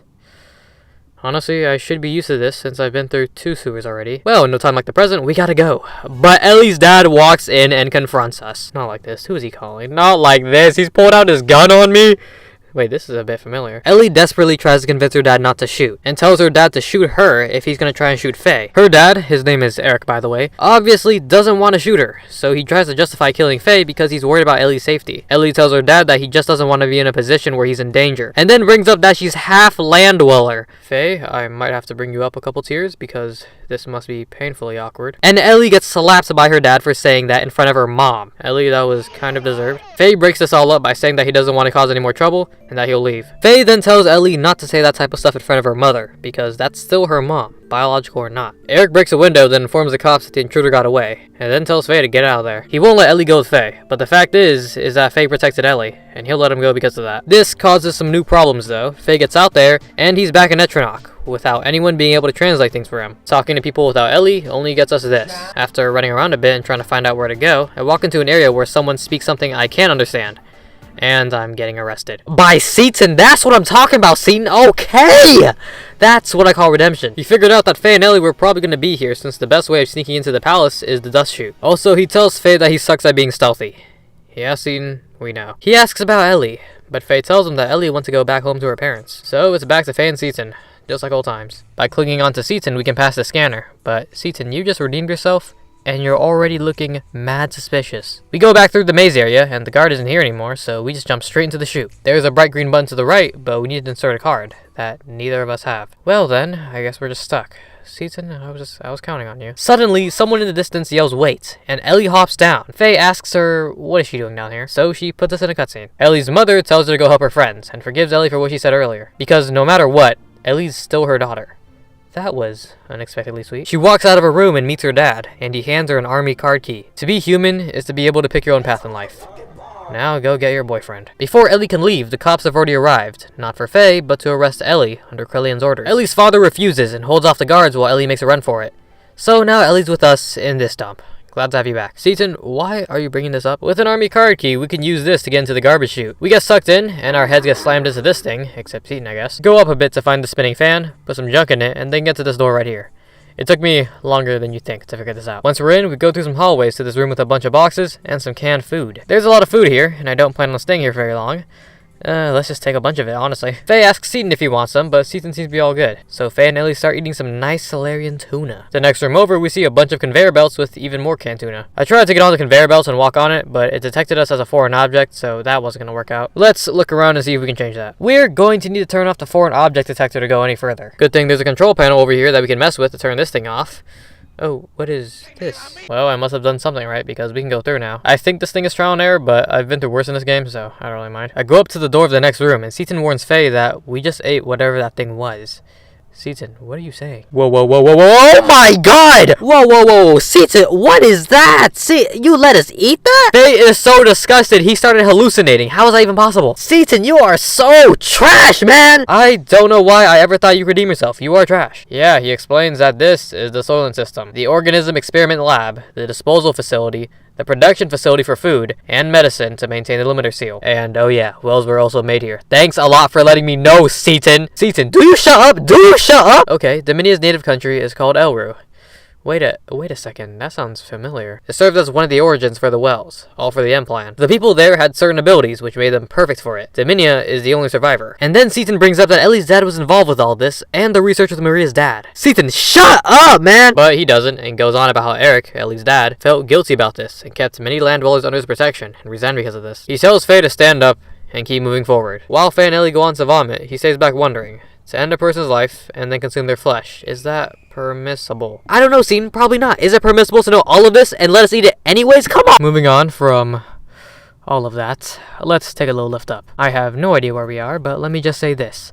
This thing sucks to fight. Jesus Christ, why do you have so much health? After what I just went through, why do you need so much health? Besides that, I found this place with a long corridor, so this must be the way. Traveling some more, we come across this giant gear submerged in water. Elly recognizes it as an Omni gear, which is around 3 times as powerful as our current gears. There's some more stuff around here to loot, and places that Faye even saw back in those visions he got after Seaton didn't tell him about what he ate. But we ended up going to this place with humans and demi-humans locked up in cages, all about to turn into wells. Oh my god, that's free XP. Let's open them up. Oh nah. Oh nah. Oh nah, I just released the beast. There's still a lot to this place, and I might as well say it now that this is some sort of research facility, which explains all of this junk in here. What am I even looking at? This is disgusting. I don't want to repeat myself, but there's more rooms with demi-humans getting lasered, more of these guys in cages, me opening the cages. Oh my god, why are these guys still here? Traveling further and further in, there's a little puzzle here. We have to put the audio in a specific sequence. I'm not sure if it was meant to be hard, but I guessed it on my first try, so I guess I'm lucky. There's even more rooms, but I have no idea what some of them are even supposed to be. Like this thing and this thing. But the most interesting thing here is a room with all of our holograms. Jesus Christ, they have all of our info. Some of these have little to no info on the person, and some of them have some cool things to... Dan? What does Bart have to do with Dan? Is Dan coming back? Please don't come back. Hugo Rico? Why did I even look at your name? We get to know a little bit more about Rico, even though at this point, I think that most people would forget he's even in the game. Looks like he got turned into a demi-human to measure battle data. Well, that's probably the last bit of info we're ever going to get about this guy. Looks like Elly's got a lot of power, but what is an anti-type? Same with Faye too. Contact? Disposal? What? We continue to keep going through these hallways, and it seems to be locked, but Seaton just opens up the door, no problem. And Elly thinks that there's something fishy about this. Faye asks what this facility is for, and Seaton explains that this place is centered around the Emperor and the Ministry's longevity experiments. And this place wasn't meant to be seen since the origin of time. Faye is rightfully confused by this, and Seaton elaborates on that by saying that humans were born here. The first being the Emperor and the Ministry's elders. How is the Emperor still alive? It's his destiny to never die. But those Ministry dudes, yeah, they physically died during the Diablos invasion, but now reside as data in a computer ball. How fun. The Ministry wanted to resurrect their bodies and create a worthy vessel, so they transferred a research facility that used to be the Solar System onto Etronach. It was supposed to help prolong the Emperor's life, and aided the Ministry's resurrection, but it started to also produce food and drugs with additives that controlled the public. Our save states were used for obtaining living data, as well as the ethos doing their own work. A shocking revelation of Faye and Elly, and me too. I helped these guys by saving. This also means that the mutants getting lasered back at the factory were also being used to be recycled for the Ministry. Faye is just listening to Seaton say all of this, but Elly calls Seaton out. Finally, someone calls this dude out. How does Seaton know all of this information that the government and the army don't even know? And she's not done. It seems like we've been taking the long way to our friends. And how were we supposed to know where we were going when this area can't be downloaded onto the map? Faye, shut up! You got violated by Dan! She goes on and on with calling this guy out, and I won't go through all of it, but she asks one simple question at the end. Seaton, who are you? Seaton ponders for a bit, and all the lights go out. I told you we couldn't trust Seaton! It's dark. Seaton's gone. Elly's gone. The only thing I can do now is follow these dim lights on the floor. And what did I just walk into? A room full of TV screens? Ah! Can't we get an epilepsy warning or something? After all the flashing is done, Faye is trapped in this device, unable to move. There's pictures of him in Veltal back in Lahan, and then a picture of its gear. The pictures continuously alternate, and then all the monitors show one member of the Ministry. He speaks to Faye. You brought about this spectacle. The voice is the one which haunts you. Cursed, untouchable one. O God's beloved child. Those who prevent our prayers. Get, destroy, burn with God's fire. Shut up! Faye is then shown an image of Seaton with the Gazelle Ministry on one side, and on the other, Bart. Then Billy. Faye desperately asks for answers from Seaton, and the Ministry answers for him. Seaton, otherwise known as Hugo Rico, is that how you say it? Is one of the Solaris guardian angels. He's been receiving orders from Emperor Cain, and has been supervising Faye this entire time. This entire time, we've been tricked, misled, and overall completely hoed. The bodies of all of our friends are now going to be the bodies that the Ministry used for their resurrection. Faye demands answers out of Seaton, and he surprisingly answers. For 3 years, he is stuck close to us to determine whether we were an enemy or not. The Gazelle Ministry now all speak upon it. Faye's existence is a threat. It was necessary to keep an eye on him. Cain ordered he be watched. Ramses is still trash. The Animus is now in their possession. Faye just doesn't understand these guys. These guys have everything. What more do they need? And they tell him what they need. They need to resurrect God. God will awaken from his slumber, meaning Mahanan will awaken as well, a paradise of knowledge. Using this knowledge, they will resurrect the awakened God, and build an ark to take them both into the great universe. To reign over God's forces in the universe. The creation of the angel Malach was for this very This is Project M. Faye clearly still has no idea what's going on at all, but the Ministry just keep going. Humans weren't born on this planet. We are from another heavenly body, beings from an alien planet. Don't you see? Why do you think there are no records of humans before 10,000 years ago? You know, besides Solaris controlling all the information. But that doesn't matter. This is the real truth. This is the will of God. His revival faded before Genesis. The Ministry will be one with God, attaining a new animus, and once again return to the skies. Animus, from my understanding, is like DNA, genetic code stuff. The Gazelle Ministry never wanted to have control over this insignificant planet when God gave them the right to rule over the entire universe. The Ministry, those without impure blood, are the only ones with that privilege. It's time to get God back. Although if God's arrival doesn't happen, they can just blow up the world. But it's happening, and God's coming back, baby. Krillin, also getting sick of hearing the Ministry talk, takes over one of the screens and shows Faye Elly lying down in some machine. He tells Faye that this one only waits for the awakening. We proceed to cut to Krillin in his lab messing with stuff, and Elly waking up not knowing where she is. Krillin tells Elly that he's looked into her records, and proceeds to remind Elly of the incident where she went a bit crazy when she released her latent powers, wounding 2 and killing 3. But this is wrong. It wasn't because of the drugs, it was because of Elly's inner self. Elly quickly asks where Faye is, and where everyone else is. Krillin tells her that they will all be used as sacrifices for the resurrection of the Gazelle Ministry, and Krillin is onto the 4th stage of his plan. All of us are useless to him. Elly is completely disgusted with Krillin, and in response he talks. He talks a lot, but he does mention that the research facility has nothing to do with him. He does nanotechnology. The guys down there, they do all that junk. Okay, he says a lot here. Here, I'll type out everything that he says if you really want to read it, but I'm gonna translate it into something that can be understood. Pretend that this is Krillin. Nanomachines are a bolus. Elly, you are the mother of humanity. I think you're kinda hot, and you have never changed. The same with the lock-on guy. That is the most simple way I could have put it, and also probably one of the top 5 worst explanations of all time. After all that, we cut back to Faye, still trapped up there, and Seaton comes back to talk to him. Seaton, I don't even want to look at you right now. Get out of my face. He comes here just to tell Faye that he can't move no matter how hard he tries, and that the world is a stage. You have your roles to play, and I have mine. A bit dramatic, but you get the point. Faye, being completely pissed off by this, tells Seaton that he and everyone just wants to make a place where they can belong. Seaton kinda goes off on Faye, telling him it's easier to be given a place to belong, rather than creating one. Childish ideals pale when placed before reality, but actually, many are satisfied with that. Being given one's place frees one from many risks. Misfortunes may be blamed on others. Do you know why people cannot exist alone, but only under some bigger concepts such as a group or country? People need a place to go be themselves. The more stable it is, the more effective it is. Under total surveillance, there is no need to bear the risk of maintaining one's own individuality. They simply live under the delusion of being an individual. What could be easier? Facts are facts, so let's just accept them. It will be easier for all of us. Resistance is futile. It only makes things painful. And Faye can only sit there and listen to all of this. Dude, this sucks! First off, Faye, you're not bad. I just got pissed off at you sometimes. But you have to sit here and listen to this guy say this stuff? I'll move you up a tier just for that. He tells Faye that he can't do anything. He can't move, protect his friends when they needed him, and couldn't even save his girlfriend. And slowly, Faye loses consciousness. With Faye knocked out, Seaton begins to talk with someone else. With Id. We cut back to Elly knocked out in Krillin's lab, and once Krillin walks out, Ramses comes in, and then he starts laughing to himself. Yeah, he's not normal, but we've been knowing that. Also, I do the same thing. He walks over to Elly and starts squeezing her arm, asking, where is he? Hey, you know it would help a lot if you just gave a name? Elly has no idea what this guy is talking about, and assumes he's talking about Faye, and then Ramses starts going crazy. I guess consistently losing to Faye has turned his brain to mush. So much so that he's using a mental stabilizer. Is it that bad? Getting nothing out of Elly, he chuckles to himself and leaves the room. Thank God. Now we're back to Faye, and he's being rescued by Bart and Billy. Why is Seaton here? Faye immediately tries to attack Seaton, which is totally understandable, but he's stopped by Bart and Billy. He tries to tell them that Seaton betrayed all of us. Turns out that Seaton actually misled Krillin and the other guys elsewhere. He did that so they could remove the limiters on them, since this research facility is the only place where you can get them removed. Faye asks Seaton if what Bart said was true, and Seaton says that it wasn't the only reason why he brought him here. It was because he had a covert mission by the Emperor to contact the body that the Ministry wanted and send the data. In order to fulfill this, he had to see Faye. You let me eat people, Seaton! And Seaton, like always, had some other matter to attend to in this facility that he'll tell Faye later. Bart asks Seaton if he removed Faye's limiter, and...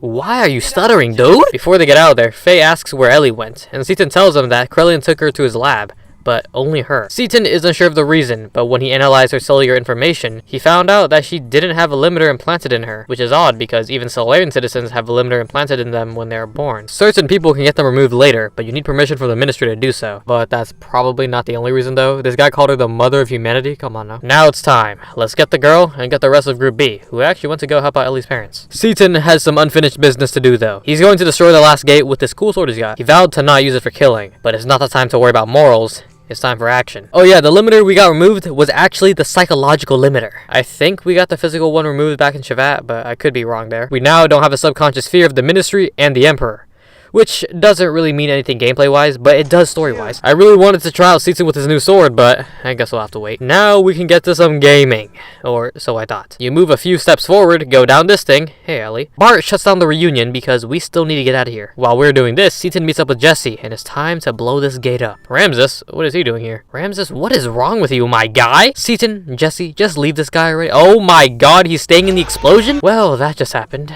Let's get out of here for real this time. The four walk into this room, and it looks like the rest of the gang has already been found. Even Elly's parents are here, which Hammer saved? I underestimated you, Hammer. But you're still probably on the same tier as Seaton. You are still trash, my guy. It's about that time again. To make sure we don't stand out, we get into two groups. Faye and Elly's group, and whoever's on the other one. How could I not have Faye and Elly on the same team? We're gonna go southwest of here, cross two bridges, find a hangar that leads to the outside, and then meet up at the footbridge there. Eric says he'll go to the hangar beforehand to get us a ride while Solaris is still in confusion. Also, it looks like we can buy stuff from Hammer. Again. At this point in the game, I almost forgot he was still around. Which is kind of crazy because he was also there when everyone got to Solaris. And he alone just slipped my mind completely. Also, that blue save point is to change party members, since Margie isn't here. I tried out Emeralda for the first time, and I thought she was pretty good, but I had no healing besides phase, and I wasn't going to switch out Elly, so Billy, you're back on the team. Emeralda, I'm sorry. But this part isn't too long anyways. Alright, the directions from Seaton are go southwest and get to that exit. One last pit stop before we leave. Okay, now let's get out of here. As we all leave, Hammer tells us to stop. Upon further inspection, he has a gun, and tells us that he's taking Elly back. He was promised by Krellian that he won't change it if Elly returns. Bro, what the fuck? Hammer doesn't want to do this. He likes Elly too, but he feels inferior. He's not strong like Faye, not as smart as Seaton, just an annoying handyman. He's nothing special, a normal guy. A normal guy who has no choice but to do this. Are you kidding me? Medina moves closer to Elly. Hammer tells her to stop, but Medina tells him that she won't stop. Her daughter's in danger, how could she? She's a normal person, just like Hammer. But there are some things that she must do. Elly slowly moves towards her mother, and then towards Faye. Hammer tries to get her back, but Medina gets in his way. Let's just ditch Hammer, yeah? I told you he was trash! He's actually worse than Seaton! And he's screaming like he's the one who got shot. He's running now? He needs to come back and get this galactic ass whooping. I knew he was worse than Seaton, man! And it doesn't even end with that. This woman in a mask that we saw a while back and Grahf show up. Really, dude? Right now? He tells us to leave Elly, but if Hammer's not here to receive this galactic ass whooping, you need to get it in his place, my guy. Billy? You're back on the team. This fight wasn't too hard. It took a little long though. If the Executioner and Grahf decide to target the same person, they're probably dead. But if you've made it this far, you should have plenty of items just in case something like this does happen. Just target the Executioner, 3v1 Grahf, and you should be good there. Grahf complements our skills, but he needs to watch out because above him is Eric in a gear. He's gonna hold him off while we... Okay, Elly, I am sorry. You watched both your parents die in front of you. Enraged by this, Elly starts powering up. But it looks like it's not enough. Executioner powers up as well and completely overwhelms her and everyone. Faye once again sees the vision of the pendant swinging and a kid version of himself behind him, telling him to just keep sleeping. And then Faye screams out. Back on the Yggdrasil, a gear in the hangar moves by itself. It's Veltal. It activates, it turns red, its body changes, and it flies off towards Solaris. Oh, it's about that time, isn't it? The gear goes straight towards Solaris and Ramses decides that he wants to fight it. But the screen turns white, so we already know Ramses got violated again. We get back to the bridge with Krellian and the Executioner looking at where everyone exploded, and the Executioner transforms into Miang and speaks to Krellian about Faye and how he's similar to the old days. Krellian asks where Ramses went, and Miang tells him that he wants to go add another loss to his record, so let's save him again. What happened to the gang, you may be asking? They got caught by Maria and Zebzen. Well, it seems Bart, Elly, and Seaton did. The rest got scooped up by the Yggdrasil or something. Elly notices the red gear blowing up Solaris and asks Seaton what's going on and what's happened to Faye. Seaton tells Elly that Faye is the one in that red gear. That is Veltal in its true form. Faye and Id are one and the same person. Elly couldn't believe it. But Bart can, he saw with his own eyes. I was trying to hint at this earlier in the video. Notice how Id and Faye never fought each other once or met each other. Everything that happened with Id, Faye was either not there or knocked out, you see? Also, I kind of wonder how Bart feels about Faye, knowing that he's the one who dropped his chip on his head. So while Faye was screaming, it was kind of like him doing his transformation. And I must say, that's what I call a good entrance. Besides that, Solaris is getting destroyed by Id. The whole thing is crashing down, and Seaton sees that all the Solarian energy is falling as a sign to get out of there. In English, he's saying it's a giant nuclear bomb. The crew make it out of there, but things aren't quite finished yet. Id is now coming straight for the Yggdrasil. Hearing this, Elly gets in her gear and gets out there to confront Id. Faye put his life on the line to save her. Now it's her turn to save him. Id comes face to face with Elly and tries to kill her right off the bat. But with Id's first punch, Elly catches it and tells Faye that she'll never let go and calls for Faye to return. At the same time, since he's already that close, Elly too gets a good punch in there. With the power of love and electricity, Elly's knocked out. That was the electricity that knocked her out. But with the power of love, Faye reawakens and knocks out as well. Like I said, love and electricity. Back on Shevat, well, let's talk about it. Seaton pretty much knew that Faye was Id this entire time, but didn't want to say anything until he was completely sure. And apparently, Kane calls Faye the contact. So wait a second, that makes sense. We get a little flashback to Seaton talking to Emperor Kane, where he confirms that Faye isn't an enemy, and that managers aren't needed. The reason I mentioned this really short flashback is because we're going to have a lot more flashbacks, so just remember that the real conversation is back in Shevat, okay? Flashback to Seaton in the Yggdrasil. He says, "Anonable? What the fuck did I just say? The long-awaited man of God, who will take the people born in this world with him into a new horizon. Such is the destiny of the contact." Seaton still has no idea why Kane refers to Faye as a contact, though. Sigurd is confused by all of this, but Seaton tells him that Faye is still Faye, but he's also the demon of Elru, the guy who violated Ramses, the guy who dropped the Yggdrasil on Bart's head, and most importantly, also Id. Seaton explains to Jesse and Sigurd that Faye has DID, but let's just say multiple personalities. How does having multiple personalities change hair color and real time? It's like taking off your shirt and becoming a whole different person. If you know, you know. Sigurd can't believe it's real, but Seaton assures him that it's real, alright? Faye's living proof of it. He had no problems when he lived in Lahan for those 3 years, but after he was attacked, things just got worse and worse, and then he fully transformed into the guy. The assumption here is that it had something to do with Grahf, and that Grahf had worked with Id in the past. Remember that animated cutscene from way back? Yeah. So, Dominia's native country, Elru, got smoked by Id, remember, demon of Elru, and Grahf had intentionally tried to get Id to manifest within Faye. For what purpose? Well, he said something about destroying God, but we're not completely sure what he meant by that. Grahf did encourage the manifestation of Id, but couldn't handle controlling it. Jesse wants to know all the details, and I'm sorry, but we're having a flashback and a flashback, baby! Remember when Seaton was trash-talking Faye when he was trapped? He trash-talked him so bad that he pretty much logged off and someone else got into his account. That's the best way I could put it. During this conversation between Seaton and Id, Seaton wants to know what Faye was doing when Id was out. Id is confused by this, since there are multiple Fays. The one we know as Faye sleeps when Id is awake, which is why Faye has no recollection of what Id does. Seaton wants to know more about that, and Id tells him that it's because Faye is his subordinate. Faye cannot look into Id's memories, and he really shouldn't exist. Faye is merely a tenant in the room of cowardice. Faye to Id is a complete coward, a failure, someone who tries to run away from reality. When their father Khan sealed up Id's personality, something crazy must have happened, and the Faye we know was created. It just goes on, and Seaton, you might need to switch topics. So, any past traumas? I guess not. Seaton, I hate you, but you have balls of titanium to be saying this straight to his face right now. So yeah, Id doesn't have complete control over Faye. He could use enough mental energy to break out and kill Seaton, but it would drain him of his energy and Faye would come back. Id tells Seaton that Faye is slowly awakening, and he usually would be able to hold on, but he can't because of Elly. He starts spitting out some random stuff that not even Seaton can understand, and Id ends it off by saying, "You don't need to understand, but when the time comes, just take it as it comes. Reality and death, I'll eventually get to you. Be seen ya." Now we're back in Shevat. Can you believe we got a flashback in a flashback? Seaton tells everyone about Faye's current personality and Id's personality. Id is the foundation, Faye is the add-on. Sega CD. This is the reason why Faye doesn't have any memories of his past. Id doesn't want to let Faye have access to those old memories, and the current Faye is a personality that was built upon the 3 years he spent in Lahan. This would also explain why his personality is underdeveloped, in the way that he doesn't know how to cope with sudden emotional situations. Seaton asks Elly if Faye has ever been psychologically unstable, and yeah, I can definitely remember one of those moments. The present Faye is a single personality, but since this personality was constructed on top of Id's personality, Faye's personality is at a lower hierarchy, which would explain why Faye has no recollection of when Id is active. This would make someone assume that Id will take over at some point, but it seems like there's a third personality called the Coward. Third personality? Yeah, this is kind of confusing.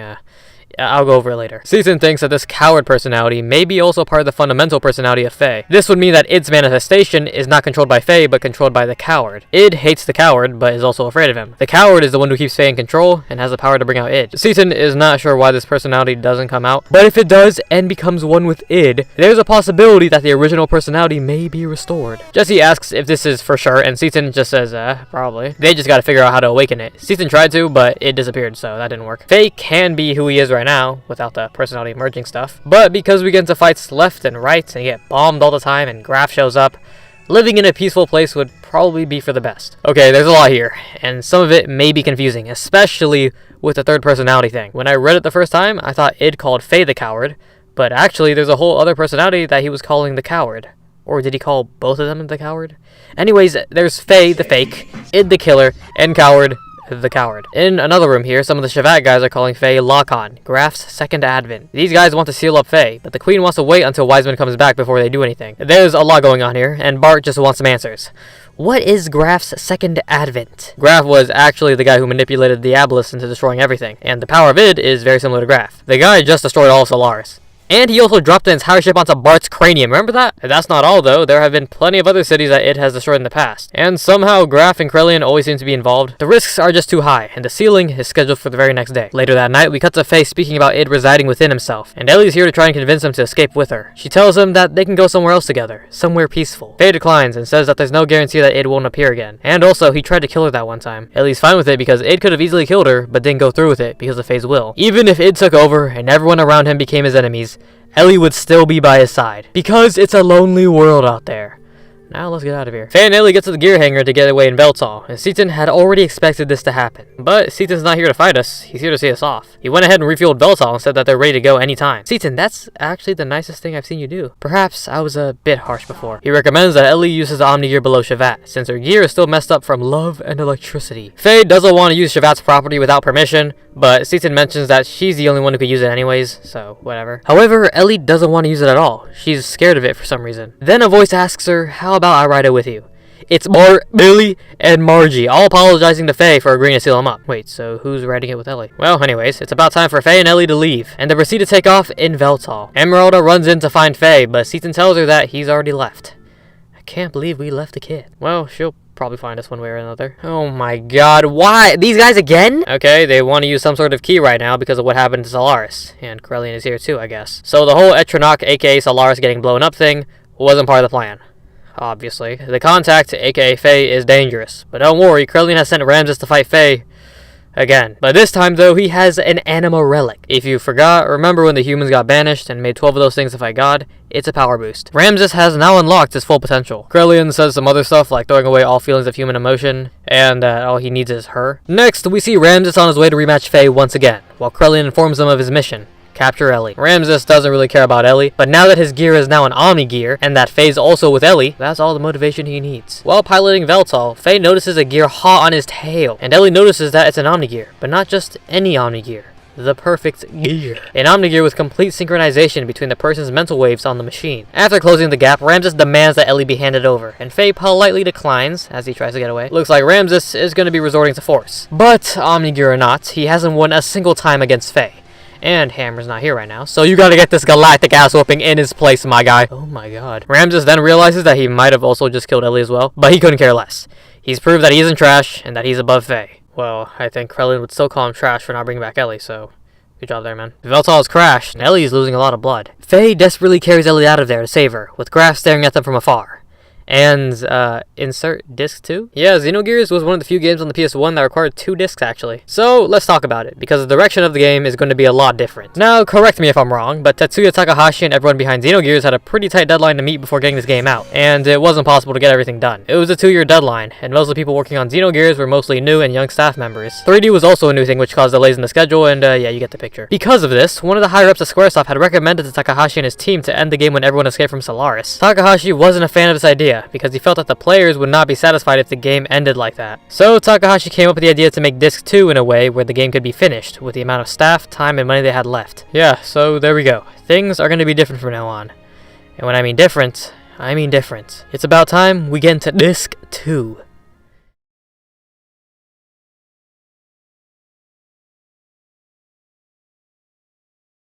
We see Faye in a chair, speaking about his dreams. Or is it reality? Could it be both? We're inside of Faye's dream, a dream where he's not known as Faye, but as Lahan, an artist painting the portrait of the Nisan mother Sophia, who also goes by the name Elly. It seems like Lahan has run out of paint, so he wants to go home for a week or so. Sophia is confused by this, but allows him to go, and offers to have one of her followers take him there in a gear for faster travel. But that wasn't the real reason. Lahan wanted to keep painting this portrait, and feared finishing it.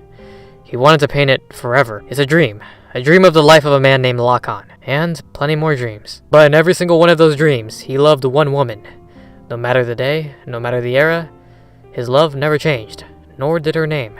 Purpose. Faye has finally found his purpose, and what he must do. And Elly pretty much has the same dream from her perspective, so I don't feel the need to do all that for her dream. Well, after two short, well, not so short, dreams, we awaken in some sort of tube, and this creature is the thing who's been nursing us back to health. You can tell what I thought about this guy the first time I saw him. What is that? Is that a Minecraft slime?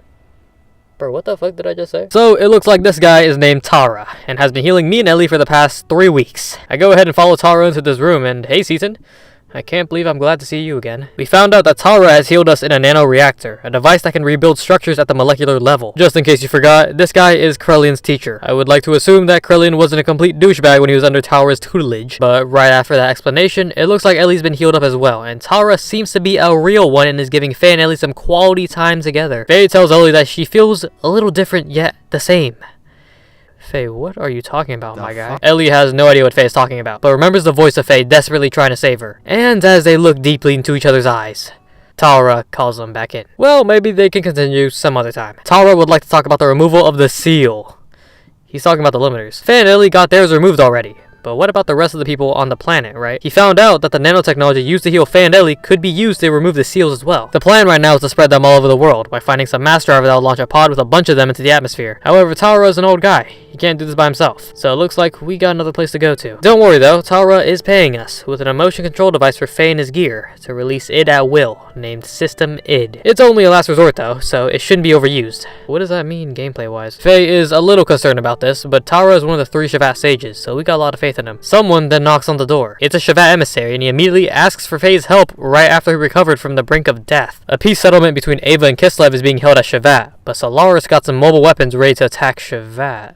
Wait, I thought we blew up Solaris. Okay, let's just say that Solaris had some other locations they kept hidden or something, I don't know. Tara has my back though. These guys just tried to seal up Faye, and now that he can control id, they want him back? Some hoes. But Elly wants Faye to go, while she goes to the mass driver on her own. There may be some selfish people out there, but there's a whole lot of good people out there as well who need some saving. Also, Bart, Billy, and Maria can't carry Choo Choo for much longer. Seaton is going to accompany Elly, so Faye has nothing to worry about. And Seaton is clutching up! You have an army gear? Come on, man, let's go! Alright, looks like we got a mission. We gotta get to Ignis to stop the enemy before they blow up everything. Looks like they already blew up half of Bledavik and are approaching Nisan in about 4 hours. 4 hours doesn't seem like a lot of time, but Balthazar and Tara fixed Veltal with some nanomachines giving it a pretty big power boost. Wait, Balthazar? The guy who tried to kill me? Emeralda? How did she get here? And there we have it. Veltal Deus. 2. Veltal seriously got beefed up by those nanomachines. Ball is still calling Faye the host for the spirit of the Slayer of God. Can you stop doing that? Well, he's helping us now, so I might forgive you. For making me grind for no reason. Emeralda, how did you get here, and where are you going? With a new and improved gear, Faye flies off, and we get back to Elly and Seaton. Elly wanted to live a peaceful life away from battle, but that clearly didn't work out. Elly also wants to take this time to confirm if her love for Faye is real or not. She wants them to be apart for a bit, and to think about themselves, and then how they really feel. Hearing this, Seaton tells Elly that she's changed, and asks her what happened in those past 3 weeks. Well, Seaton, almost dying changes a person. Seriously. Now it's time for Elly to go as well. Seaton says that he'll catch up to her later, and it seems like Emeralda's tagging along as well. What does she mean by that? Where is she going? Back in Tara's house, he speaks to someone about bringing Faye and Elly to him. Tara had noticed that Faye and Elly were a spitting image of this person and her, the way they looked back then. And we see the person Tara was talking to, and it's Grahf, but Tara calls him Lahan. Now back with the ministry, yeah, you already know. They're complaining about Faye still being alive, Ramses is still trash, and Krellian still wants Elly.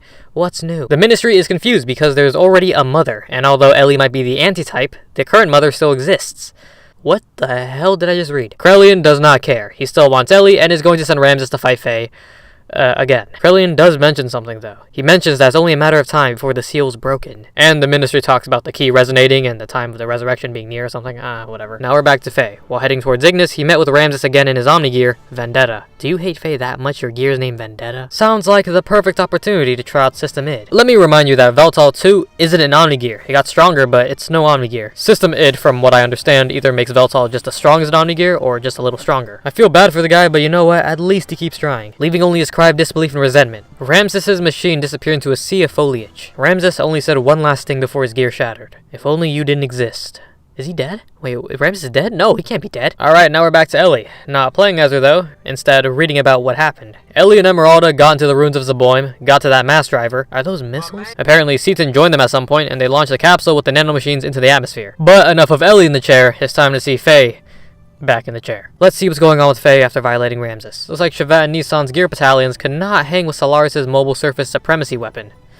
That's a mouthful. Jesus Christ. It was a matter of time before this thing appeared in Nisan, and there's only one way we could face this thing. In Nortune, there's a secret battleship created by Roni Fatima after the Great War. It stayed a secret for a good while until Bart found out about it, and we need to use it right now. It turns out that the sand cruiser Yggdrasil was actually the center of command, and by combining, the secret battleship turns into a straight-up Megazord.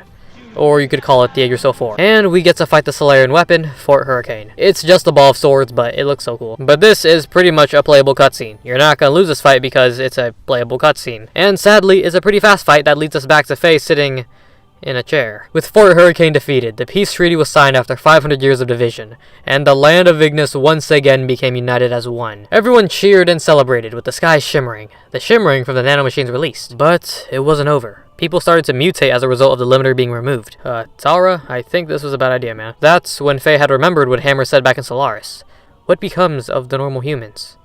Huh? What? When did he say that? He shot Ellie's mom and left. What are you talking about? The ministry are aware of this. One of the elders say that the people are naturally germinating because the resurrection of God is near. Those who mutate are the people who will go on to be the flesh of God. Those who have not could possibly not be destined to be that flesh, or enemies of God. And because of this, the ministry decided to reactivate the Soylent system. Tara, this plan really backfired. I wondered how Krillin would feel about all of this, because, you know, he's the guy who came up with the idea of limiters in the first place. But this was all according to his plan. He knew that people would eventually break the seal, so he had a virus that would turn the people into mutants if the seal got released. This guy really thought ahead. My god. Humans are no longer the same. They are controllable, and they are fit to take the place of the original body of God. Miang wonders if the ministry will be pissed off by this, and Krillin is pretty sure they will be, but he doesn't care. Now that we're inside one of the Soylent facilities, Elly narrates over the current events. The people who mutated into the true form of humans, which were previously known as Wells, have gathered in these facilities. Some of the humans who turned into Wells started to attack regular humans to consume their flesh and blood. Flesh and blood seems to ease their pain and prolong their life. The real purpose behind the Soylent system is to divide and merge mutated bodies on a molecular level to recreate a single life form. This is the truth behind the M plan. We then see what this life form looks like, slowly growing bigger and bigger. The mutated blood of the people had told them to go to these Soylent facilities to be freed of their agony,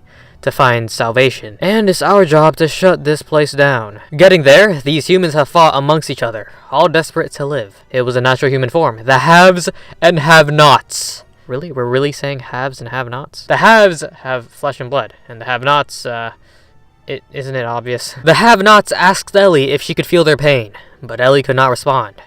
There's no way she could, but she still wanted to help relieve them of this, and she decided to live like the person in her memories, in her dreams, in the distant past. Well, Elly, you can start by helping us fight this thing first. The system went out of control, and a weird alien-looking thing broke out of it, and now it's eating people left and right. Okay, let's kill this thing. Or not! This guy dropped me off. What the hell? This thing has a one-hit KO move. Of course it does. Alright, bringing in Maria for the carry. Okay. Seaton, you're also coming in too. And in case you're wondering, I went after the big guy, then the small guy's next. That's what I call a strategy. After defeating the Soulful Mass, that's actually the real name, Elly asks Seaton for a sword. She uses his blade to give Soulful Mass a drop of her blood, and realizes that she couldn't do anything to help it. And while we're at it, this is the first animated cutscene we've seen in a long time. Elly is tired of all of this and gets up there and starts preaching. She explains the reasons for the Soylent system, and that this isn't humanity. Everyone here wants to be loved. By ourselves, we are lonely. We look for companionship. That's what it means to be human. Flashes of Sophia can be seen in Elly, as she's doing what Sophia would have done before her. To relieve the pain of the people, she'll give as much flesh as they need.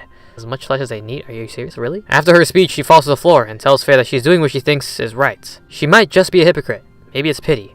But maybe this is a step in the right direction. Maybe humans can truly give love to one another. After Elly's inspirational speech, the gang went around destroying all the solar system facilities on the surface and freed the people who were held at each one. The people who mutated were taken in by Nisan to receive treatment. Those with less mutations were treated with Tower's nanomachines, which fixed them up good. But there were some people who had some symptoms that couldn't be fixed. They tried to bring them back to something that resembled a human, but that's just it, resembling a human. The people had finally stopped fighting each other, and this was because they finally regained their humanity thanks to Elly. Elly had gone back and forth between destroying solar system facilities and nursing the people back in Nisan. She aided those who were mutated and gave an ear to those who had nowhere else to go. The spitting image of the woman who created Nisan, Mother Sophia. It became a rumor that Elly was the second advent of Sophia. The news about Elly started to spread. People came from all over to be saved by her, physically and spiritually. The Ministry, though, were keeping a close eye on Nisan. They've been noticing that the humans have been gathering there, and decided it was time to activate the Geisha Key.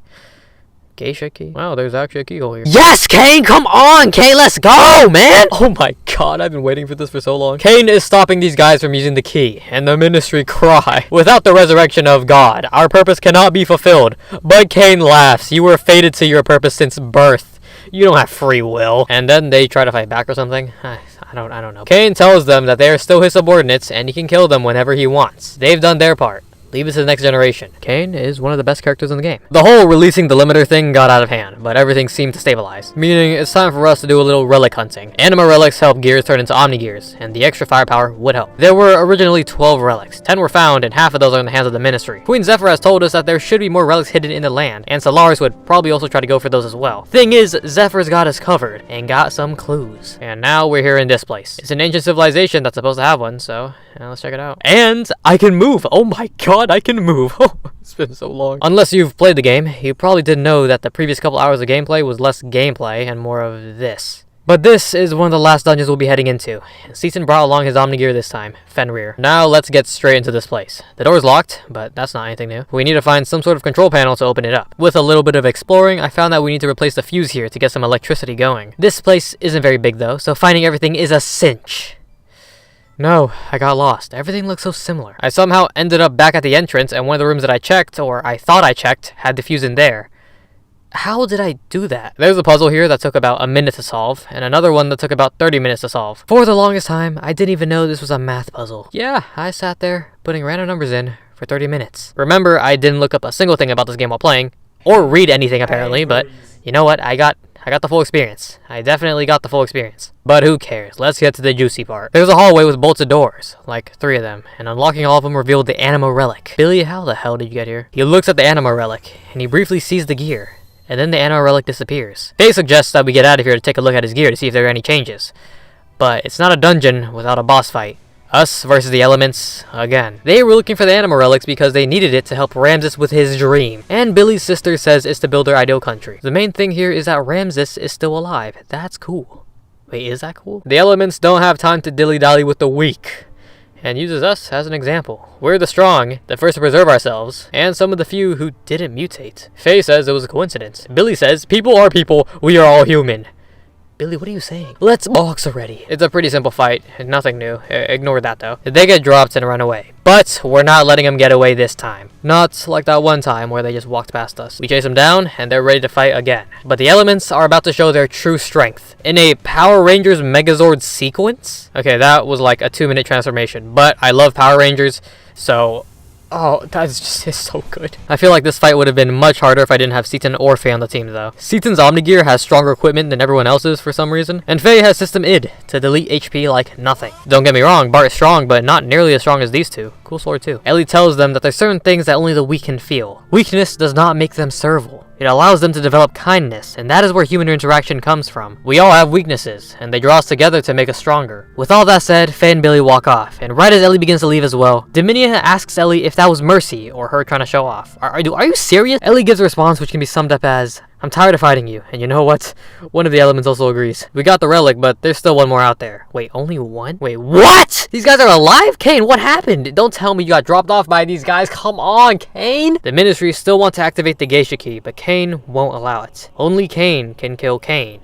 And that's where the mother comes in. The mother being Miang. Krillin had apparently talked about, something concerning the potential ability as a countervailing existence, with everything focusing towards a single point. Dominia is outside the door, hears all of this, and goes to warn Ramses. Meanwhile, Ramses is pissed off. He lost his Omni-gear, and actually, he got stripped butt booty naked in that fight. The elements tell Ramses that they'll take care of Faye and his friends, but he thinks he's the only person who can beat Faye. I'm with Ramses here. At least he's beaten Faye once. The elements are like 0 and 6 against Faye. Dominia enters to give him the news, but she gets shoved out of the way while Ramses walks out. Alright, Ramses. Are you sure you want to do this again? Okay, Elly in the chair this time. Faye and the other guys start looking for the other relic, and Elly returned back to Nisan. She doesn't know why, but she just felt like there was danger awaiting the people there. The people accepted into Nisan were steadily on the road to recovery. Tara was in the laboratory, and it looks like the people would soon regain their original bodies. Then, an explosion, and Ramses is here, with vendetta.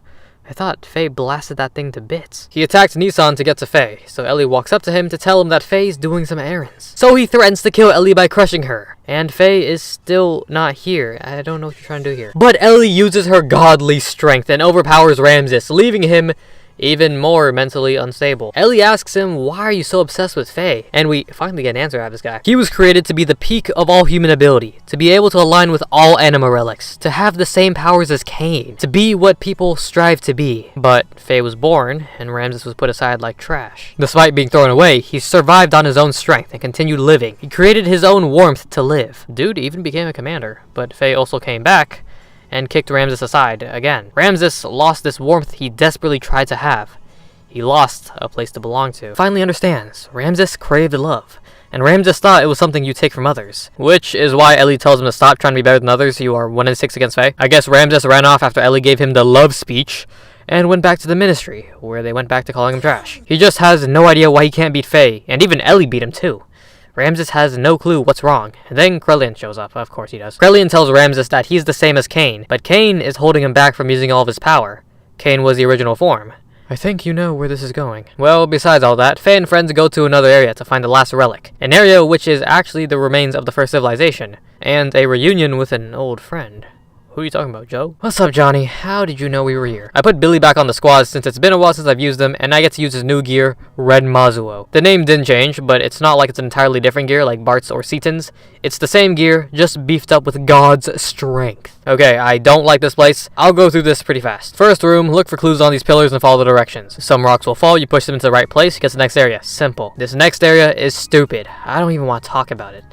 Okay, maybe just a little. There's pits in front of the chests. 2 of them drop you straight down, but if you hold in a certain direction while following in this specific one, you can get to the next area. I was stuck here for 30 minutes because, I mean, why? I understand this hint now, but while playing, this hint sucked donkey genitalia. This really sucks. But now there's another puzzle to get the water level just right. I pressed buttons randomly until it worked. Moving on. We get to the next room, and there's that anima relic. Rico, I haven't used you since Nortune, and now that you're getting an Omni gear, I'm still probably not going to use you. Heading back, Faye suddenly stops and something rises from the depths. Hammer? Oh, you've had this galactic ass whooping waiting for you, bro. Hammer is straight trash. He's easy to beat. Look at the name of his move.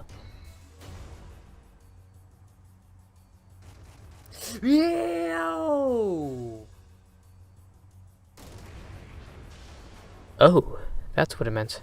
Well, aren't I lucky? Hammer goes down and tells Rico to go back to Nortune, to be the next Kaiser. And I don't know if this was supposed to be emotional or anything, but I don't really like Hammer anyways. Let's go! Let's go!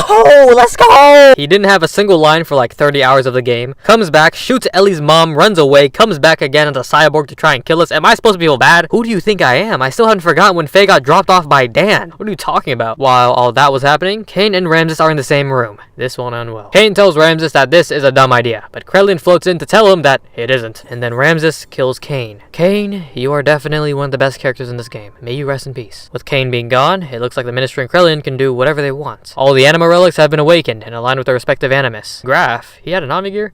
That actually makes a lot more sense now. Well, I guess it's time to awaken God with that keyhole. Upon doing so, the people who didn't turn to wells at first started to mutate.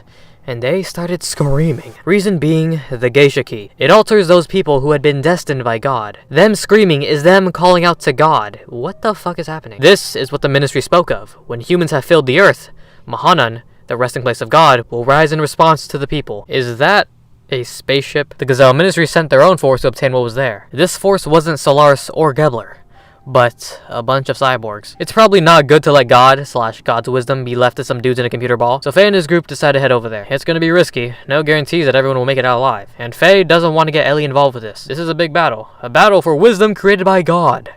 But Elly still wants to go. These aren't just machines that they're fighting though. They're gears made from humans, same as Hammer. Could Elly handle killing these people? Elly broke down after the fight against Hammer.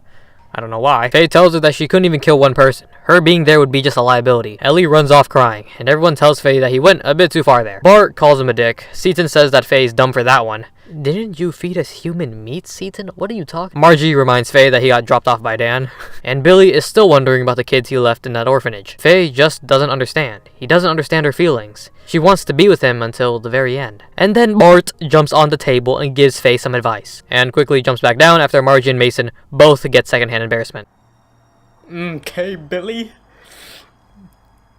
Bart, what are you doing, my guy? Get off the table. Faye finds Elly and tries to explain his feelings for real this time. The people will need someone like Elly, a ray of hope. That's why he can't let her fight. Elly finds it a bit funny that they're even in a situation like this. They started as enemies and ended up like this. She felt comfort in Faye. She didn't feel alone. She turned towards Faye to run away from her problems, and she mistook that for love. But she's realized now that she needs Faye, not because he's her sanctuary, but because she loves him. She knows Faye's worried about her safety, but she's scared that this might be their last time together. Faye tries to tell her that he's not gonna die, and that he'll be able to do anything as long as she's by his side. And with that, Faye and Elly share a kiss. It's actually more than just a kiss. This solidifying Faye and Elly's love for each other, and that Alice never had a chance. The very next morning, it's time for Faye to head off. Before he leaves, he hands Elly the pendant that he had before he was brought into Lahan, and now it's time to get moving. A bit later that day, we see a conversation between Margie and Elly. They have a bit of a love talk, and then Elly out of nowhere says something that Sophia would have said despite not knowing any of Nisan's teachings. This means the rumors are true. Elly is truly the reincarnation of Sophia. And deep down, she knows it as well. She felt a sense of familiarity when she first arrived here in Nisan. She's visited here in her dreams. She knows the ins and outs of this place. It all just makes sense. Meanwhile, everyone else is headed towards Mahanan. Well, this place is a spaceship, but the central hull of a colossal spacecraft. That sounds familiar, huh? The wreckage inside the ship indicated an accident that occurred around 10,000 years ago, forcing it to crash. The passengers on the ship were possibly ancestors of the people now. God and his divine wisdom lie here, within Raziel's tree. Raziel is probably a misspelling of Raziel. Is that, wait, what? I think I got something wrong there. Traveling deeper within Mahanan. Oh, what the fuck? Oh, no. That is disgusting. Another giant bug? I thought we were done with this. Well, it's a giant bug. It looks to be a bit rotted, and it's petrified. No one knows what it was, but it looks pretty ugly. And apparently we pissed it off, so it breaks out, and now we're fighting against Deus. If you didn't know, Deus is Latin for God. Yeah, the guys at the ministry were looking for this thing. This is their god. Well, the fight took a bit of trial and error for me. When you attack it, it heals up all its HP. But it has a move that cuts everyone's HP in half, including its own. If you don't output enough damage in one turn, like I said, it'll just heal it all up. So I just waited for it to do its move 3 times in a row so I could one-shot it. I'm making it sound easy, but it took a lot longer for me than you think. The creature disintegrated and everyone explored deeper into Mahana. They walked into a massive room. In the center were 2 glowing objects. Raziel's tree. This room being a giant computer named Raziel. And yes, I'm pronouncing as Raziel now because that's how it's spelled. Unthinkable data was found upon accessing Raziel. And, this explanation here sucks. I'll be the one to say it. It sucks. So allow me to try and make it more, digestible. Eldridge was a giant ship that crashed onto this planet 10,000 years ago. And yeah, it's the same one from the cutscene in the beginning. Took a while for that to come back up. From my understanding, this ship would be used to take over planets by releasing the Malak, to make it inhabitable for humans. We call that colonization. Deus was at the center of all of this, meaning Deus was the queen bee, the Malak were the worker bees. Also, Yabe here was a misspelling of Yahweh, God's name. Seaton was close to accessing the data for something called the Zohar, the central neural circuit and the power source controlling the entire system until... Krelian again? Grahf? Oh god no. Seaton is going to get as much information as he can, and if things go bad, he's blowing the place up. Okay, Seaton, okay. Alright Bart, it's me and you. Let's get gaming. Alpha Veltal? What does that mean? Well, it's a good thing that this was scripted. Grahf beats Faye with no problem and laughs in his face, calling him imperfect. Faye was a natural born assassin. By suppressing his urge to kill and destroy, he's been nerfing himself. And Grahf is here to draw out his true power. Not today though, because Krelian has other plans. If Grahf kills Faye right now, how is he gonna lure Elly in? Oh, was that a spoiler? No, because you've seen how horny this guy is for Elly, and read this and tell me it's not about her. Krelian says that he'll crucify us now, but we have something up our sleeves. Seaton's gonna blow his place up, and what's going on? Seaton? Hello? Seaton? Hello? We're back to Elly's perspective, but Seaton didn't blow up anything yet. Well, people just keep on mutating back in Nisan, and Elly is barely getting any rest because of this. Margie notices the pendant that Elly is wearing, and recognizes it as the pendant of Nisan, making her look even more like Mother Sophia. Faye, how did you have that? Before the two can test out some new mutation suppressant, something happens to the pendant, and Elly immediately knows that something bad has happened to Faye, and leaves to Shavat. She receives a message from Krelian that, in order to save Faye and the others, she would need to come to Golgotha. In order to save her friends, Elly takes flight in the Omni-Gear of Shavat. The Gebler guys that are on her squad, if you remember them, tell her that this is most likely a trap. Elly knows this, but this doesn't stop her. She's doing this to help her friends. There's people waiting for her back in Nisan, and she knows that this is selfish, but she simply wants to save the man that she loves, suicide mission or not. Time passes, and Elly has arrived in Golgotha. Everyone's gears are pinned on crosses, and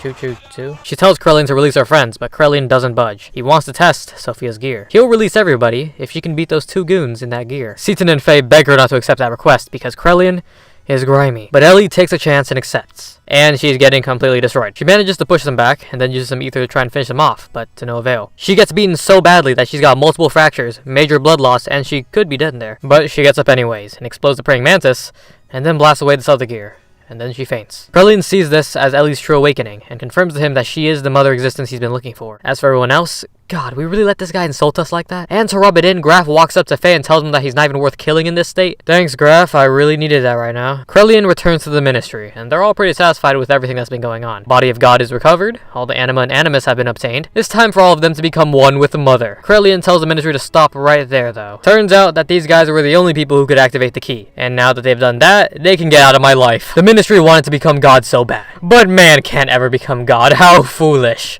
Get the fuck out of my life. Krelian, you are a top tier character. I do not care anymore. On the other hand, Faye is depressed, and Wiseman shows up to give him a little pep talk. Faye depended on the strength of his gear, rather than his feelings. Grahf won because of his pure hatred towards the world. Hatred is his source of power. Faye didn't focus on his feelings enough, and that's why he lost. Elly put all of her feelings into saving Faye. Now it's Faye's turn to do the same. The gang tracked down where she could be, and after 2 weeks, they found her. Using information from Raziel and his own nanomachine technology, Krelian has started to construct the Merkava, God's Ark, and that's where Elly was. On the way there, the elements, again. They're planning to go in there to help Ramses, because Miang and Krelian have been manipulating him this whole time. They're not on our side though, but this probably means I have to fight Ramses again. We're now here in Merkava. Walk right through here, and there he is. He finally tells Faye everything about his life. He was born in a nanoreactor in Krelian's lab, as a human to be above all humans, to be the superior being. Krelian seems to be talking to a person named Karen. Interesting dialogue there. Krelian explains to her that the fetus in the tube is called Ramses, a replica of Cain. Karen doesn't really care, and wants to get rid of it because she has her own child. A child named Faye, who is a contact. Alright, sounds good. And ever since then, Ramses has hated Faye.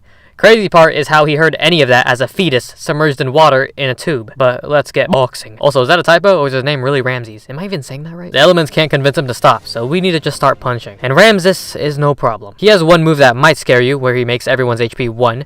But that's all it is, a scare, nothing else. We beat Ramses so bad, he goes straight through a wall, and then we walk through that wall to a new area. Also, Ramses, what is that gear? Walking past Ramses' broken down gear, we see Elly? Where? Oh, there she is. Krelian tells Faye and friends that this is where their journey ends. Elly will be sacrificed for the awakening of God. And it's about time we finally fight Miang. And I get my ass handed to me. First off, you don't get to heal in between fights, and she's pretty tough to beat. Her stats just keep going up and up whenever I attack her, and then she does this one attack that does so much damage, and then all the buffs go away. Yeah, I lost. But I didn't know that Johnny was here in this place to give me some cool upgrades. How he found us, I won't question. And Bart, I'm sorry, but I need Maria's help for this one. We beat up Miang, but she gets right back up. Apparently, she can just regenerate with nanomachines, which means I did absolutely nothing. Well, that sucks. It looks like God's awakening now. With God's awakening, the anima relics from our Omni-Gears are being ripped apart. Miang tells us that this was the true meaning of the anima relics. Their purpose was whatever this means. But the anima relics are one of the parts that make up Deus. The anima relics regain their powers by aligning with their destined partner. But once an Omni-Gear loses that anima relic, it becomes nothing. Elly was also one of the parts that make up Deus. This was all a part of Krelian's plan. We brought all of the parts of God to him. Ramses then walks in and asks what was his purpose in all of this. And to get straight to the point, it was to kill Cain. Cain became too concerned with humans and forgot his original mission to revive God. Ramses was created to kill Cain, but he was mentally unstable, being an artificial life form and everything. By using Faye's existence, Ramses used resentment as a source of power to fulfill everything that Miang and Krelian needed out of him. And then he gets insulted a bunch and he stabs Miang. Oh wow, okay Ramses. Oh, he stabbed Krelian too. Okay. Yeah, let's not worry about what happened down there. Let's get Elly off this thing. We get Elly off the cross and she shoots Faye. I told you she had a gun! Suddenly her hair turns purple and Deus behind her opens its eyes. Deus has awoken. Oh, never mind. I guess she took one of Billy's guns. Bart thinks it's brainwashing, but Krelian tells him that it's not. Oh yeah, Krelian's entire body is made up of nanomachines, so he's not dying anytime soon. What is this? Hashirama cells? What is this, dude? There's a lot of information that's about to come up, and I'm going to try and summarize it as best as I can. Deus, the one that we call God, is an interplanetary invasion system to colonize other planets. It went a bit haywire on a test run, destroying a whole planet. And I think you can understand why that would be a problem. The creators of it dismantled it and put its core on some other ship to be transported to another planet. That ship being the Eldridge. Deus knew of this, and while still being dismantled, started to take over the ship. But the captain had blown up the entire thing in retaliation, crashing it into this planet. Deus knew it wouldn't survive this, so it detached its core from the Zohar. The Zohar is what drives all the gears on the planet, and it's the source of all the ether power of everyone on the planet. The core that was detached from the Zohar, the biological computer... Cadonomy? What? Crashed onto this planet and created a system for the day Deus would be resurrected. The system is easy to explain. Create humans so that one day there would be enough material for Deus to become whole again. That is fucking disgusting. The first humans created being Cain and the elders of the Gazelle Ministry, which means that everybody on this planet is related to those guys. Oh, are you kidding me? That was the original plan, but everyone here who didn't get mutated kind of messed things up by existing, and there weren't enough human parts, so Krillin put a giant nanomachine band-aid and everything worked out. Faye asks Elly why she knows all of this, and shockingly, this is actually Miang, the Keeper of Time, and the one who guides the people towards the path of resurrecting Deus. The reason Miang took over Elly's body is because Miang's factor exists within all women. It is programmed in all women for the Miang factor to be in their DNA. What the hell? Which is why the Ramses fetus scene makes more sense. It looks like Faye's mom was taken over by Miang. Miang is done talking about all that, and tells Krillin it's time to do some genocide, and to complete her unification with the Zohar. Faye tells Elly to wait, but Faye, you gotta realize it, man, that's not her. Oh, Faye just jumped straight into it. Well, everyone else should probably not do that, and get out of here the normal way. Everyone manages to get out, but now Merkava is active, and ready to destroy civilization. I guess Seaton's the one in the chair this time. While the gang went after Deus, they found Faye in his gear, but he was frozen. The people of Shevat were scared of its power, so they double froze Faye. Seaton then asks Zephyr why everyone is so afraid of Faye, even if Id and Grahf have similar powers. I think that's why, Seaton. She tells him that the power isn't the only reason, but because of the mistake that happened in the past. 500 years ago, Shevat instigated a battle between Solaris to gain independence. But Shevat had become power-hungry and feared that the people would start siding with the Nisan mother. You don't want the people moving, so what do? The council made a deal with Solaris. Wait, what? This isn't where I thought this was gonna go. The Gazelle Ministry were having some troubles with Miang, so they gave Shevat Miang to deal with. And Shevat gave them the rebel army they assembled in Nisan, establishing a 50-50 ownership of Earth's surface. Nisan was also now the location of where this final battle between Solaris would be. But Shevat didn't show up, so Nisan was getting destroyed. For everyone to be able to retreat, Sophia got into a rebel force's flagship and rammed it straight into Solaris as a sacrifice. Thanks to that, all those people managed to survive. But her death changed two people. Krelian, the man who lost faith in God and vowed to create a god with his own hands before disappearing. And Lahan, the man who hated himself for not having the power to save her and began the search for the legendary power. And in this pursuit of power, Lahan became Grahf. So Shevat screwed up everything? That's just great to hear. While Faye is frozen, I guess this gives him some time to find out who he truly is,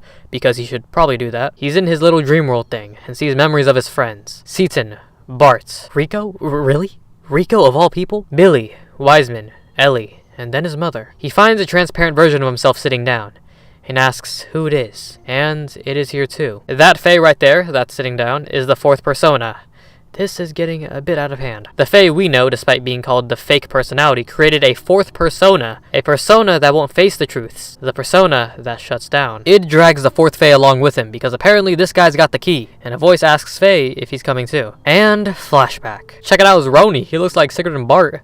Oh, of course he does. If you're wondering who this is Roni's brother and Margie's ancestors. Don't say anything about Margie and Bart. They're just chilling next to a campfire, and Reen asks Lahan about what's bothering him. Lahan's just thinking about that painting of Sophia and wondering why he even accepted that job. Sophia didn't want to be the symbol of the Nisan sect and get a portrait painted of her, but when she heard that Lahan was painting it, she agreed to it, and Lahan didn't understand. Roni flat out tells him that Sophia likes him, but he didn't jump onto a table and do anything stupid, unlike his descendant. Krelian, when did you dye your hair? Flashback. In the current flashback. And we're back at this one scene where Krelian is telling Lahan about how much he loves books and nanotechnology. Yeah, I've seen this before, and I know what Krelian did with that knowledge. Now back to the campfire. Krelian talks about how Sophia was the one person who taught him to be human. People looked at him with fear in their eyes, until he met her. We then go to Krelian asking Lahan about Sophia's portrait. Lahan tells him that he might stop because of her smile. Her smile makes him feel insignificant, as if he has no worth other than painting. At first, he wanted to paint her picture forever, but slowly his emptiness manifested in his brushstrokes. He can't continue painting anymore, because it's supposed to depict Sophia how she is, but he's seeing himself in that picture now,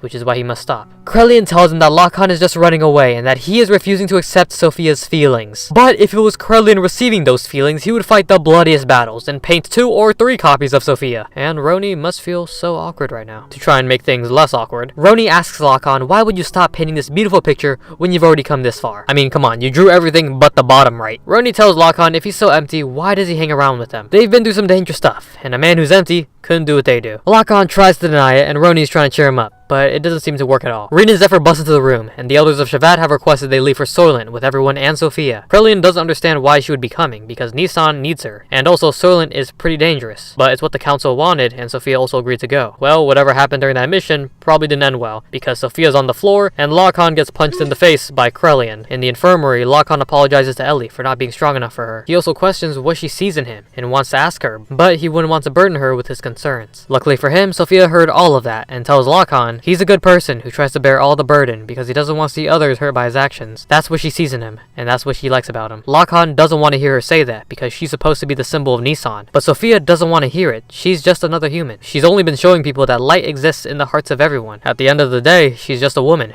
who wants to live honestly with herself and to tell the man that she loves how she feels. Lahan is fumbling his words hearing this, and Krelian is at the door listening to all of this, pissed off. And then he blows off some steam by blowing up some people. Then we cut to the moment Sophia pilots the ship and rams straight into Solaris. Knowing that she won't come out alive from this, she tells Lahan to live on.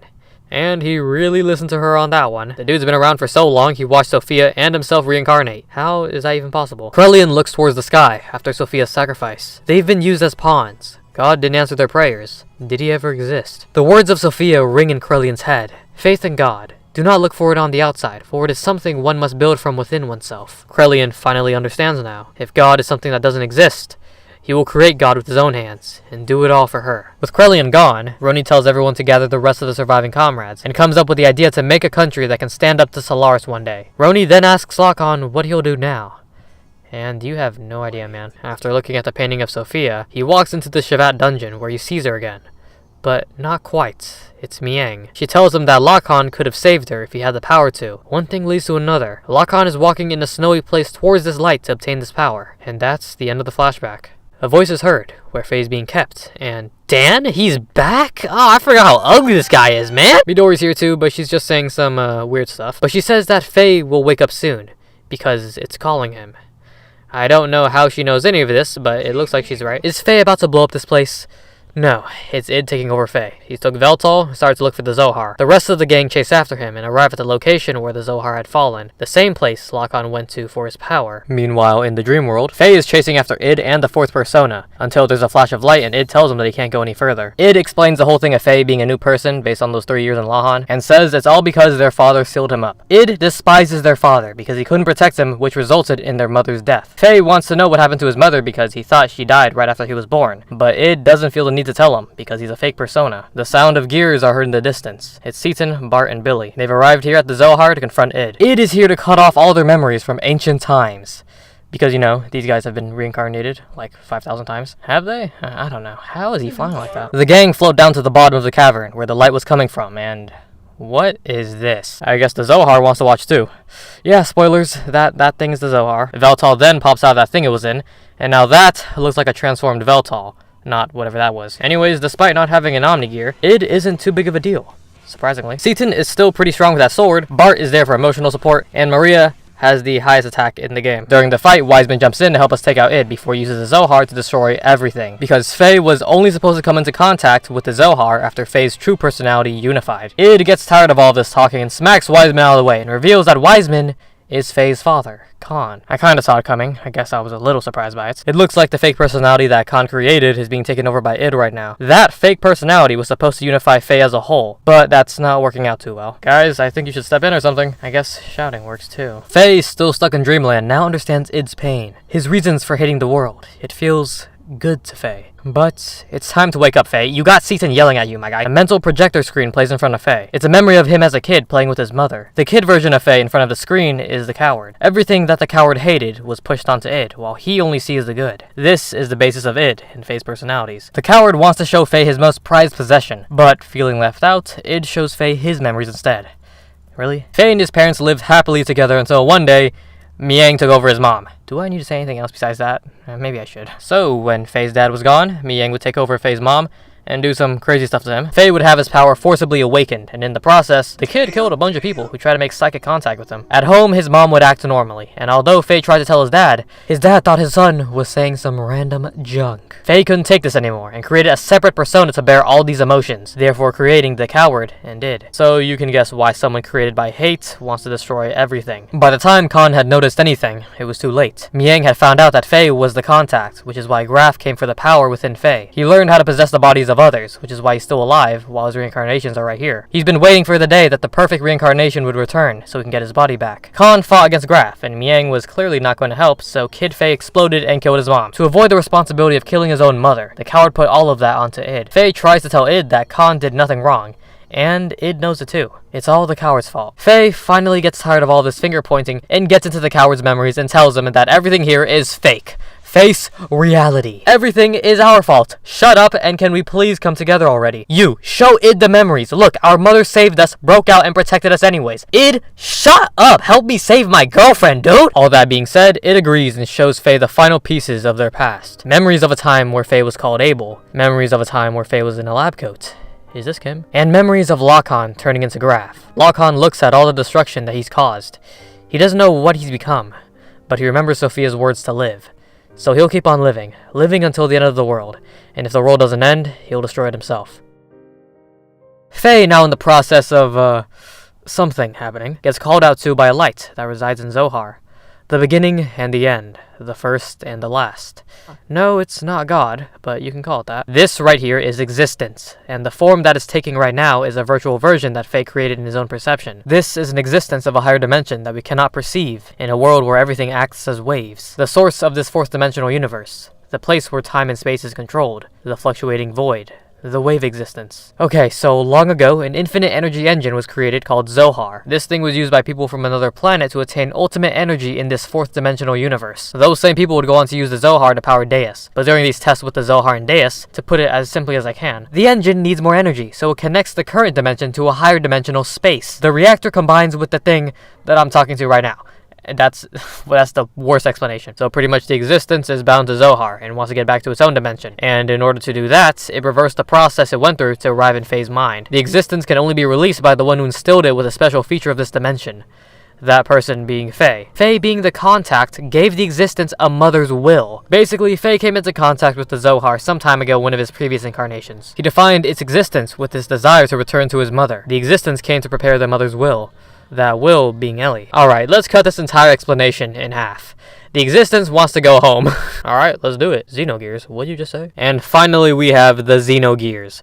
Not plural, the name is just Xenogears. Faye regains control, but it's too late. Khan has already taken too much damage through all of this. Wait, Grahf, come on, man. Can you at least give a guy some time to grieve? Aren't we the same person? Yeah, this guy had actually merged with Faye's dad this entire time, and was hiding within his mind. Because of course he was. Wiseman and Khan were actually the real thing. But you know how it is, he couldn't control him completely. That is such a good reference. Oh my! Before Grahf can unite with Faye, the Xenogears drags Faye back in. Although Grahf took over Khan's body, that's still Faye's father, and he doesn't want to fight. Grahf doesn't care, because of course he doesn't, and tries to attack one of our party members on the sidelines.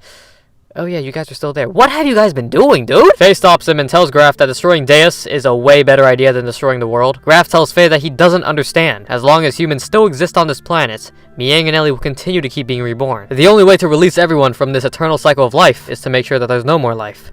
That there's nothing left. Faye says, I don't care. And now it's time to fight Grahf for real this time. Also, Xenogears isn't actually an Omnigear, I don't think, but it's stronger than one since God gave it to us. Is that God? And it's the best gear in the game, so Grahf has no chance. He tells Faye to finish him off, but Faye refuses. They're the same person. They share the same memories.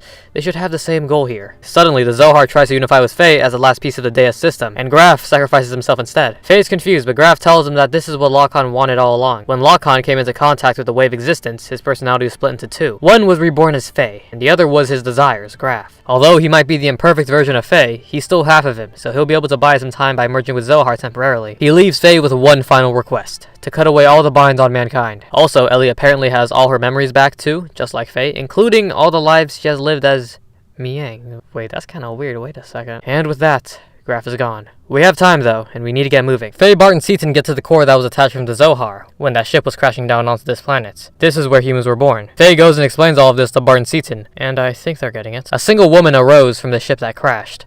The mother of all humanity. She used her power to create the ancestors of humanity, and gave birth to replicas of herself to be humanity's caretakers. The human mother and the weapon, Elly and Miang. Faye, the sole survivor of this shit. Wait, really? He really did? Okay. Well, Kid Faye met Elly, and everything started from there. Bart asks why Faye has all these memories, and Faye tells him just wait a couple generations for when he gets reincarnated, and he'll tell his descendant all about it. Oh yeah, first woman of the world right here. Intriguing. Alright, it's time to destroy the Zohar. We destroy it, all the angels shut down, and Deus shuts down. All good. Downside is not being able to use ether powers or gears anymore, but that doesn't matter. The whole world's at stake. By the way, don't worry about the ship that we're in right now. It's a super secret ship that Shevat has or something. Who cares? We need to use this thing to get into the Merkava. There's a pretty big problem with this though. The Seraphs are pretty strong and are equal to an Omnigear's strength, so we need to use this ship to get into Merkava and hold off those guys at the same time. Tara's got us covered though and gives us our Omnigears back with the help of science and some upgrades to do some good damage against the Seraphs. The gang brainstorm ideas on how to get in there, and Bart comes up with the solution to dive headfirst in there with his Megazord and blow up Merkava. Bart is ready to game, and the plan is in action. Wait, we're really going with that? And it looks like it worked. Better than I thought. Maybe a little too good. We might have a secondary explosion coming up. Fortunately, there's no secondary explosion. Unfortunately, Deus transforms into this and transforms the surrounding area into stone. Okay, so maybe that plan wasn't so good after all. I think it's time we regroup for a different strategy. Oh my god, I can move? It's been so long, I forgot how it felt. This is Shevat after it got blown up. I didn't know about this, but I guess it happened at some point when Faye was talking to himself. Dan, can I finally get an apology? Guess not. What's going on down here? Oh yeah, this kid right here. Don't play the card game with this kid. I give up. The item probably sucks anyways. Hans, his new wife and kids, and the captain are all down here, somehow surviving after the Seraph attacks, which is good to know. Going behind his gear shop though, I found this guy who wants to look for a sword that he can upgrade to a strong weapon. Luckily, we have a strong sword ready for him to upgrade, giving Seaton a massive attack boost. Before we get into the overworld, Sigurd and Bart tell us that they've got our back. Now let's get Elly back home. But let's look around for a bit. Getting out into the overworld, I found out you can still go to Nordsoon and do that weird fighting minigame. Yeah, I'll stay away from that one. At this point, I went straight to Deus, but I will mention that there are cutscenes that I did miss at this end part of the game, which I will go over later. Let's talk about this Deus dungeon. This first part looks really confusing. I had no idea what I was doing, where to go. I was pretty lost for a good 40 minutes until I pressed the map button. There's a map? What am I looking at? I mean, okay, there's a map. Where do I go? I don't think I ever pressed this button aside from the sewers back in Nordsoon, and to my surprise, there was a map. This thing was a lifesaver because I really didn't want to spend an hour here. You know, I already spent 40 minutes here, and the encounter rate was testing my patience. Man, this is gonna be annoying, isn't it? Getting to the end of it, we're above a giant hole. Well, might as well jump in it, and we're dodging lasers, okay. Twists and turns, and one easy way to get a headache. That headache is only gonna get worse. This dungeon is the worst one in the game. I said it, it's the worst one in the game. I was here for 2 hours, I don't want to talk about this dungeon. It's just trial and error and trial and error in 2 hours? I spent 2 hours here? I really did that? How? Should I have looked up a guide for this place? Maybe, but I'm here for the full experience. If you want to hear about this dungeon, look at a different video. I'm sorry, I can't. Do a little more falling and we're here, right before the final fight against Deus. Johnny's here and gives us some final upgrades before the fight, and thank God there's a save point here. One last hole to jump in. Let's get straight to it. After jumping in, we're in this trippy looking area, and right there, that is Deus. The core is the thing in the middle, and the 4 things around it are supporting it. Bart suggests that we fight Deus head on. Seaton also suggests that we take out the supporting orbs first, to make it easier for Faye to beat Deus. To charge in against Deus, or to defeat the supports first. The choice is mine. Well, I'm the type of guy who will beat all 4 of those things before fighting the big boss. And I got my ass kicked fighting the 4 mini-bosses. Yeah, I'm gonna be honest. I fought one of these things and barely beat it, only to lose to the very next one. I tried again, and that didn't work out. It got so bad, I left Deus's dungeon.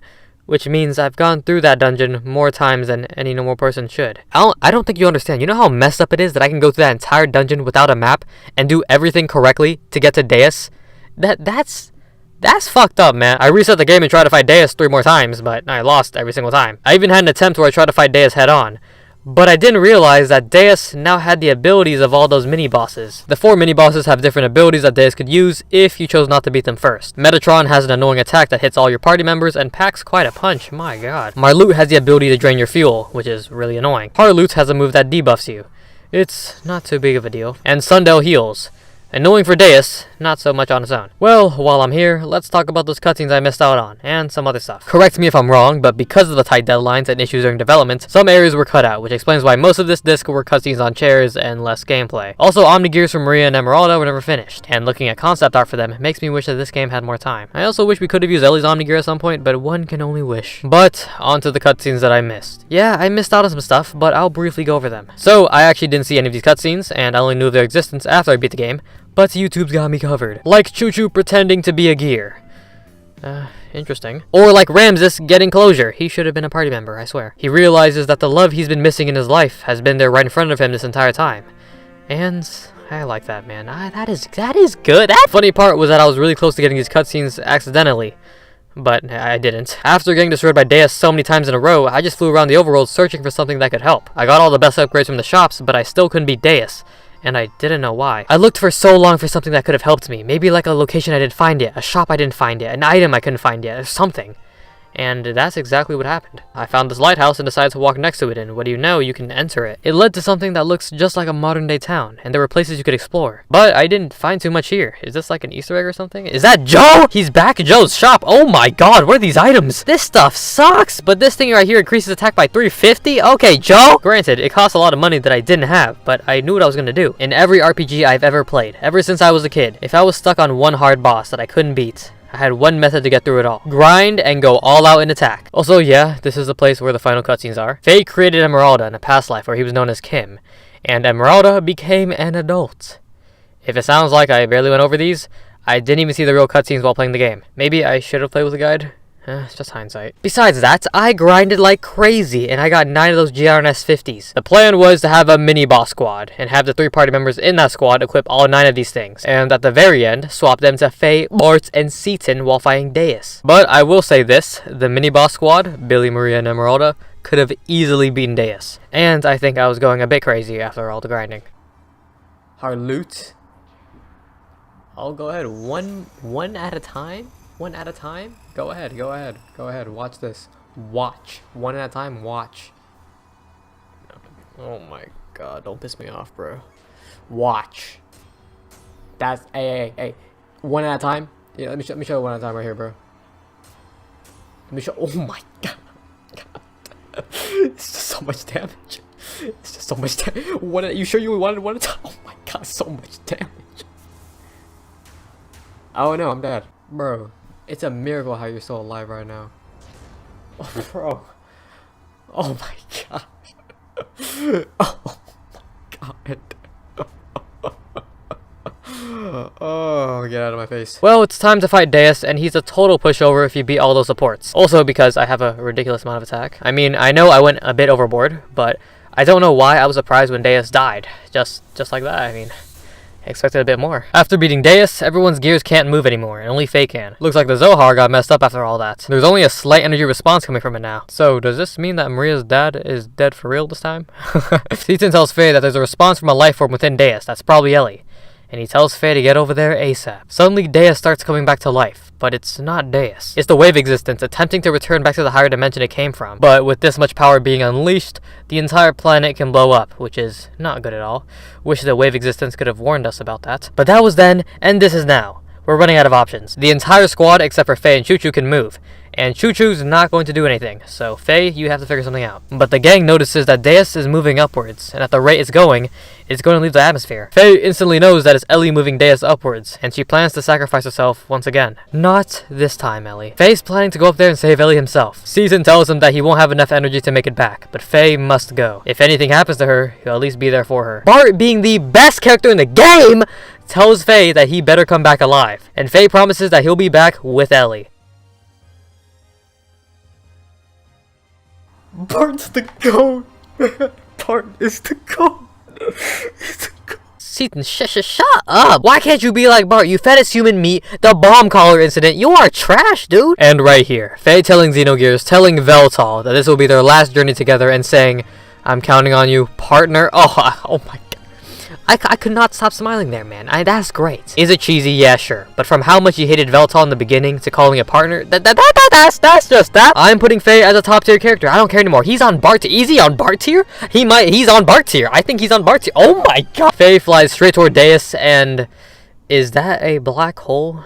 On second thought, we should have brought Choo Choo, Faye. Faye is in this area that is similar to when he met the Existence. He sees Elly floating in a ball of light and thinks that he's inside of Deus. A face appears and tells him that he's been absorbed into Deus's outer shell, and only his consciousness is here. Faye doesn't know who this is, but then realizes that it's Krillian. Faye tells Krillian to let Elly go, and that the Deus system has been destroyed, but we only knew a small part of his plan. He wanted to return to the time when all things started, where all things were one, the higher dimension where the wave's existence came from. Everything in this fourth dimension that we live in are merely leftovers of that higher dimension. He asks Faye, why doesn't he want to become one with God? What meaning is there to be found in a short life, where you hurt others, hurt yourself, grind one another down, only to inevitably die and return to dust? Everything Faye could ever want is in this dimension, as this place is filled with the love of God. Faye tells him that he hasn't lost faith in humans, and someday, humans will come to understand one another. Krillian tells him that's not going to happen. Humans truly never understand each other. Humans place themselves at comfortable distances from one another, and call that mutual understanding, spiritual unity, true love.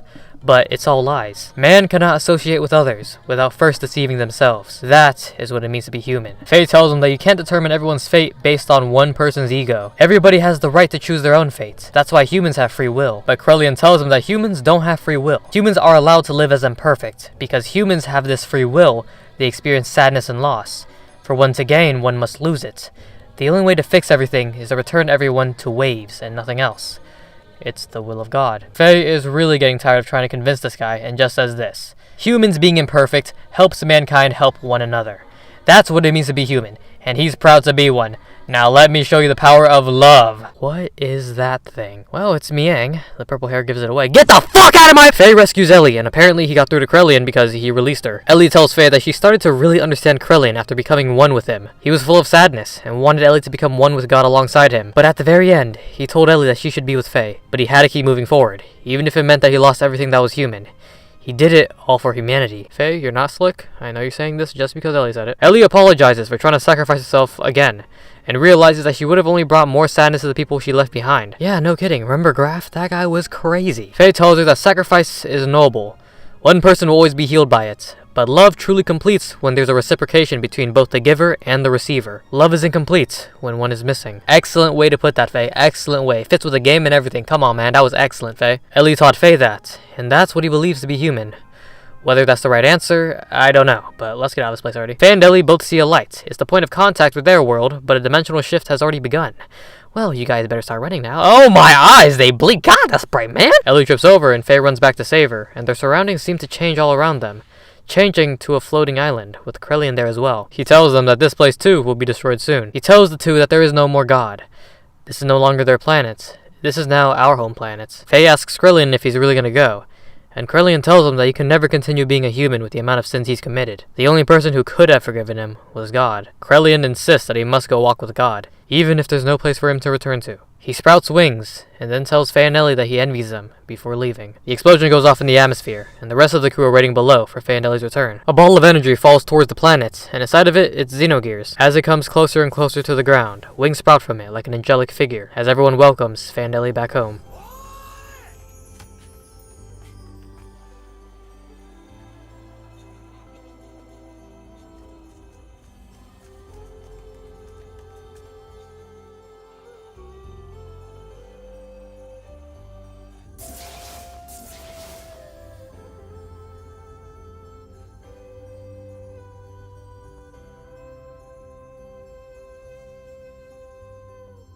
The credits fade in, and a lovely song plays in the back as the credits roll. Right at the end of the credits, we see the core of the Zohar one last time, with the golden feather passing by.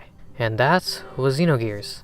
You know, when the game had ended, I really thought to myself, is it really over? You know, I sat there at that end card for like 20 minutes, because I couldn't believe my journey was over. You know, I made my jokes here and there about the characters and the story, but all in all, this is a damn good game. Of course, I had my own issues and things that I didn't like. Disc 2, for example, had like 2 dungeons, and one of those was the worst one in the game. But you know, with everything that was going on with the team during development of this game, I respect it so much that they didn't end off Xenogears at Disc 1 and got the whole story across. I mean, seriously, imagine if they actually did that. This is definitely one adventure I won't be forgetting for a long time. Making this video, I wasn't sure if people had made many videos on this game before, and even if people have, I wouldn't have watched a single one until my video was done, because this is my experience, and I wanted to share it my way, without any influence from anyone else. But with all that being said, is this game related to Xenoblade at all? No, not at all. And religion? Yeah, this game does go into some religious themes, but I'll be frank. If you don't care for all of that, It's still a good game. A bit edgy at times, but I don't mind. I would assume that fans of this game would want a sequel to Xenogears, but to me, this game doesn't need one. I think it's perfectly fine with just being Xenogears. Of course, ending-wise, I would have wanted a little more. I would have wanted Xenogears to end like Gurren Lagann, if I'm being honest. If you don't know what Gurren Lagann is, it's an anime series, and I'm not sure if this would be considered a spoiler or not. At the end of the series, when the main storyline is done, we get a few glimpses of the characters and how they're doing afterwards. Like, how is Bart doing being the king and all? What about Billy? Does he go back to the orphanage and live a peaceful life? Does Rico go back to the Nortune and become the Kaiser? Well, probably. What about Maria? What is she up to nowadays? I feel like she would be into making machines, and Seaton could help out with that. Speaking of Seaton, did he ever apologize to Faye and Elly about the human meat thing? And the bomb collar incident? What about Faye and Elly? Does Faye go on to rebuild Lahan village and live there with Elly? Or do they live together in Nisan instead? Does Emeralda still cling on to Faye? And what does Choo Choo even do now? Well, we don't know, and we can only assume, and for some that might be the better way to end things. But I would have wanted just a little extra. And of course, like everyone, I wish there were more obvious references to this game in Xenoblade. Like Cosmos from Xenosaga is an actual blade you can use in Xenoblade 2. How about we get a Xenogears statue or something? A name drop? Fei Fong Wong? Bart? But I've been mentioning it for a while. My character tier list for this game. Faye was definitely shuffling between tiers for bits, especially when he got dropped off by Dan. Okay, I had to bring it up one last time. It's all jokes, okay? This is my tier list. This is a great game. The game's so good, I'd buy the art book. Oh, it's really $250? Is it translated? Well, that was quite a long video. Maybe I should really hold off on RPGs for a good while. Play something more, casual. And then play another RPG. Possibly Xenosaga? Oh no.